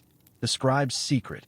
The sun hammered the mud brick walls of her hovel, baking the air into a heavy, unmoving mass. Lily waved a frayed piece of papyrus, its smiling sphinx a cruel jest. Home! The word resonated, an empty echo that intensified with each sweltering sunrise. She yearned for rain-slicked pavement, the city's jarring symphony, even the sterile predictability of supermarket shelves. Anything but this self-imposed desert exile. She was tainted. Anubis's judgment weighed on her, a burden far heavier than the relentless heat. Faces averted as she neared. Murmurs trailed her like desert vipers. Even the children, once bright with curiosity, now scattered before her. Despair threatened to drown her. Arrogant and naive, she had barged into their world, disrupting its delicate equilibrium. Now, she was paying a bitter price. Yet, amidst the wallowing, a spark of resolve ignited. She refused to break. She couldn't. There had to be a path forward, a way to mend what she had broken, a chance for redemption. Her gaze swept the barren room, pausing on the woven mat that served as her bed. Concealed beneath, it were the few tokens salvaged from wherever she had originated. A dulled silver locket, a polished river stone, and a nearly empty tube of lip balm. Meaningless trinkets in this harsh realm. Then a memory flared, vivid and insistent. The arcane tome, the instrument of her arrival. It had overflowed with strange glyphs, baffling diagrams, and a palpable aura of power.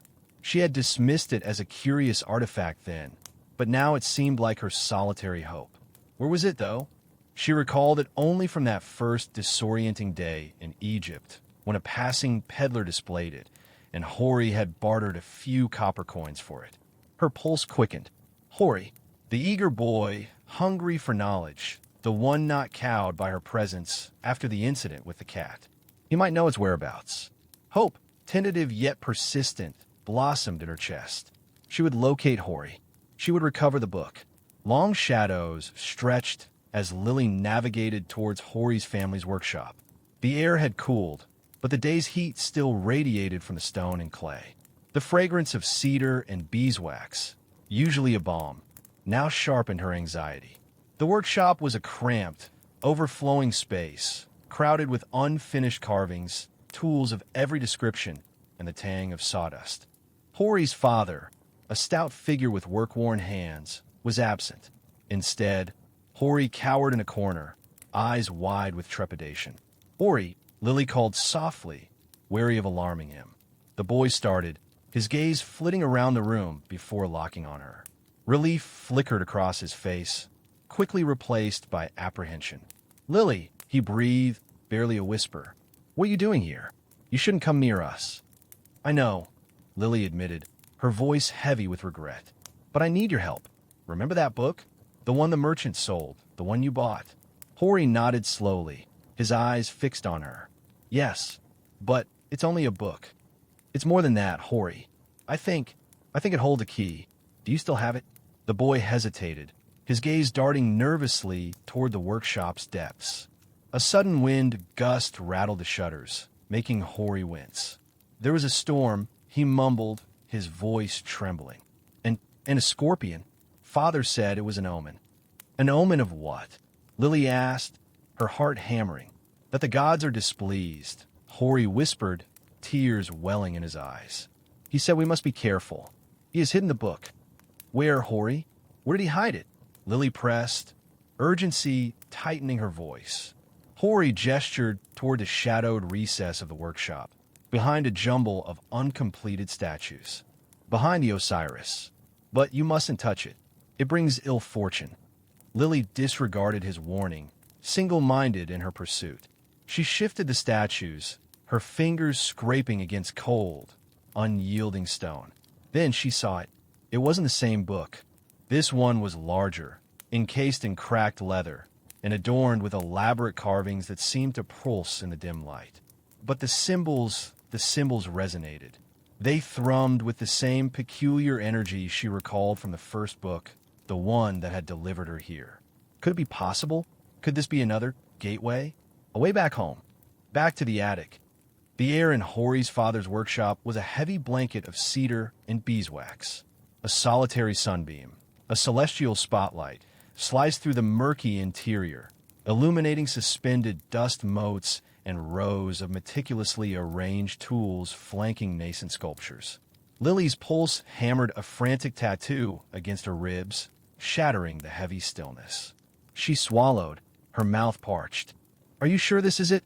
she rasped, her voice barely audible. Hori, his features creased with anxiety, affirmed with a nod.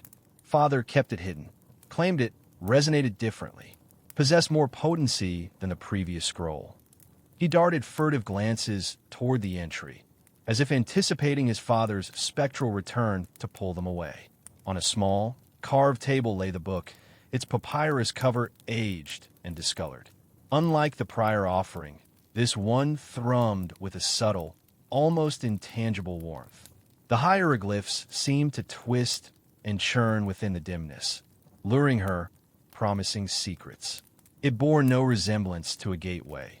It appeared something better left undisturbed. Doubt festered within her. Was this a monumental error? Could this be a dead end?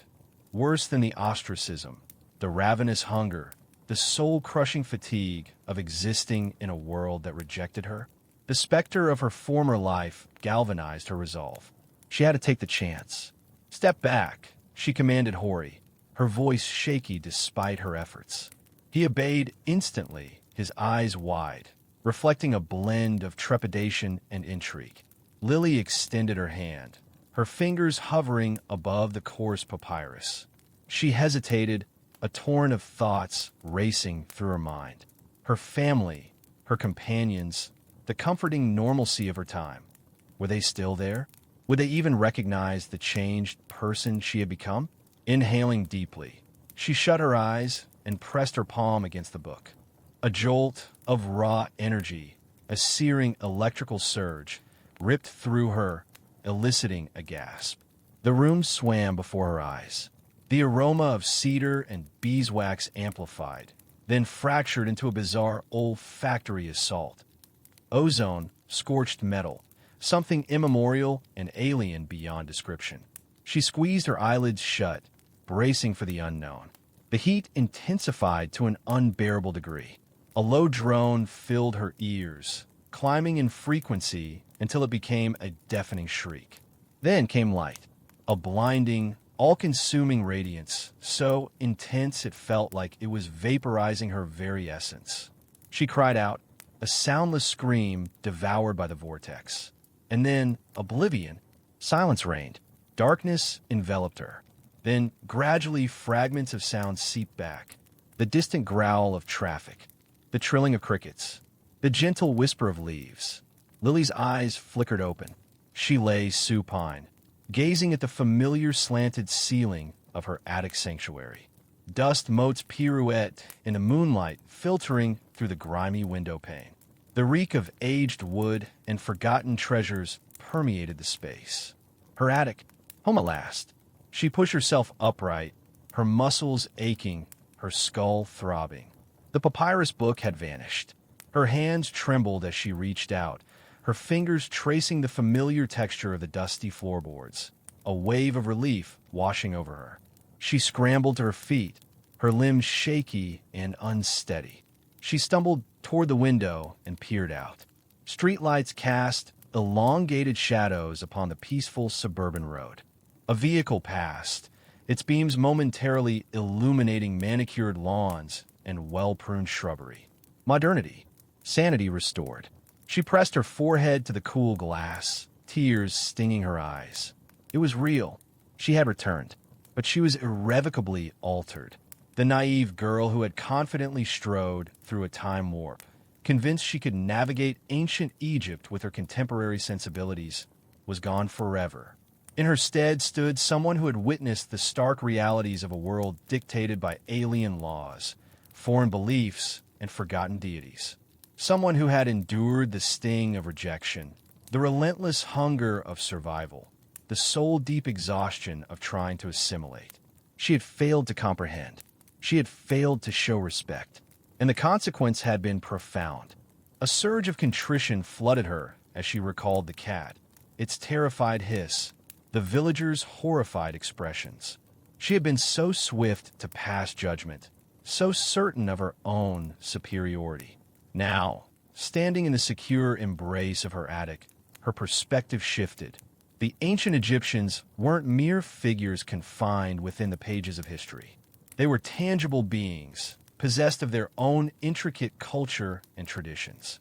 And she had been a clumsy, arrogant interloper in their world. She drew back from the window, her gaze sweeping across the attic, taking in the time-worn furniture, the piles of forgotten books, the neglected toys.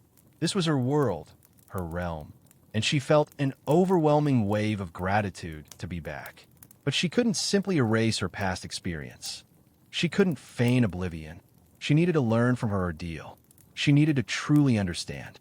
Her journey would begin by reading, immersing herself, not skimming, in the history, the art, the religion of ancient Egypt.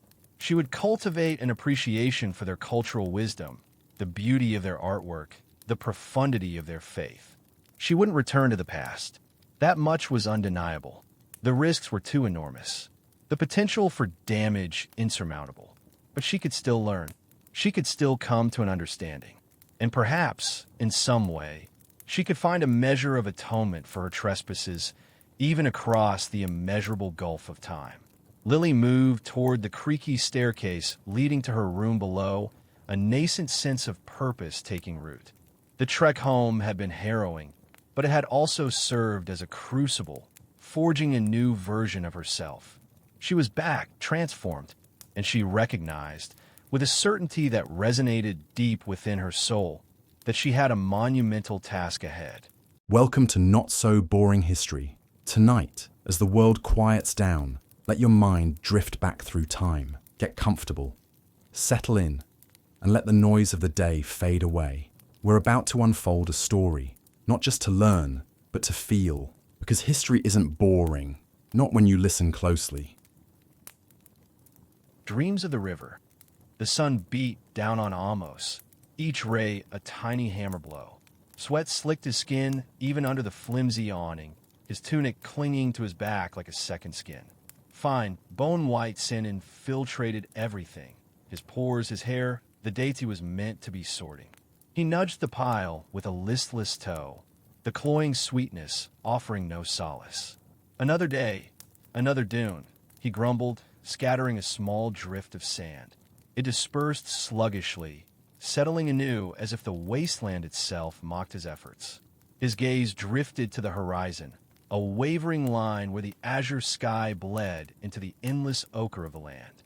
He squinted, trying to see beyond the shimmering heat. More the same? That thought weighed heavily on him. Almost. Horemheb's voice, rasped by age and grit, sliced through his thoughts. Those dates won't sort themselves.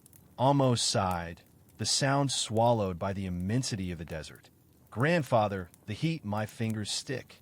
Horemheb hobbled closer, his face a roadmap of wrinkles carved by countless dawns and sandstorms. He settled onto a nearby stool, his gaze mirroring Amos toward the horizon. The sun is life, boy. It nourishes the earth, swells the fruits. It is a blessing. Feels more like a curse. Amos muttered, pushing the dates away. It's all sand, furnace air, and sticky dates. Isn't there anything else? Hormheb's eyes narrowed. There is strength to be found, lessons to be learned, a spirit to nurture. Amos scoffed, instantly regretting it as Hormheb's gaze sharpened. Endure what? Learn what? What good is it all when we're trapped here, roasting like lizards, waiting for the next sandstorm to bury us? He knew he was bordering on insolence, but the words spilled out, fueled by a frustration he couldn't contain. He craved something beyond their isolated village, clinging to the edge of the world. He glanced back at the horizon, captivated by that undulating line. He imagined it not as a boundary, but as an opening, a portal to what he couldn't say. Something, anything, had to offer more than this. He closed his eyes, a different vision blooming behind his lids. Water, not the lukewarm, brackish stuff from the well, but a vast, flowing expanse. A river, the Nile. He'd heard the tales, whispered around crackling fires, of a river that snaked through the land, breathing life and abundance wherever it flowed. A river teeming with boats, laden with treasures from faraway realms. A river where the land flourished, an emerald tapestry woven against the dull browns of the desert. In his mind's eye, he stood on its verdant banks. The air hung heavy with the scent of damp earth and lush vegetation, a far cry from the arid air of their existence. He could hear the gentle ripple of the water against the bank, the exotic calls of unseen birds, the joyous cries of playing children. He plunged his hand into the cool water, feeling it cascade through his fingers, cleansing away the desert's grime. He saw barges, their sails puffed full, gliding with effortless grace. He saw bustling markets, overflowing with vibrant produce he'd only dreamed of. He saw people, faces radiant and full of life, dressed in clothes that burst with color. He saw himself, standing tall, his eyes wide with wonder and anticipation. No longer a boy confined to a sun-baked village, but a man of the river, a citizen of the world. He opened his eyes, the vision fading like smoke on the wind. The harsh reality slammed back, the oppressive heat, the ubiquitous sand, the crushing silence. The dates remained untouched, a sticky burden. The river sounds like a phantom, he murmured, almost to himself. Hormheb, who had been watching him closely, sighed. It is more than a phantom, Amos. It is the life source of our land. Yes, but it is distant. But people travel there, don't they? Amos pressed, a spark of hope flaring within him. Merchants, wanderers, some do. Hormheb conceded, his voice tinged with warning. The journey is perilous. The desert holds no mercy. Amos knew the desert's cruelty. He had seen the sun-bleached skeletons of animals that had strayed too far. He had heard the grim tales of travelers swallowed by the sands, never to return. But the image of the river, so vivid and enticing, lingered stubbornly. It was a siren's song, calling him to a world beyond the dunes. I wish I could see it, just once, he whispered, his voice barely audible. The Nile, Hormheb slowly rose, his expression laced with disappointment. He studied Amos, his gaze a mixture of affection and concern. The desert is our inheritance, Amos, he stated, his tone firm yet gentle. It has provided for us for generations. It has taught us tenacity, ingenuity, and reverence. Do not forsake it. He scooped up a handful of sand, letting it sift through his weathered fingers. This sand runs in our veins, Amos. It defines us. Amos watched the sand fall, a shimmering cascade. He felt a sharp pang of guilt, a sense of betraying his grandfather, his ancestry. But the yearning for the river lingered, an unyielding flame. Hormheb turned and shuffled towards his dwelling, his shoulders bowed by time and toil.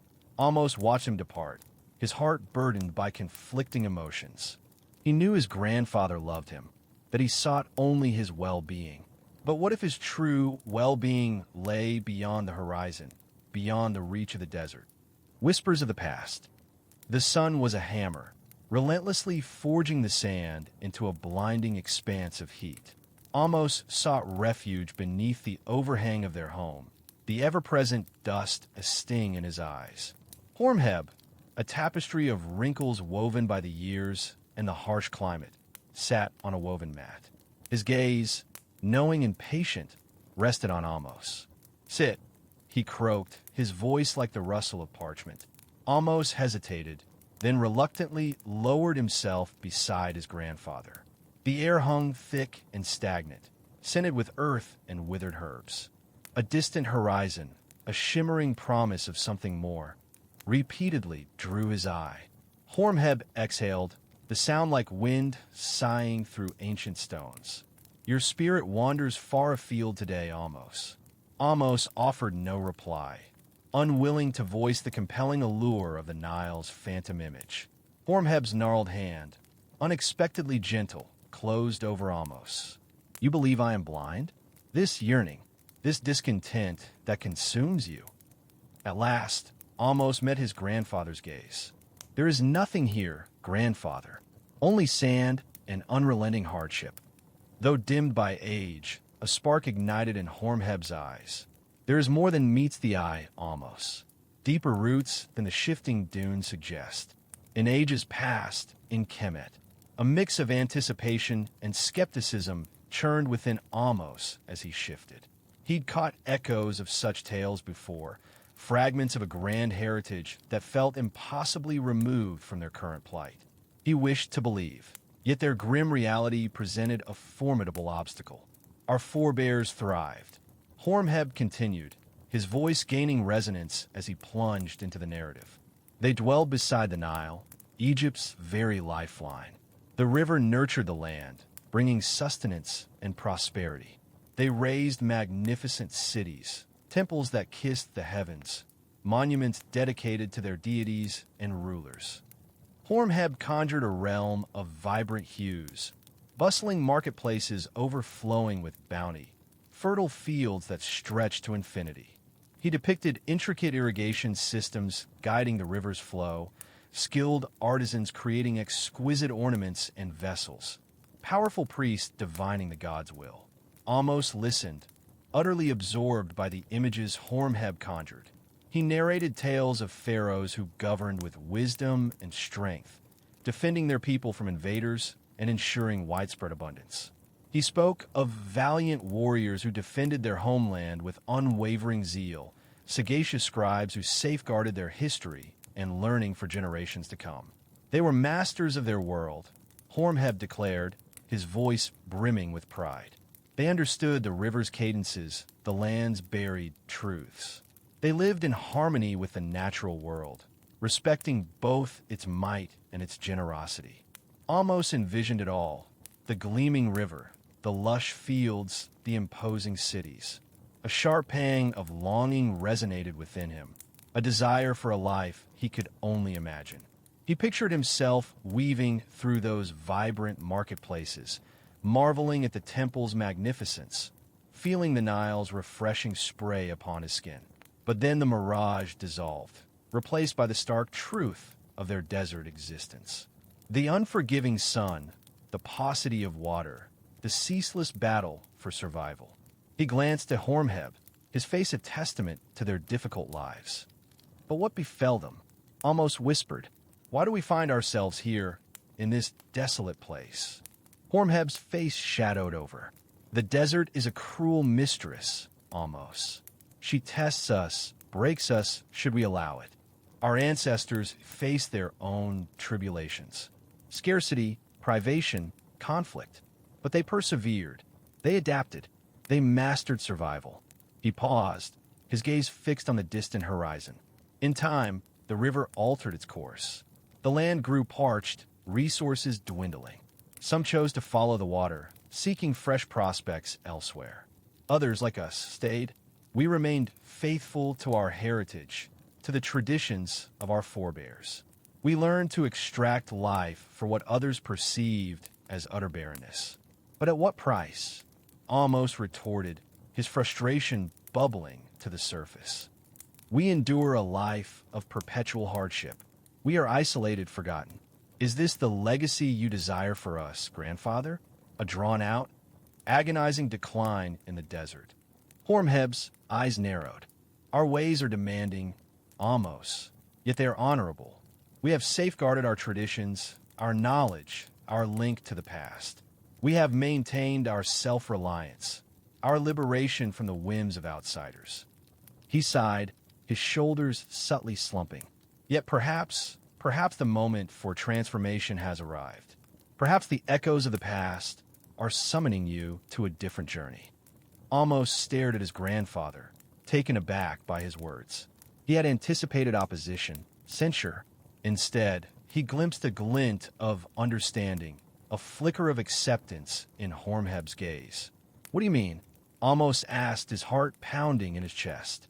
Hormheb regarded him intensely. I mean, the choice rests with you, Almost. The decision to uphold our heritage or to pursue your own destiny. But heed this. Whichever path you tread, you must never disavow who you are, where you originate. The blood of our ancestors courses through your veins. It is a wellspring of fortitude, of resilience, of wisdom. Never allow it to fade. The gift of the Nile.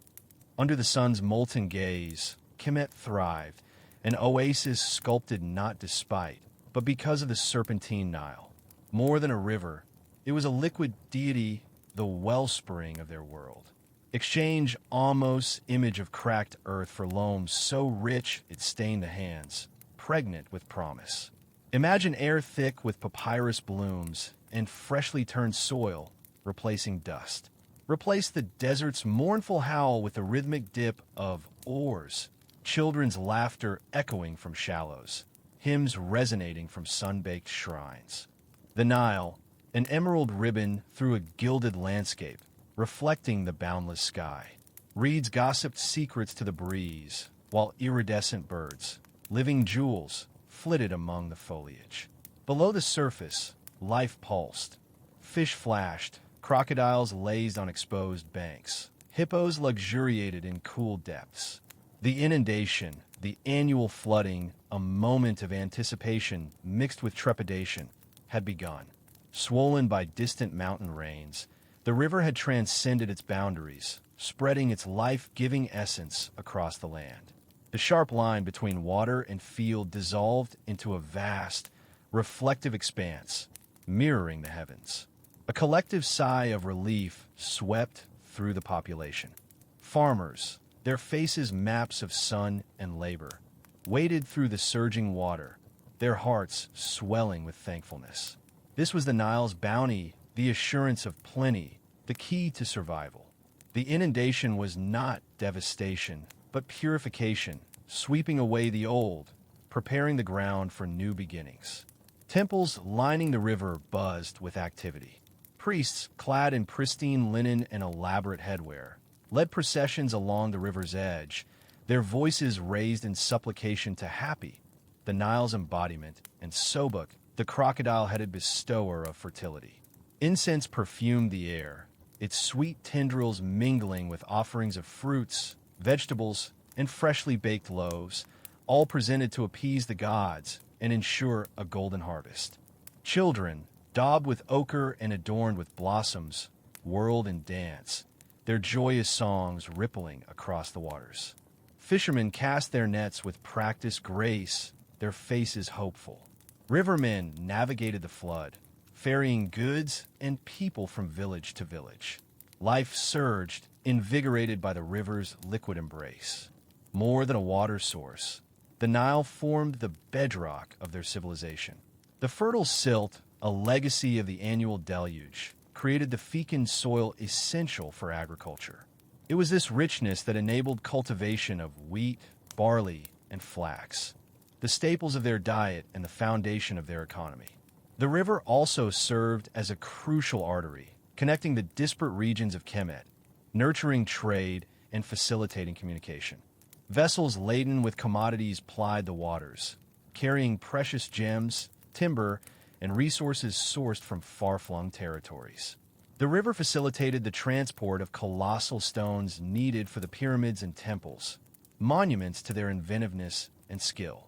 The Nile charted their year, dividing it into three distinct phases. Ake, the inundation; Paret, the emergence, when the land reappeared, ready for planting; and Shimu, the harvest season. Their very existence was interwoven with the river's rhythms, their fate tethered to its ebbs and flows. Yet, even amidst such abundance, threads of unease surfaced. Certain elders, their faces creased with concern, recalled seasons when the inundation had proven insufficient, leaving the terrain arid and unproductive. Others harbored fears of divine displeasure, believing their prosperity hinged on unwavering piety and devotion. The Nile, a giver of life, but also a potential harbinger of destruction, a constant reminder of nature's raw power. This was the Nile's duality, a source of blessing and trepidation, an enduring symbol of the precarious balance of life.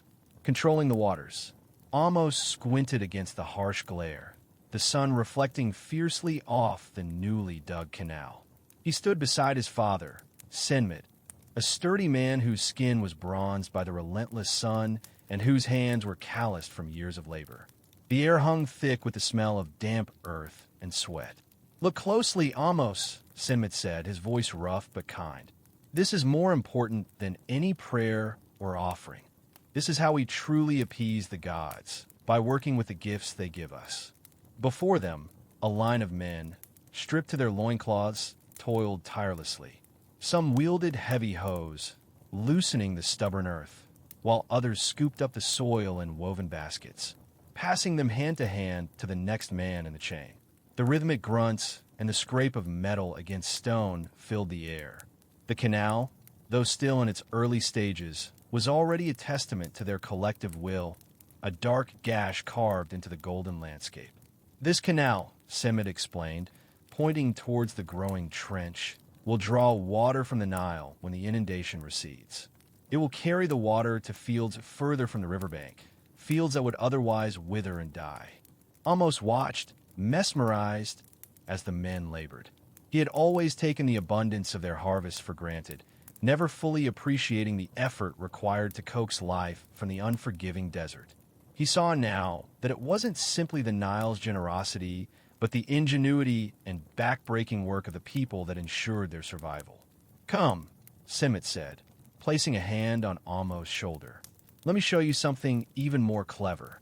He led Amos away from the canal construction to a nearby field where a different kind of activity was underway. Here, a series of contraptions stood like skeletal birds against the skyline. "These are shadows," Senmit announced with a hint of pride. "They allow us to lift water from the canals to irrigate the fields even when the water level is low." Amos approached one of the shadows cautiously. It consisted of a tall wooden frame with a long beam balanced on a central pivot. A bucket was suspended from one end of the beam, while a heavy counterweight hung from the other. A man stood beside it, his muscles straining as he lowered the bucket into the canal, filled it with water, and then, using the counterweight, effortlessly lifted the full bucket high enough to pour its contents into a small channel that snaked through the field. Senmit beckoned to the Shadif operator, a wiry man named Hori. "Show Amos how it works, Hori." Hori nodded and gestured for Amos to try. Amos hesitated, feeling clumsy and awkward. He grasped the rope attached to the bucket, pulled it down, and awkwardly dunked it into the canal. The bucket filled with a splash, and he braced himself to lift it. The weight was considerable, and he struggled, his arms trembling. "Use the counterweight," Hori instructed patiently. "Let it do the work." Amos shifted his grip, allowing the counterweight to take the strain. To his surprise, the bucket rose with relative ease. He carefully swung it over the channel and emptied its contents. A small stream of water trickled into the parched earth. Amos straightened, his back aching, but a sense of satisfaction washed over him. He had lifted water. He had, in a small way, contributed to the life of the field. "You see," Senmit said, his eyes twinkling, "it is not enough to simply wait for the Nile to provide. We must help it, guide it, control it. The desert is a harsh mistress. If we do not work, we do not eat. He gestured towards the field, where rows of young wheat seedlings were already sprouting, their delicate green shoots a vibrant contrast to the arid landscape. Irrigation is the lifeblood of Kemet, Amos. Without it, we would be nothing. Our fields would turn to dust, our people would starve, and our civilization would crumble. Amos looked at the irrigation system, then back at his father. His eyes widened as he began to understand the magnitude of the task before them, the constant struggle against the forces of nature. But father, what if the inundation is too strong? What if it destroys the canals and washes away the fields? Semit's face grew serious. That is a risk we always face. The Nile is a powerful god, and its moods are unpredictable. But we have learned to build strong canals, to protect our fields with levees, and to store grain for the lean years. We prepare for the worst, but we always hope for the best. The sun beat down on them, relentless and unforgiving. Amos wiped the sweat from his brow, feeling a newfound respect for the men who toiled in the fields, for the ingenuity of the irrigation systems, and for the delicate balance that sustained their civilization. He knew then that survival in the desert was not a matter of luck, but of constant vigilance, unwavering effort, and a deep understanding of the river that both blessed and threatened their existence. He would need to learn more, much more, if he was going to help his family and community survive. Seeds of life. The next morning, Amos found Hormheb sitting cross-legged beneath the shade of a date palm, meticulously sorting seeds. The air hummed with the distant drone of bees flitting between the blossoms. Amos had been spending his mornings helping Senmit with the irrigation, his muscles aching in a way that felt both foreign and satisfying. "Grandfather," Amos greeted, kneeling beside him. "What are you doing?" Hormheb looked up, his eyes crinkling at the corners. "Preparing for the planting, child. These are the seeds of life." He held out a handful of golden grains. "Wheat and barley, the backbone of our existence, and of the entire two lands." Amos examined the grains. They seemed small and insignificant, yet he knew, intellectually, that they held the potential to feed their entire village. But why these? Why not other plants? Hormheb chuckled, a dry, rustling sound like the wind through papyrus reeds. "Come sit. I will tell you a tale older than the pyramids themselves." He gestured to a woven mat beside him. Amos settled down, intrigued. Hormheb began, his voice taking on the cadence of a storyteller. "Imagine, Amos, a time long before even my grandfather's grandfather. Our ancestors, living along the banks of the Nile, discovered these grains. They noticed how they grew abundantly, how they could be harvested and stored. They learned that these grains, when ground and mixed with water, could be baked into bread, sustaining food that could fuel a day's hard labor." Hormheb took a charcoal stick and, on a smooth, flat piece of sandstone, began to draw. With surprisingly deft strokes, he sketched a scene.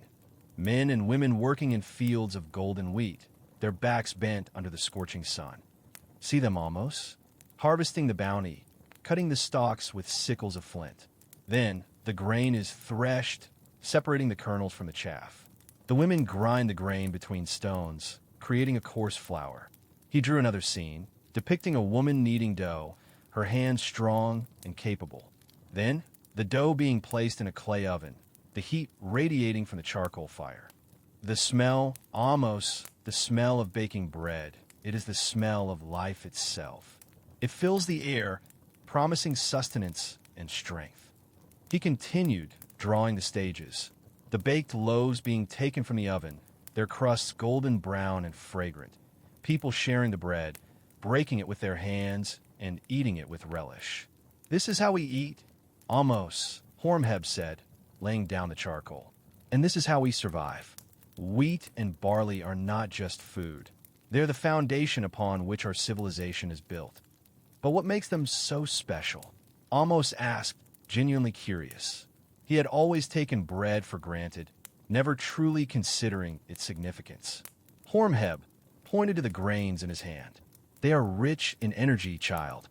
They provide the strength you need to work the fields, to build houses, to defend our village.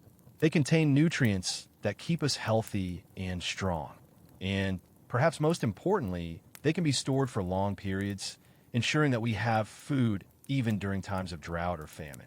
He picked up a single grain and held it up to the sunlight. Each of these tiny seeds holds the promise of abundance. Treat them with respect, Amos, for they're the gift of the gods, a gift that sustains us all. Amos looked at the grains with newfound respect. He thought of the shaduf, of the relentless labor required to bring water to the fields. He understood now that it was all for this, for the cultivation of these precious seeds. Grandfather, Amos said, his voice filled with a quiet determination. Teach me more. Teach me everything you know about these seeds of life. Hormheb smiled, a rare and genuine smile that reached his eyes. That, my grandson, is a promise I intend to keep. He then explained the intricate process of planting, the importance of soil preparation, the timing of the planting season, and the rituals performed to ensure a bountiful harvest. Amos listened intently, absorbing every word, his mind buzzing with new knowledge. He knew that learning about these things was essential to understanding the desert community.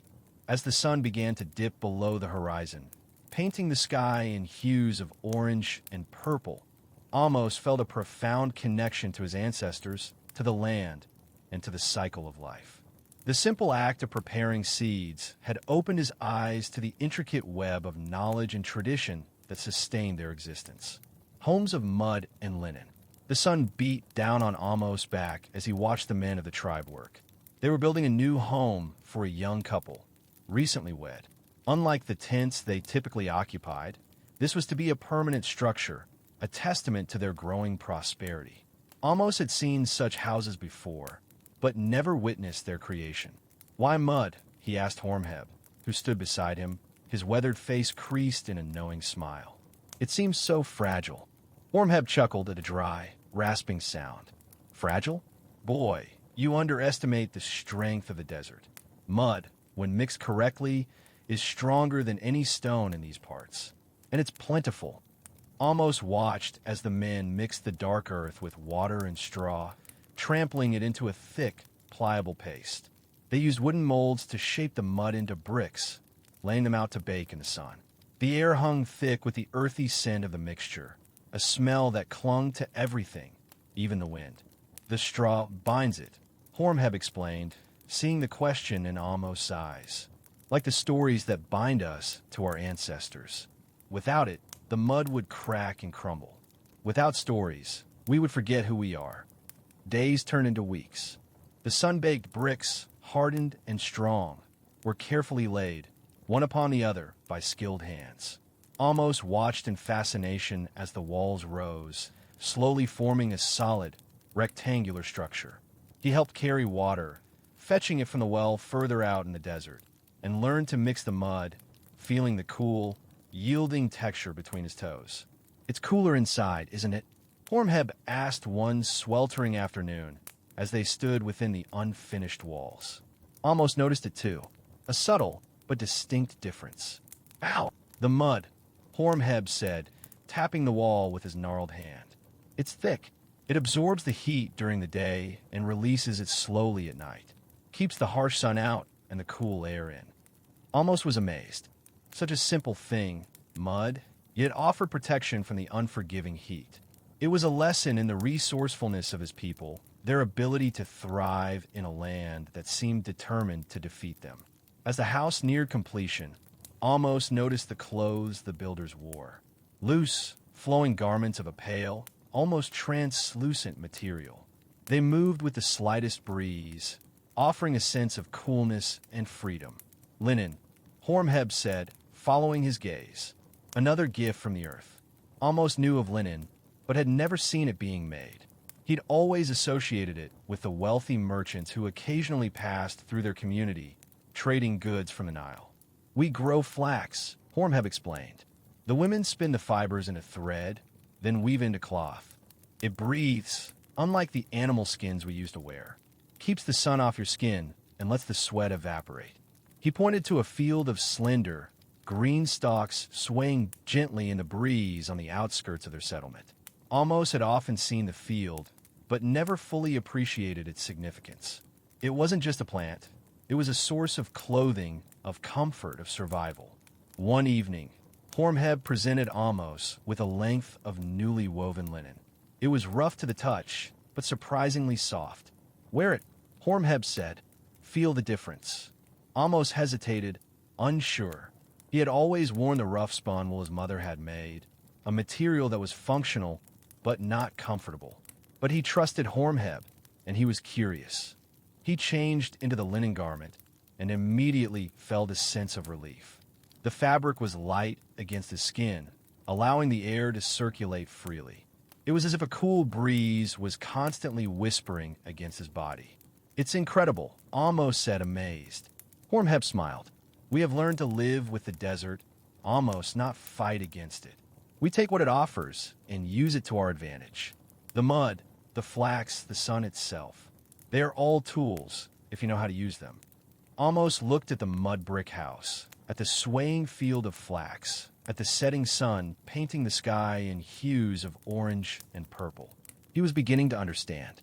Survival in the desert wasn't just about enduring hardship. It was about ingenuity, about adaptation, about finding ways to thrive in the face of adversity. It was about listening to the whispers of the land and understanding its secrets.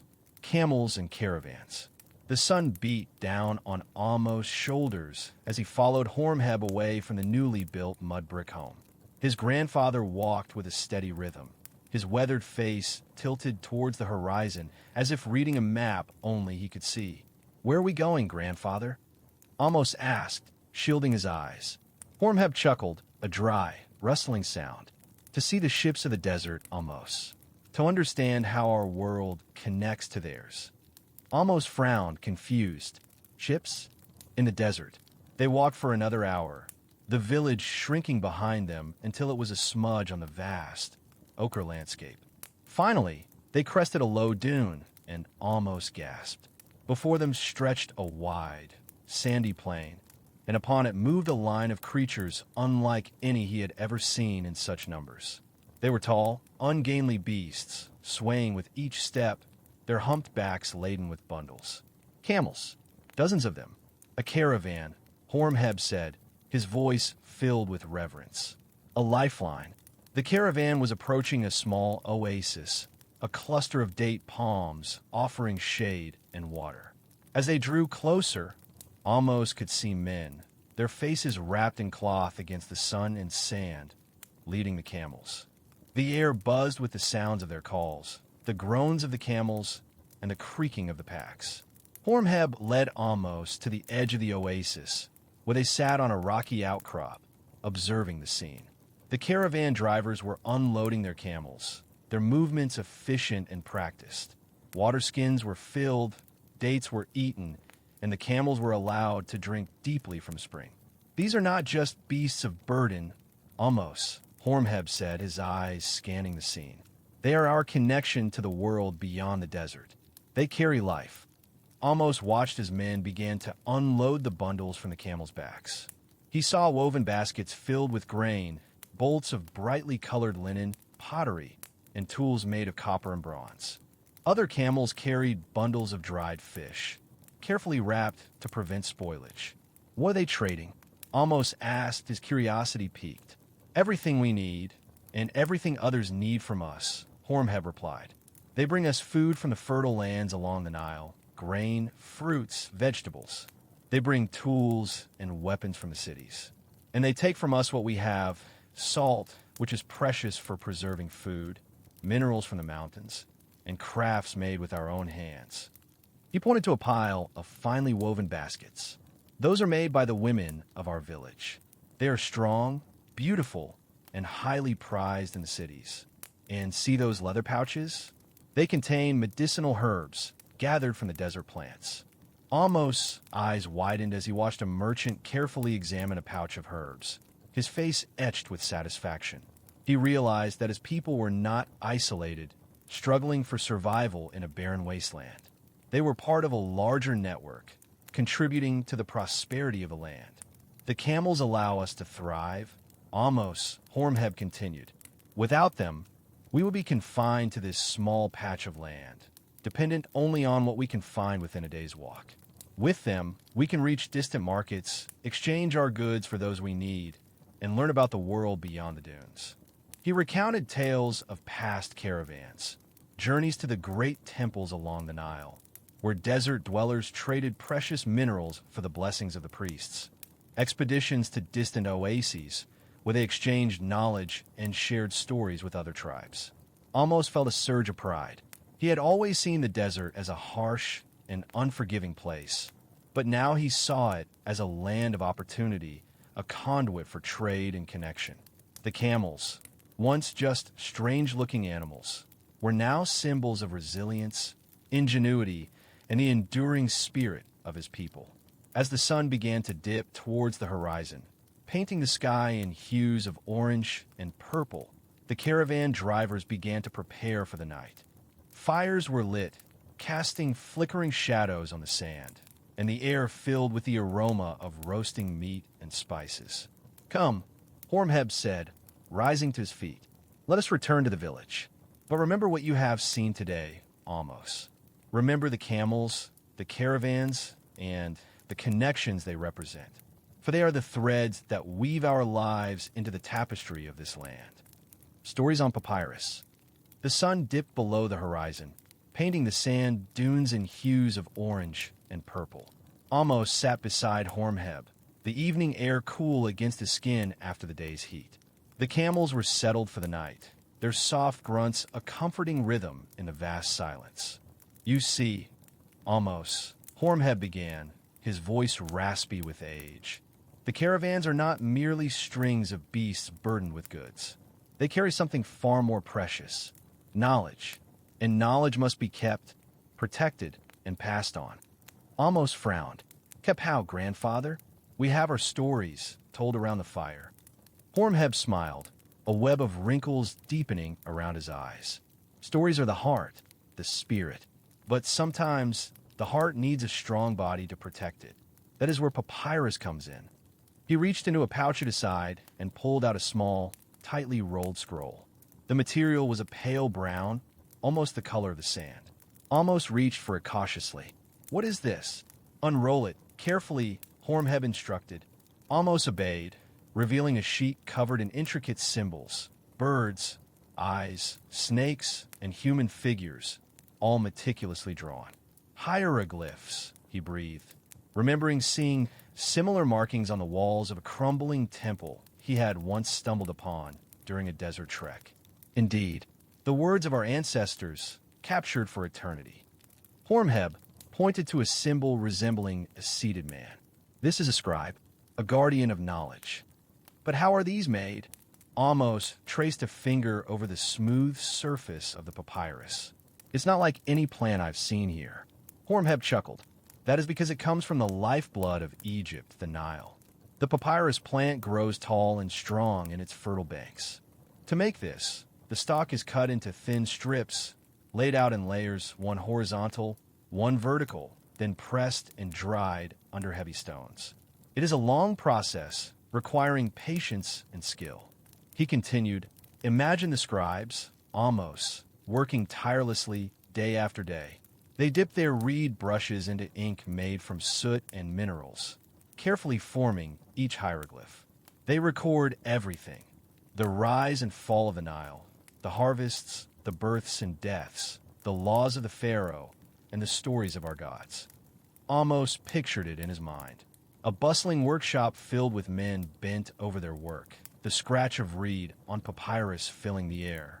Why is it so important to write these things down? Because memory fades, Amos. Stories change with each telling, but the written word remains. It is a fixed point in the shifting sands of time. It allows us to learn from the past, to understand the present, and to shape the future. Hormheb paused, his gaze fixed on the distant horizon. Without it, we are adrift, lost in the desert with no map to guide us. He took the papyrus from Amos and carefully re-rolled it. The scribes are more than just writers, Amos. They are the architects of our history, the keepers of our identity. They ensure that our people, our traditions, and our knowledge endure long after we are gone. But what if the papyrus is lost or destroyed? Amos asked, thinking of the crumbling temple he had seen, its walls scarred and defaced. Then we must rewrite it, Horemheb said firmly. We must remember the stories, the knowledge, and pass it on. That is why your training is so important. You must learn not only to survive in the desert, but also to understand our history, our culture, our way of life. You're the future, Amos. You must be ready to carry the weight of the past. Amos felt a surge of responsibility, a weight settling upon his shoulders. He looked at the stars, now beginning to pepper the night sky. They seemed to watch him, ancient and knowing. "Can you teach me to read the hieroglyphs, grandfather?" he asked, his voice barely a whisper. Horemheb smiled, a rare and precious thing. "I will teach you everything I know, Amos.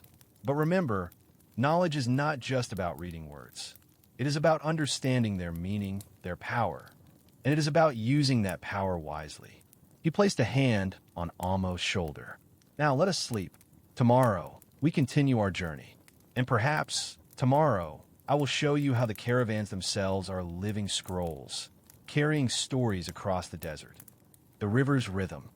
Amos narrowed his eyes at the markings carved into the flat rock before him. Not hieroglyphs, not precisely. These were simpler forms, recurring designs set out in ordered lines. Horemheb tapped the stone with a toughened finger. "This," he began, his voice raspy from the arid air, "is our way of keeping time with the Nile, even out here, where she's a phantom memory." The rock presented a grid of symbols, each denoting a span of time. Amos recognized a handful from previous lessons: star patterns, representations of farm tools, and familiar desert creatures. Horemheb elaborated, explaining how their forebears, the ancient Egyptians, had closely studied the heavens and the great river, charting the rhythms that governed their existence. "The year turns through 3 seasons," Horemheb indicated, pointing to the top row. "Ake, the inundation; Paret, the emergence; and Shimu, the harvest." His finger traced the Ake sequence, revealing symbols that represented the Nile's ascent. The icons swelled in size, mirroring the river's expansion before dwindling as the floodwaters ebbed. For those months, the land is reborn. Fields become an expanse of water, and life retreats to higher ground. Amos conjured the tales Horemheb had shared of the Nile in full spate, its fertile waters enriching the land. He almost caught the scent of wet soil and teeming life rising from it. The second row, Paret, depicted the waters reseeding, yielding the first verdant shoots. Here were symbols of plows and seeds, of diligence and the promise of a generous yield. "This is the season of planting," Horemheb voiced with quiet reverence. "We sow, knowing the river has gifted us life, and we nurture it until it ripens." The final row, Shimu, displayed the sun beating down upon fields of gold, the harvest gathered and safely stored. Icons of size and granaries dominated this section. And this, Horemheb declared, is the time of abundance. We gather what the river provides and offer thanks for her gifts.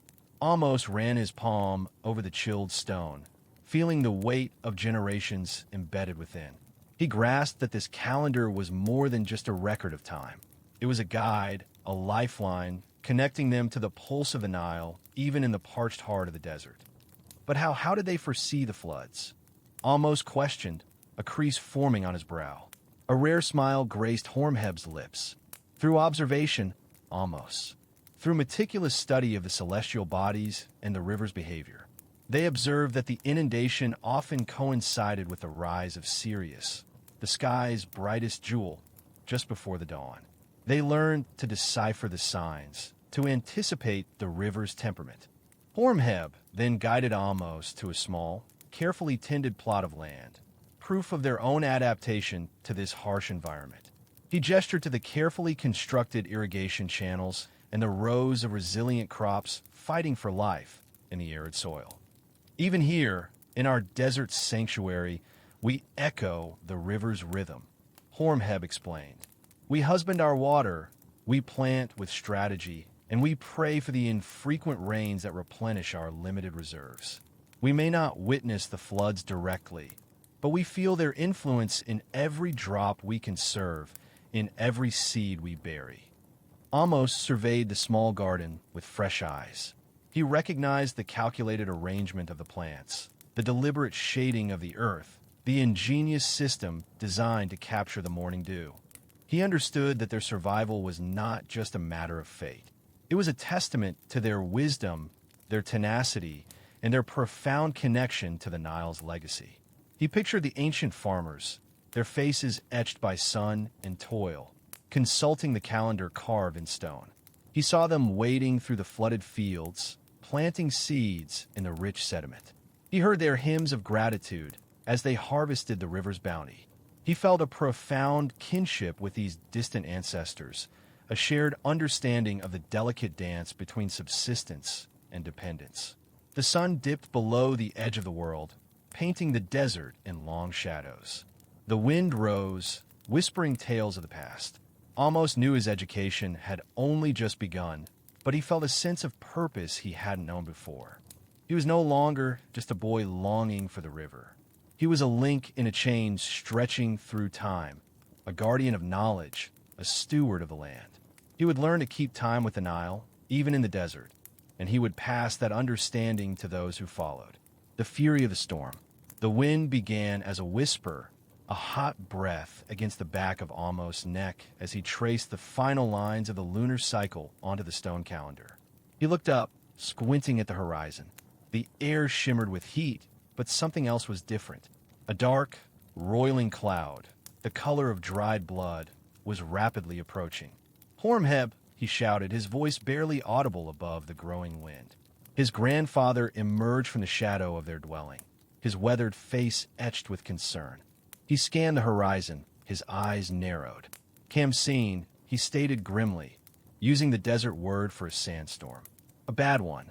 Panik twistet in Amos is gut. He had seen sandstorms before, but nothing like this. This one felt angry. Zara, he yelled, his voice cracking. He spotted her near the well, hauling a bucket of water. Zara, storm's coming. Zara looked up, her eyes widening as she saw the approaching darkness. She dropped the bucket, the precious water spilling onto the parched earth. Amos, help me secure the animals. There was no time to lose. The wind howled, whipping sand into their faces, stinging their skin. The air grew thick, visibility plummeting. Amos raced towards the makeshift pen where their goats huddled, bleeding in fear. Zara struggled to reinforce the flimsy wooden fence, her hair flying wildly around her face. The ropes, she shouted above the wind. Tie them to the rocks. Amos grabbed the rough hemp ropes, his fingers clumsy with fear. The goats, sensing the impending danger, bucked and strained against their tethers. He managed to secure one end of the rope to a large, flat rock, anchoring the fence against the onslaught. The storm hit with the force of a physical blow. The world turned orange, then brown, then an impenetrable black. Sand blasted against them, a relentless, stinging assault. Amos could barely see Zara, only a shadowy figure struggling a few feet away. He crawled towards her, his hands scraping against the rocky ground. Zara, we need shelter, he shouted, but his words were swallowed by the roar of the wind. He reached her, grabbing her hand. Her grip was strong, reassuring. Together, they stumbled towards the nearest dwelling, a low, mud brick structure built into the side of a rocky outcrop. The door was already braced shut. Help me, a muffled voice cried from inside. It was old woman Neith, who lived alone. Amos and Zara threw their weight against the door, struggling to open it against the force of the wind and sand. Finally, with a groan of protesting wood, the door creaked open a crack. They squeezed inside, slamming the door shut behind them. The small room was dark and stifling. Neith huddled in a corner, her face pale with fear. Other villagers were already there, their faces streaked with dust and sweat. The air was thick with the smell of fear and damp earth. Outside, the storm raged. The walls of the dwelling shook, threatening to collapse. Almost could hear the wind screaming, tearing at anything that wasn't securely anchored. The villagers huddled together, their faces grim. "We need to reinforce the walls," Hormheb said, his voice calm amidst the chaos. "Gather what you can. Blankets, mats, anything to block the cracks." The villagers sprang into action. They worked together, a unified force against the fury of the storm. Blankets were stuffed into cracks in the walls. Mats were piled against the door. Almost worked alongside Zara, their movements synchronized, their shared fear forging a bond between them. Hours passed. The storm showed no signs of abating. The darkness outside was absolute. The villagers huddled together, sharing stories and offering words of comfort. Amos, usually restless and eager to escape, felt a sense of belonging, a connection to these people, to this place. He saw the strength in their faces, the resilience in their eyes. They had faced storms like this before, and they would face them again. They were survivors. He looked at Zara, her face illuminated by the flickering light of a small oil lamp.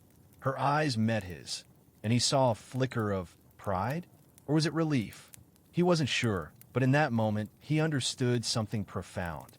It wasn't about escaping the desert. It was about understanding it, about respecting it, about surviving it together. The Nile gave life, yes, but the desert demanded strength. He had been so focused on the river that he had failed to see the beauty, the ingenuity, the sheer will to survive that thrived in this harsh landscape. Finally, after what seemed like an eternity, the wind began to subside. The roar faded to a whisper. The darkness began to lighten. Slowly, cautiously, Amos opened the door. The world outside was transformed. Sand dunes had shifted. Landmarks had disappeared. The village was buried under a thick layer of sand. But it was still there, and so were they. Echoes of pharaohs. The Khamsin descended like a sand-fanged beast, hammering the mud brick storehouse where Amos, Zura, Hormheb, and a scattering of villagers sought refuge. Dust, the color of dried clay, infiltrated every seam, a gritty film on skin, a rasp in the throat. Amos coughed, tightening his headscarf. The air tasted of grit and apprehension. He recalled Hormheb's fireside tales. Narmer, forging a unified kingdom. Djoser, whose step pyramid pierced the heavens. Amenemhat, shifting the capital to tame the Nile's temper. Pharaohs who were not merely rulers, but orchestrators. They understood the river's dual nature, a source of bounty and ruin. Commanders of armies, yes, but also of the life-giving waters, the grain stores, the collective spirit of a nation. A vision bloomed in Amos' mind. Emerald barley fields rippling in the breeze. Irrigation canals catching the sun's glare, granaries swollen with harvest yield. A pharaoh, radiant and obscured, raised a hand in blessing, acknowledging the toiling masses. The mirage vanished, leaving only the oppressive dark and the wind's relentless shriek. Hormheb, wrinkles mapping his face like ancient rivers, stood as a beacon of composure. He moved with practiced grace, securing the grain sacks, bolstering a weakened wall section with spare wood. "Stay low," he roared above the tempest's din, his voice a surprising force. "Save your strength. This too shall pass." Zara, eyes wide but steady, helped an aged woman swathe her face in a soaked cloth. Her movements were economical, a product of years wrestling the desert's moods. Gratitude surged through Amos, a warm counterpoint to the biting fear. He observed Hormheb, his grandfather, his mentor. In that instant, he was more than an old man clinging to the past. He was a leader shepherding his vulnerable charge through the gale, not leading legions nor raising monuments, but performing a task of equal significance, safeguarding the fragile thread of community. A different memory flickered. Senusret III, inspecting Egypt's border defenses, ensuring his people's security against invaders. The pharaoh, a severe figure perched on a war chariot, held a spear, his gaze sweeping the horizon, alert for any sign of incursion. A protector, a sentinel, willing to give all for his kingdom's prosperity. A wave of shame washed over Amos. Obsessed with his own desires, his yearning for the Nile's embrace, he had failed to recognize the power and tenacity of his people. He dismissed their ways as relics, their struggles as trivial. But now, cloistered in the gloom, assaulted by the storm's rage, he saw them anew. They were survivors, tempered in the desert's furnace, their resilience unyielding. Almost, Hormheb's voice sliced through his reverie. Help Zara secure the water skins. Each drop is precious. He bolted upright, his former listlessness replaced by resolve. He joined Zara, laboring beside her to bind the precious water containers to the sturdy beams, shielding them from the wind's brutal assault. He noted the focused creasing of her brow, the resolute set of her jaw. She was powerful, resourceful, intimately connected to this land. The wind howled, rattling the hut's precarious structure. Almost pictured the desert stretching beyond, a limitless ocean of sand, dunes whipped into a frenzy. A severe and unforgiving realm, yet also their home, their refuge. And their duty was to defend it, to cherish it, as the pharaohs of old had cherished Egypt. He thought of Akhenaten, the rebel king, who had dared defy the established order, to forsake the ancient deities. His reign had been riddled with turmoil and discord, a grim lesson in the importance of unity and reverence. The desert commanded respect, and those who scorned its tenets paid the price. As the hours dragged on, the storm gradually lost its ferocity. The wind's roar softened to a plaintive sigh. The sand's bombardment lessened. Finally, as dawn neared, a weak light pierced the cracks in the walls. The Khamsin had released its grip. Amos stumbled from the storehouse, squinting in the muted sunlight. The village was enveloped in a thick blanket of sand, but the structures remained, the people lived. They had endured as one, and in that instant, Amos understood that he had at last found his purpose, not on the banks of the Nile, but in the heart of the desert, among his own kind. He would learn from Hormheb. He would learn from Zara. He would learn to be a guardian of this land, in the tradition of pharaohs long past. Wisdom in the sands. The Khamsin's wrath gradually subsided. The thick, copper-colored haze dissipated, revealing a landscape scarred and weary. Dunes of sand pressed against every barrier, reshaping the familiar architecture. The gale, once a shrieking harpy, faded to a sigh, leaving a profound silence. Amos pushed himself up, expelling a mouthful of grit. The air, though heavy, was breathable at last. He blinked against the sting in his eyes, taking in the aftermath. Figures emerged tentatively from their dwellings, cloaked and veiled like spirits testing the reality after a dream. Already, Zara's clear voice cut through the quiet as she directed efforts to free passageways and aid the vulnerable. He watched her assist old Nima, whose humble home was nearly swallowed, then move on to a family whose roof had buckled. A wave of understanding washed over him as he observed her actions. He had always seen the desert as a sterile cage, a land of want. Now, witnessing this immediate, selfless outpouring, he recognized it as a crucible, a furnace that had forged his people into something extraordinary. They didn't bewail the storm. They confronted it, united by an unspoken vow of mutual support. It dawned on him. The truth Hormheb had striven to teach him. That true power lay not in dominating the river, but in acknowledging and respecting the desert's fickle nature, in collaborating to flourish within its boundaries. He stood, shedding the skin of the reluctant heir, a man awakened to his calling. He pitched in, his hands gripping a fallen beam blocking an entrance. He labored beside his people, the rhythmic cadence of effort a shared language of purpose. The sun, a blurred orb behind the departing clouds, cast elongated, skewed shadows, rendering the scene both unreal and intensely tangible. As the immediate crisis eased, Zara approached, her face dusted with sand, yet her gaze shone with indomitable resolve. "Amos," she said softly, "you worked hard today." He nodded, unable to voice the depth of his shift in perspective. "I understand now, Zara. I understand why we persevere." A rare smile touched her lips. "It's more than just persevering. Amos. It's belonging. This place, it's woven into our very being. It molds us, challenges us, and rewards us with a unique kind of fortitude. He scanned the village, his former disdain replaced by profound respect. He noted the ingenious irrigation networks diverting precious water to sustain life.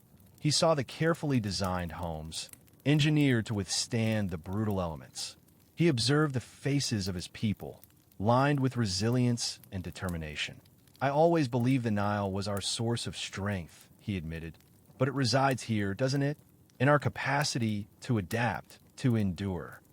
Zara placed a reassuring hand on his arm. The Nile sustains us, Amos, but the desert instructs us on how to truly live. You possess Horemheb's strength and his wisdom.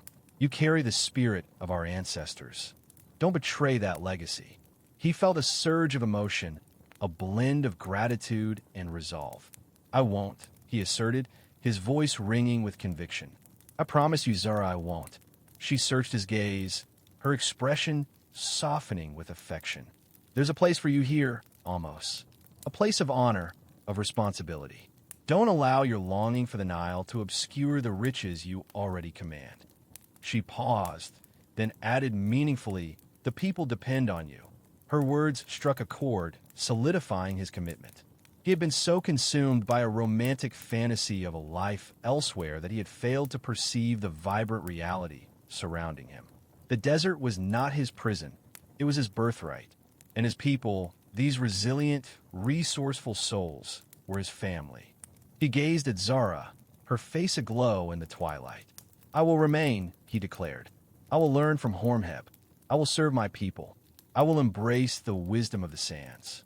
Silence had fallen, the wind completely absent. The only sound was the hushed murmur of voices as the villagers continued the task of clearing debris, rebuilding their lives, stone by sandy stone. Amos recognized that the challenges ahead would be immense. But he also knew he was no longer an island. He had discovered his place, his purpose in the heart of the desert. He was home, a new Nile in the desert. The wind, gentler now, confided secrets to Amos as he traversed the reborn village. The Khamsin's fury had imparted a brutal lesson. Yet from the ravaged earth bloomed a tenacious spirit, a shared resolve etched onto every countenance. Zara, her hands roughened yet her movements fluid, oversaw a group of women mending a fractured wall with sun-baked bricks, their peals of laughter dancing on the air. He discovered Horemheb seated beneath the sprawling canopy of the ancient acacia, a small cluster of children encircling him, their eyes wide with rapt attention. The air vibrated with the deep timbre of his voice, unfurling yarns of deities and rulers, of audacious forays into the wilderness and miraculous wellsprings. A wave of remorse washed over Amos for the years he dismissed these chronicles as antiquated relics. Now he grasped their intrinsic worth. They were the sinews of their heritage, the guides to their continued existence. Horemheb paused, his gaze locking with Amos. A fleeting expression of something resembling approval warmed his time-worn features. Amos has returned, he proclaimed, his voice resonating with unexpected strength. Perhaps he will grace us with a story of his own. Amos faltered, hesitant. He possessed no epic sagas of heroism, no valiant deeds to narrate. Yet he knew the tale of the river, of its waxing and waning, its life-bestowing essence. He advanced, kneeling beside his grandsire. I will recount the river, he began, his voice gathering assurance as he spoke of its significance to all of Kemet, yet also of its limitations. It is mighty, indeed, but not the sole wellspring of vitality. Here, amidst the dunes, we have mastered the art of coaxing water from what appears to be mere sand. We have conceived dwellings capable of withstanding the fiercest gales. We have learned to coexist with this terrain, not challenge it. The children listened intently, their queries sharp and probing. They inquired about the flora that thrived on meager moisture, about the fauna that navigated the shifting sands, about the time-honored methods for preserving sustenance. Amos responded to the best of his ability, drawing upon the wisdom he had gleaned from Zara and his fellow villagers, augmenting it with his own observations. As the sun descended below the horizon, igniting the firmament with brushstrokes of vermilion and violet, Amos understood he could not abandon them.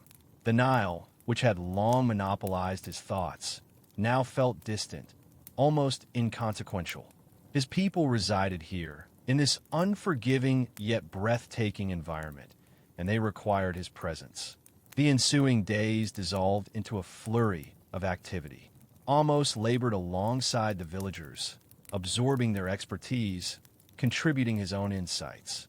He aided Zara in refining the irrigation system for the modest garden, employing terracotta conduits to minimize dissipation. He collaborated with the men to fortify their dwellings, incorporating techniques recalled from his studies of archaic architecture. He even assisted the children in constructing a miniature replica of the village, demonstrating how to exploit the landscape to their advantage. One evening, as they gathered around a sputtering fire, Zara turned to him, her eyes reflecting a profound understanding. "You have discovered your Nile, Amos," she murmured, "not within the river itself, but in the spirit of your people. You are helping us forge a new Nile, a reservoir of life and sustenance that will cascade through our community for eons." Her words resonated with profound truth. He realized she was correct. He had been so consumed with the tangible river that he had neglected the true source of life, the tenacity, the resourcefulness, the unyielding resolve of his kin. Old man Hormheb, sitting close by, nodded sagely. "The desert is a stern pedagogue," he croaked, his voice gravelly but clear. "But it also graces those willing to learn." Amos has learned that true strength does not lie in dominion over the elements, but in comprehension of them, in adaptation to them, in cooperation with them. Amos knew the trials ahead would be formidable. The desert posed a perpetual threat, and survival would always demand unwavering effort. But he was no longer gripped by fear. He had unearthed his purpose, his place in this realm. He was a guardian of his people, a custodian of their heritage, an architect of their destiny. He gazed up at the star-strewn vault, a vast and limitless expanse that mirrored the boundless potential of the desert. He envisioned not a desolate wasteland, but a domain of possibility, a place where ingenuity and resilience could flourish. He envisioned a novel Nile, not of water, but of hope, coursing through the hearts of his people, sustaining them, enriching them, guiding them toward a brighter future. Welcome to Not So Boring History. Tonight, as the world quiets down, let your mind drift back through time. Get comfortable, settle in, and let the noise of the day fade away. We're about to unfold a story, not just to learn, but to feel. Because history isn't boring, not when you listen closely. Imagine a place where time seems to stand still. The Valley of the Kings. It's a quiet place nestled between tall, rocky mountains in Egypt. The sun shines brightly, making the sand very warm. It feels like the secrets of the past are all around, hidden under the ground. During the day, the sun beats down, but as evening comes, the air cools. Shadows grow long, and the rocks turn a deep red. The Valley of the Kings becomes even more peaceful. It's a place where pharaohs, who were like kings, were buried a long, long time ago. Think about the quiet. No loud noises, just the soft whisper of the wind as it blows through the valley. The rocks are old and strong, and they have seen many years go by. They seem to watch over the valley, keeping its secrets safe. Feel the heat on your skin, even though the sun is starting to set. It's a dry heat, and the air smells like sand and stone. Imagine walking through this valley, feeling the history beneath your feet. The Valley of the Kings is more than just a place. It's a doorway to the past. The pharaohs believed that when they died, they would start a new life. They were buried with everything they might need in the next world. Priests, who were like special helpers, worked hard to keep these tombs safe. They knew that inside were not just the bodies of the pharaohs, but also important treasures and stories. These priests were very important people. They knew all about the gods and how to keep the pharaohs safe even after they died. They made sure that the tombs were ready and protected from anyone who might want to steal from them. The quiet of the Valley of the Kings was their workplace, and their job was to protect the dead forever. Now, let's think about the priests. They were quiet and careful, walking through the Valley of the Kings. They wore simple white clothes that helped them stay cool in the hot sun. Each priest had a job to do, and they worked together to keep the tombs safe. Imagine seeing them walking slowly, their faces serious. They carry tools, not like hammers and saws, but special things for their rituals. Small pots of oil that smell sweet, brushes made of soft grass, and cloths of the finest linen. These are not just objects. They are tools of protection. They move with a purpose, their sandals making soft sounds on the stone. They aren't soldiers or guards. There's something more. They are protectors, using their knowledge and faith to keep the dead safe. Think of the light. The sun is strong, but the priests know how to find shade. They move from shadow to shadow, watching and waiting. They're always alert, looking for any sign of trouble. They understand the desert and know its dangers. The priest's eyes are keen. They see things others might miss: a disturbed patch of sand, a broken stone, anything that could mean someone has been near the tombs. They're like silent watchers, always guarding. Their job is not easy. It takes time and patience. But they believe in what they're doing. They believe that the pharaohs are still important, even after they have died. They believe that the treasures in the tombs are sacred and must be protected. So, as you think about the Valley of the Kings, remember the priests. Remember their quiet dedication, their careful steps, and their unwavering belief. They are the silent guardians, the protectors of the dead, working tirelessly to keep the tombs safe for eternity. They are part of the valley as much as the rocks and the sand. Their presence brings peace and security to this ancient place. Before a pharaoh was placed in his tomb, there was a very important ceremony. The Egyptians believed that when someone died, their heart would be weighed against a feather. This feather represented Ma'at, which was the idea of truth, balance, and order in the world. Imagine the Hall of Truth, a place that exists between worlds. It is here that Anubis, the jackal-headed god, oversees the weighing. The heart of the pharaoh is placed on one side of the scale. On the other side is a single delicate feather. If the heart was lighter than the feather, it meant the pharaoh had lived a good life, filled with kindness and honesty. Then they could move on to the afterlife, a beautiful place where they would live forever. But if the heart was heavier than the feather, it meant the pharaoh had been unkind or dishonest. A terrible monster called Amit, with the head of a crocodile, the body of a lion, and the hindquarters of a hippopotamus, waited nearby. Amit would devour the heart, and the pharaoh would not be able to enter the afterlife. They would simply cease to exist. This weighing of the heart was a very serious thing. The priests would perform special rituals and say prayers to help the pharaoh's heart be light. They believed that their actions could influence the outcome of the weighing. The priests understood that the afterlife was just as important as life on earth. They knew that the pharaoh's journey through the underworld would be long and difficult, and they did everything they could to help him succeed. The rituals and prayers were all part of making sure the pharaoh had a good chance to reach the afterlife and live forever in peace. This belief in Ma'at and the importance of a pure heart guided all their actions. After the weighing of the heart, the priests would begin a very important task: mummification. This was a way to preserve the body so that the pharaoh could live forever in the afterlife. Imagine a special tent, a place of quiet and respect. The priests carefully bring the pharaoh's body inside. The air is filled with the scent of herbs and spices. The priests wear masks of Anubis to honor the god of embalming. The first step was to wash the body very carefully with water from the Nile River. This was to make sure it was clean and pure. Then, special priests would remove the organs, like the lungs, stomach, and liver. They put these organs in special jars called canopic jars. Each jar had a different god to protect the organ inside. The brain was removed in a special way, using a hook to pull it out through the nose. This might seem strange, but the Egyptians didn't think the brain was as important as the heart.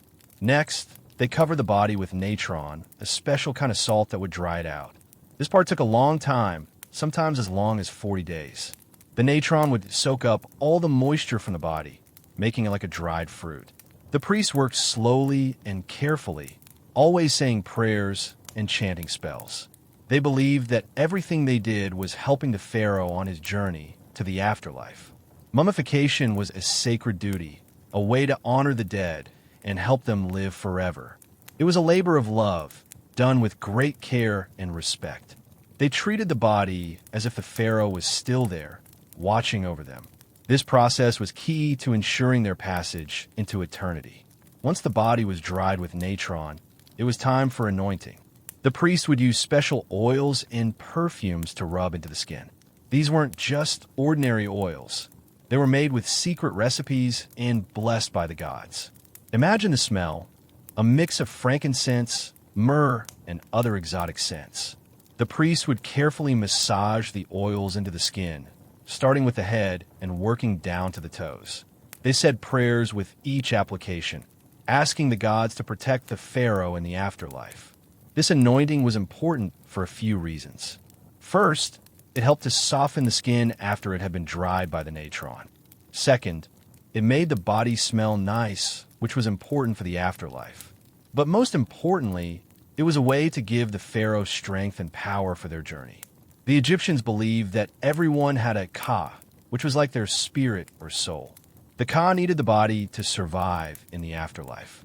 By anointing the body, the priests were helping to keep the ka strong and healthy. They would also use special amulets, small charms made of stone or metal. These amulets were shaped like different gods and symbols, and they were believed to have magical powers. The priests would place these amulets on different parts of the body to protect them from harm. After the anointing, the body was ready to be wrapped. This was a long and careful process that could take many days. The priests used long strips of linen, a special kind of cloth made from flax plants. They wrapped the body tightly, layer after layer, always saying prayers and chanting spells. Each layer was another layer of protection, ensuring the pharaoh's safe passage to the next world. The scent of the oils filled the air, creating a sense of peace and reverence. Imagine the priests carefully unwinding the long strips of linen. Each strip is clean and white, like a fresh start. They begin to wrap the body, starting with the fingers and toes. With each layer, they say special words, prayers to protect the pharaoh from harm in the afterlife. They believe these words have power, that they can keep evil spirits away. The linen is wrapped tightly, but gently, like a loving embrace. Sometimes, they place small treasures between the layers of linen. These might be jewels, lucky charms, or even small scrolls with magical spells written on them. These treasures are meant to help the pharaoh on their journey through the underworld. The priests are very careful to wrap every part of the body. They wrap the arms and legs, the torso and head. They even wrap each finger and toe separately. It's a long and tiring process, but they don't mind. They know they're doing something very important. As they wrap, they think about the pharaoh's life, about all the good things they did. They remember the pharaoh's kindness, their wisdom, and their strength. They want to make sure that the pharaoh is remembered forever. The wrapping goes on for many days, layer upon layer. Slowly, the body begins to look like a mummy, a protected form ready for its journey. The priests are almost finished. Soon, the pharaoh will be ready to be placed in their sarcophagus, their final resting place. But even then, the priest's work is not done. They will continue to watch over the tomb, to protect it from harm. They are the guardians of the dead, and they will never forget their duty. The wrapping is a testament to their dedication and love, a final act of service to their pharaoh. The linen, now a protective shell, holds the promise of eternal life. Imagine a scroll made of papyrus, carefully placed near the wrapped mummy. This isn't just any scroll, it's the Book of the Dead. It's like a guidebook to the afterlife, filled with spells, prayers, and instructions. Think of it as a map, showing the pharaoh the way through the underworld. It tells them what dangers to avoid and what gods to speak to. The Book of the Dead is meant to help the pharaoh overcome any challenges they might face. Inside the book are beautiful pictures and writings. The pictures show the different parts of the underworld, the gods and goddesses who live there, and the monsters that the pharaoh must defeat. The writings are spells that the pharaoh can use to protect themselves and to get help from the gods. The priests would carefully choose which spells and prayers to include in the Book of the Dead. They wanted to make sure that the pharaoh had everything they needed to succeed in the afterlife. They knew that the journey would be long and difficult, and they wanted to give the pharaoh the best possible chance. The Book of the Dead was often placed in the sarcophagus next to the mummy. Sometimes it was even wrapped up with the mummy itself. The priests wanted to make sure that the pharaoh had it with them at all times, so they could refer to it whenever they needed help. The Egyptians believed that the Book of the Dead was a powerful tool that could help them achieve eternal life. It was a symbol of hope and a reminder that even death was not the end. The book offered guidance and protection, ensuring that the pharaoh would find their way to the beautiful afterlife they had dreamed of. The priests knew that by providing this book, they were giving the pharaoh the greatest gift of all, the promise of forever. Now, picture the sarcophagus. It's a large, heavy box made of stone, carefully carved with images and symbols. This is the pharaoh's final bed, their protected resting place for eternity. The priests gently lift the wrapped mummy and place it inside the sarcophagus. It's a snug fit, ensuring that the mummy won't move around. The priests are careful and respectful, treating the mummy with the utmost care. The sarcophagus is more than just a box. It's a work of art. It's covered in carvings that tell stories about the pharaoh's life and their journey to the afterlife. The images are meant to protect the pharaoh and to remind them of their place among the gods. The priests then place the lid on the sarcophagus. It's a heavy lid, made of the same stone as the box. It fits perfectly, creating a tight seal. The sarcophagus is now closed, and the pharaoh is safe inside. But the sealing doesn't stop there. The priests then use special clay and plaster to seal the lid even further. They want to make sure that no one can open the sarcophagus without breaking the seal. This is a final act of protection, a way to keep the pharaoh safe from harm. The priests say prayers and chant spells as they seal the sarcophagus. They ask the gods to watch over the pharaoh and to protect them from evil spirits. They believe that their words have power, that they can create a magical barrier around the sarcophagus. Once the sarcophagus is sealed, it's ready to be placed in the tomb. The priests carefully move it to its final resting place, a secret chamber deep inside the tomb. The sarcophagus is now safe and secure, protected by the priests and the magic they have created. The heavy stone ensures a long, undisturbed sleep. The tomb itself was a marvel of engineering and design. It wasn't just a simple room. It was a labyrinth, a maze of corridors and chambers meant to confuse and deter anyone who dared to enter without permission.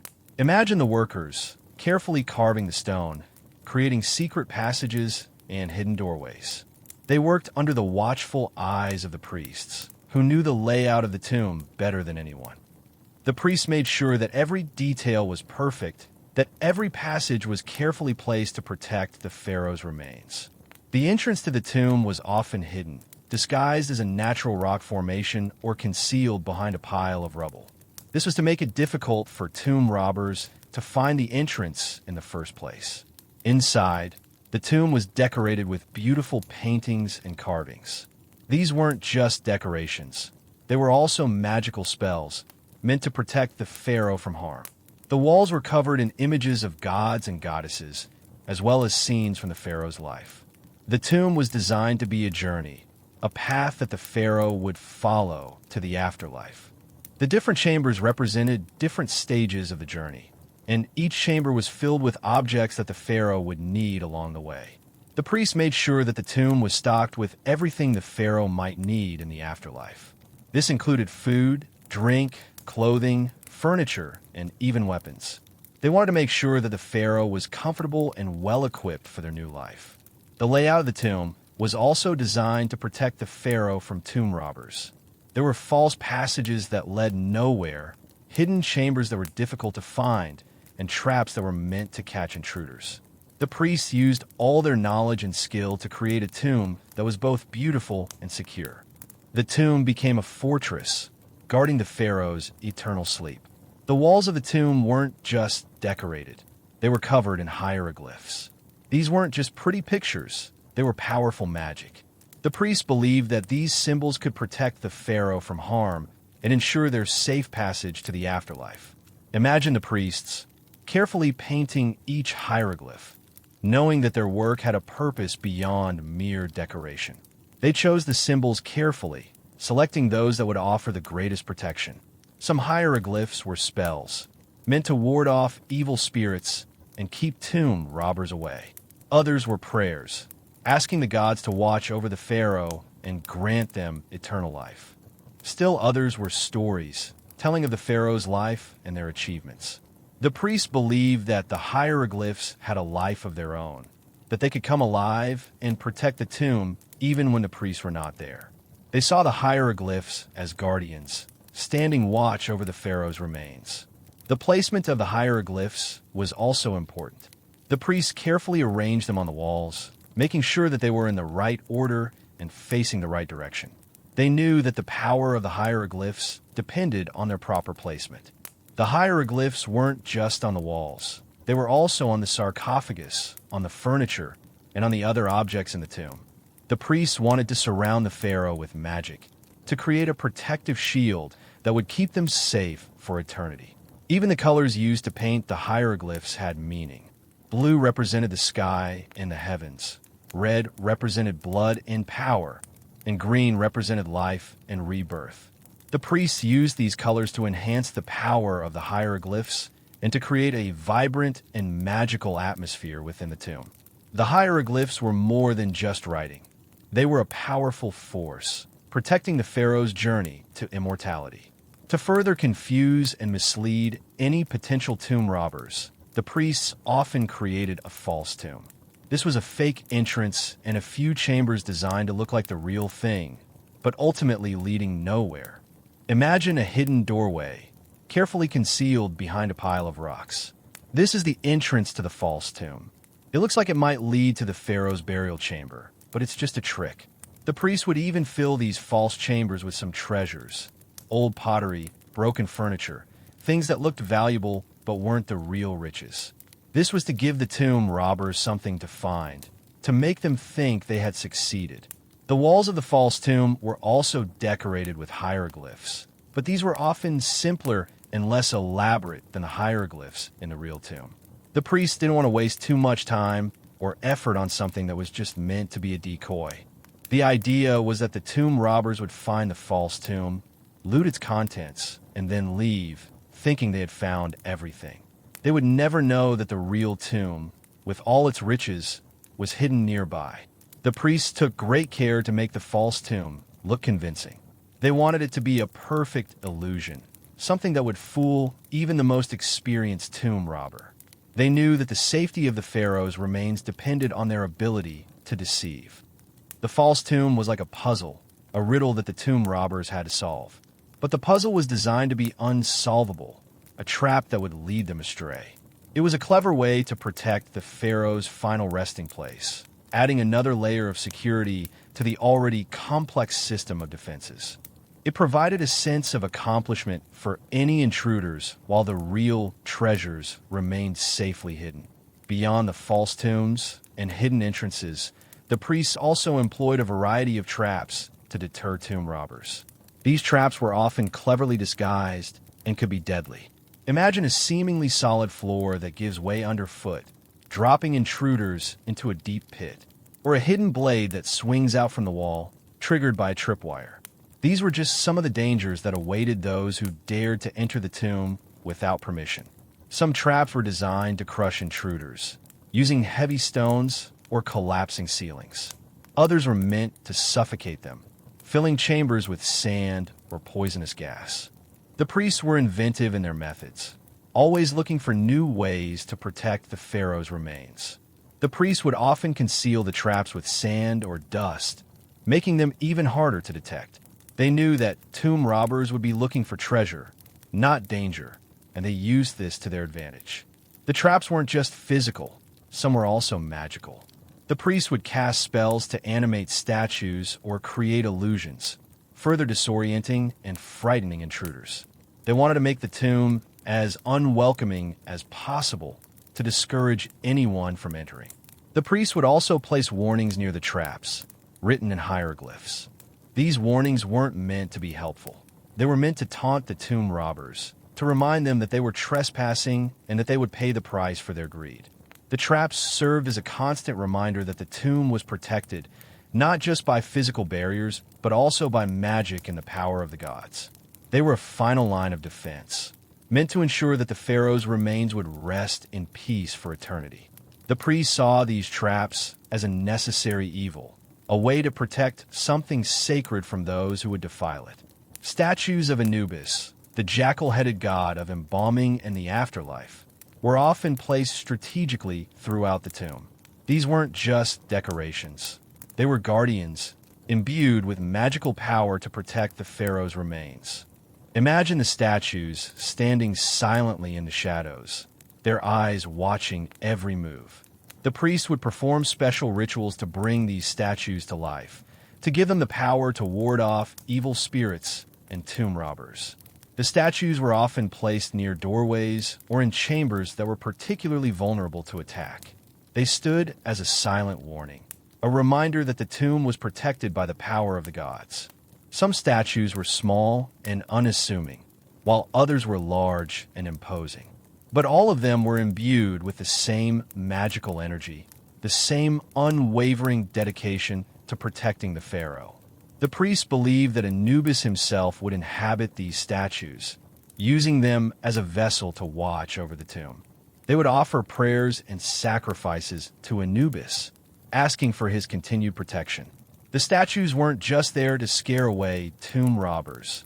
They were also there to guide the pharaoh on their journey through the underworld.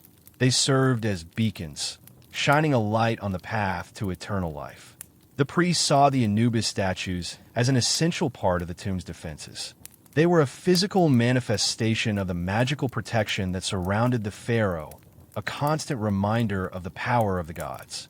The statues stood as silent sentinels, guarding the pharaoh's eternal sleep, ensuring that their journey to the afterlife would be safe and successful. They were a symbol of hope and a promise of protection.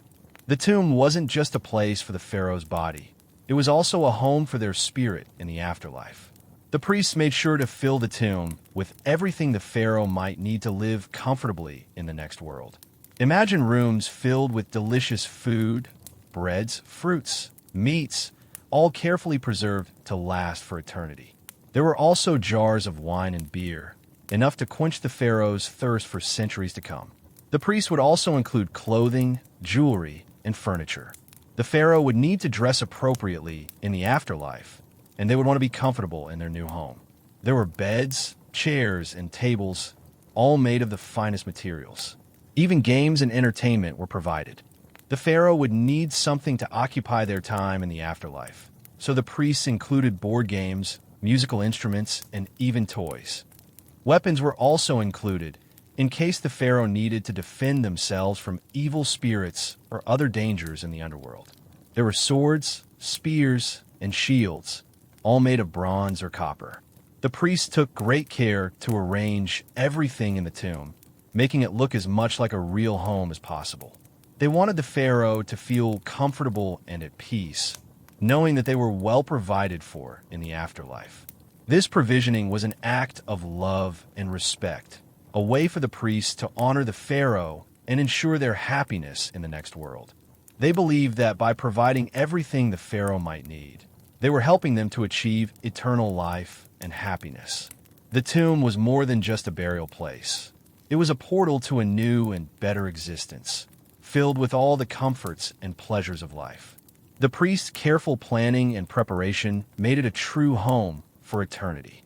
Even after the tomb was sealed and stocked, the priest's work was not entirely finished.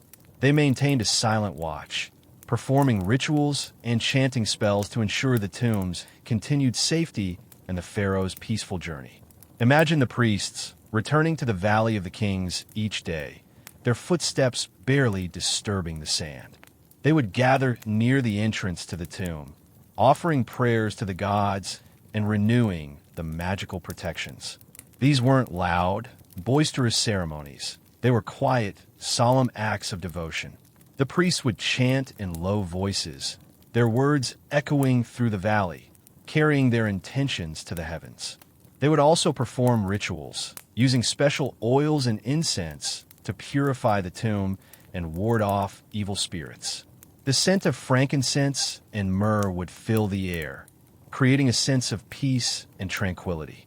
The priests believed that their actions had a real and tangible effect on the tomb's safety. They saw themselves as guardians, protecting the pharaoh from harm even after death. They would also watch for any signs of trouble, disturbed sand, broken stones, anything that might indicate that tomb robbers had been near. If they found anything suspicious, they would take action to repair the damage and reinforce the tomb's defenses. This silent watch was a testament to the priests' unwavering dedication and their deep belief in the power of magic. They were willing to devote their lives to protecting the pharaoh even after death. Their constant vigilance ensured that the tomb remained safe and secure, a peaceful resting place for the pharaoh's remains and a gateway to eternal life. The priests were the silent guardians, forever watching over the Valley of the Kings, ensuring that the pharaoh's legacy would endure for centuries to come. Their presence was a constant reassurance, a promise of protection that extended beyond the earthly realm. The priests believed that their incantations, their spoken words, held immense power. They weren't just sounds, they were a force capable of influencing the world around them and protecting the pharaoh from harm. Imagine the priests standing near the tomb, their voices rising and falling in a rhythmic chant. They spoke in an ancient language, a language that was believed to be understood by the gods. The incantations were carefully chosen, each one designed to serve a specific purpose. Some were meant to ward off evil spirits, others to strengthen the tomb's defenses, and still others to guide the pharaoh on their journey through the underworld. The priests believed that the power of the incantations came from the gods. They saw themselves as vessels, channeling the divine energy into the tomb. The incantations weren't just spoken. They were also written down on scrolls and on the walls of the tomb. The priests believed that the written words had power as well, that they could continue to protect the pharaoh even when the priests were not there. The priests would often repeat the incantations for hours, even days at a time. They knew that the more they spoke the words, the stronger the protection would become. The incantations were a vital part of the priests' work, a way for them to connect with the gods and to ensure the pharaoh's safety. They were a symbol of their faith and their dedication, a testament to their unwavering belief in the power of magic. The incantations echoed through the Valley of the Kings, a constant reminder of the priests' presence and their commitment to protecting the pharaoh. The words became a part of the landscape, a magical shield that surrounded the tomb and kept it safe from harm. The priests knew that as long as they continued to speak the words, the pharaoh would be protected for eternity. Now look up at the night sky above the Valley of the Kings. See the stars, shining brightly in the darkness. The ancient Egyptians believed that the stars were the souls of the dead, watching over the world below. Imagine the priests, gazing up at the stars, feeling a connection to the pharaoh who lay sleeping in the tomb. They believed that the pharaoh's soul had joined the stars, becoming a part of the eternal cosmos. The moon, too, held special significance. It was seen as a symbol of rebirth and renewal, a reminder that even death was not the end. The priests would perform rituals under the light of the moon, asking for the pharaoh to be reborn in the afterlife. The priests understood the importance of the sky and its connection to the afterlife. They studied the movements of the stars and planets, using this knowledge to create calendars and to predict the future. They believed that the sky held the key to understanding the mysteries of life and death. They saw the stars as guides, leading the pharaoh on their journey through the underworld.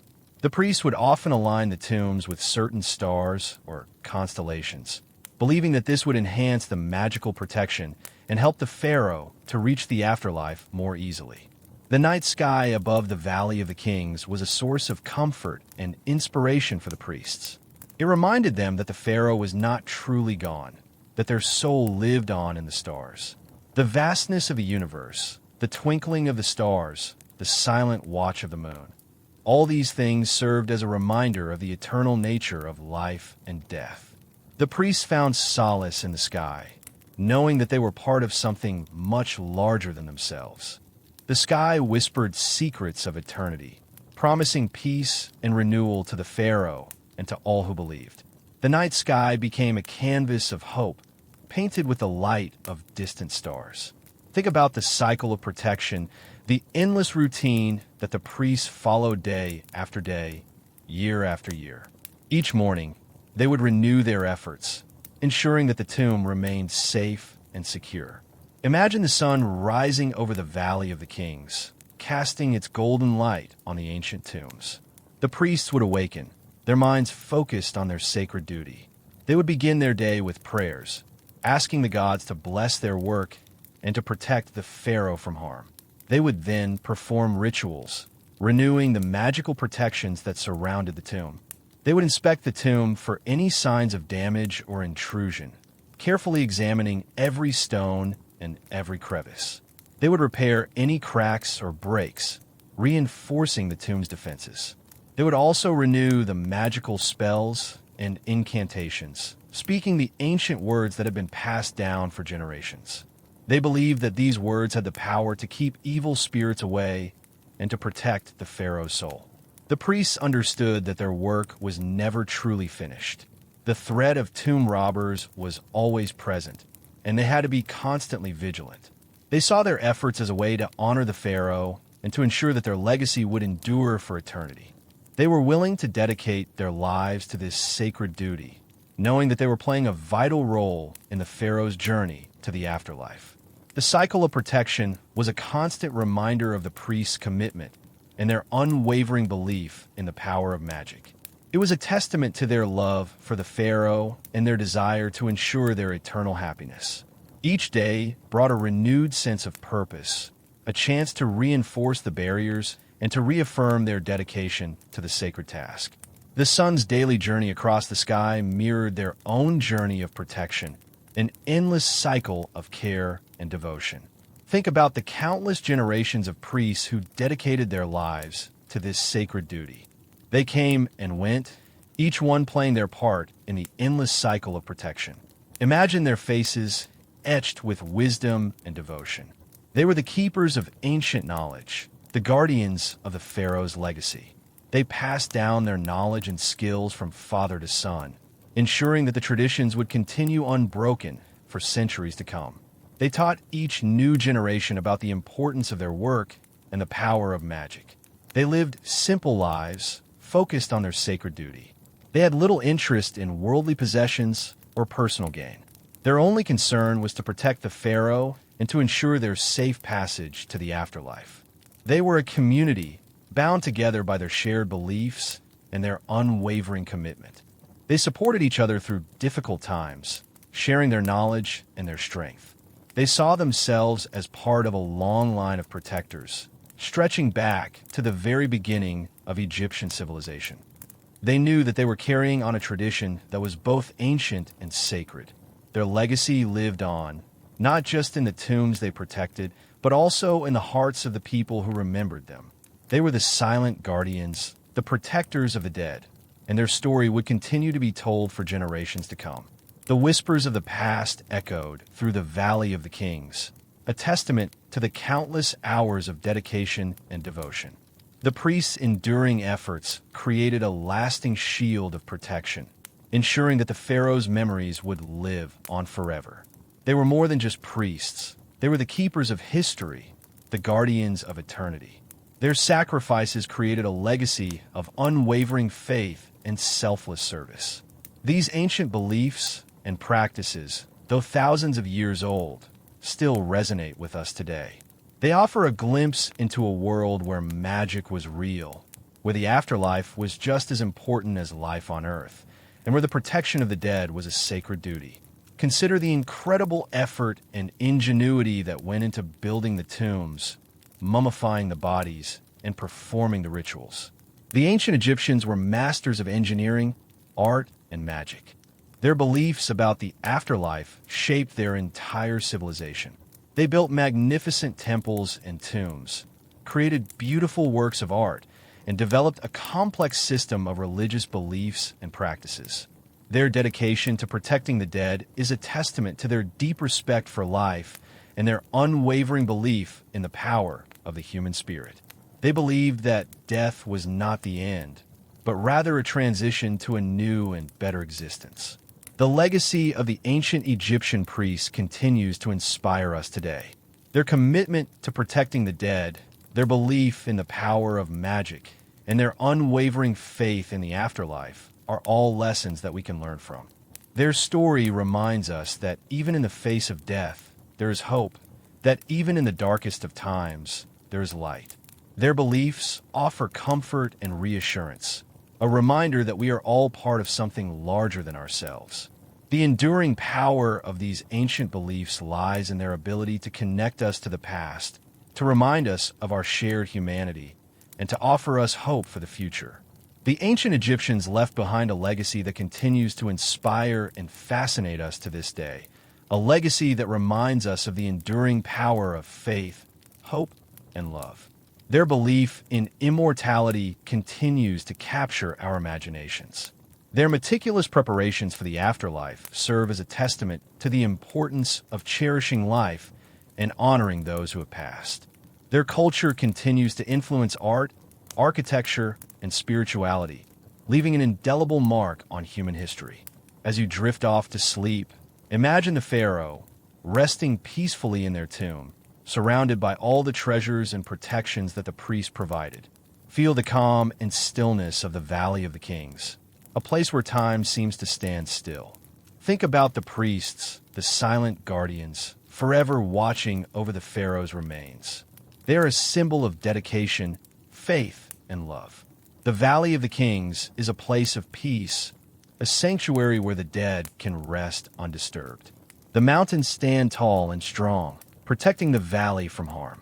The stars shine brightly in the night sky, guiding the pharaoh on their journey through the underworld. The moon watches over the valley, casting its gentle light on the ancient tombs. Feel the warmth of the sun on your skin, the gentle breeze blowing through the valley. The air is filled with the scent of sand and stone, a reminder of the ancient history that surrounds you. Let the sounds of the valley lull you to sleep, the soft whisper of the wind, the distant call of a bird. The Valley of the Kings is a place of tranquility, a place where you can find peace and rest. Imagine the priests continuing their silent watch, their prayers echoing through the valley. They are the guardians of the dead, and they will never forget their duty. The pharaoh is safe and secure, protected by the priests, the magic, and the power of the gods. They can rest peacefully, knowing that they are well provided for in the afterlife. So, close your eyes and let your mind drift away. Imagine yourself in the Valley of the Kings, surrounded by the peace and tranquility of this ancient place. The pharaoh sleeps soundly, and you can too. Let the gentle sounds and peaceful images guide you to a restful sleep. The Valley of the Kings holds you in its quiet embrace. Let the silence deepen. The Valley of the Kings is holding its breath, a timeless sanctuary where the echoes of the past mingle with the peace of the present. Imagine the weight of the sand, pressing gently against the ancient stones, a comforting blanket for the pharaoh's slumber. The air is still, the heat of the day fading into the cool embrace of the night. The stars, those distant souls, twinkle their silent approval. The moon, a watchful eye, casts its soft glow upon the valley, painting the tombs in shades of silver and shadow.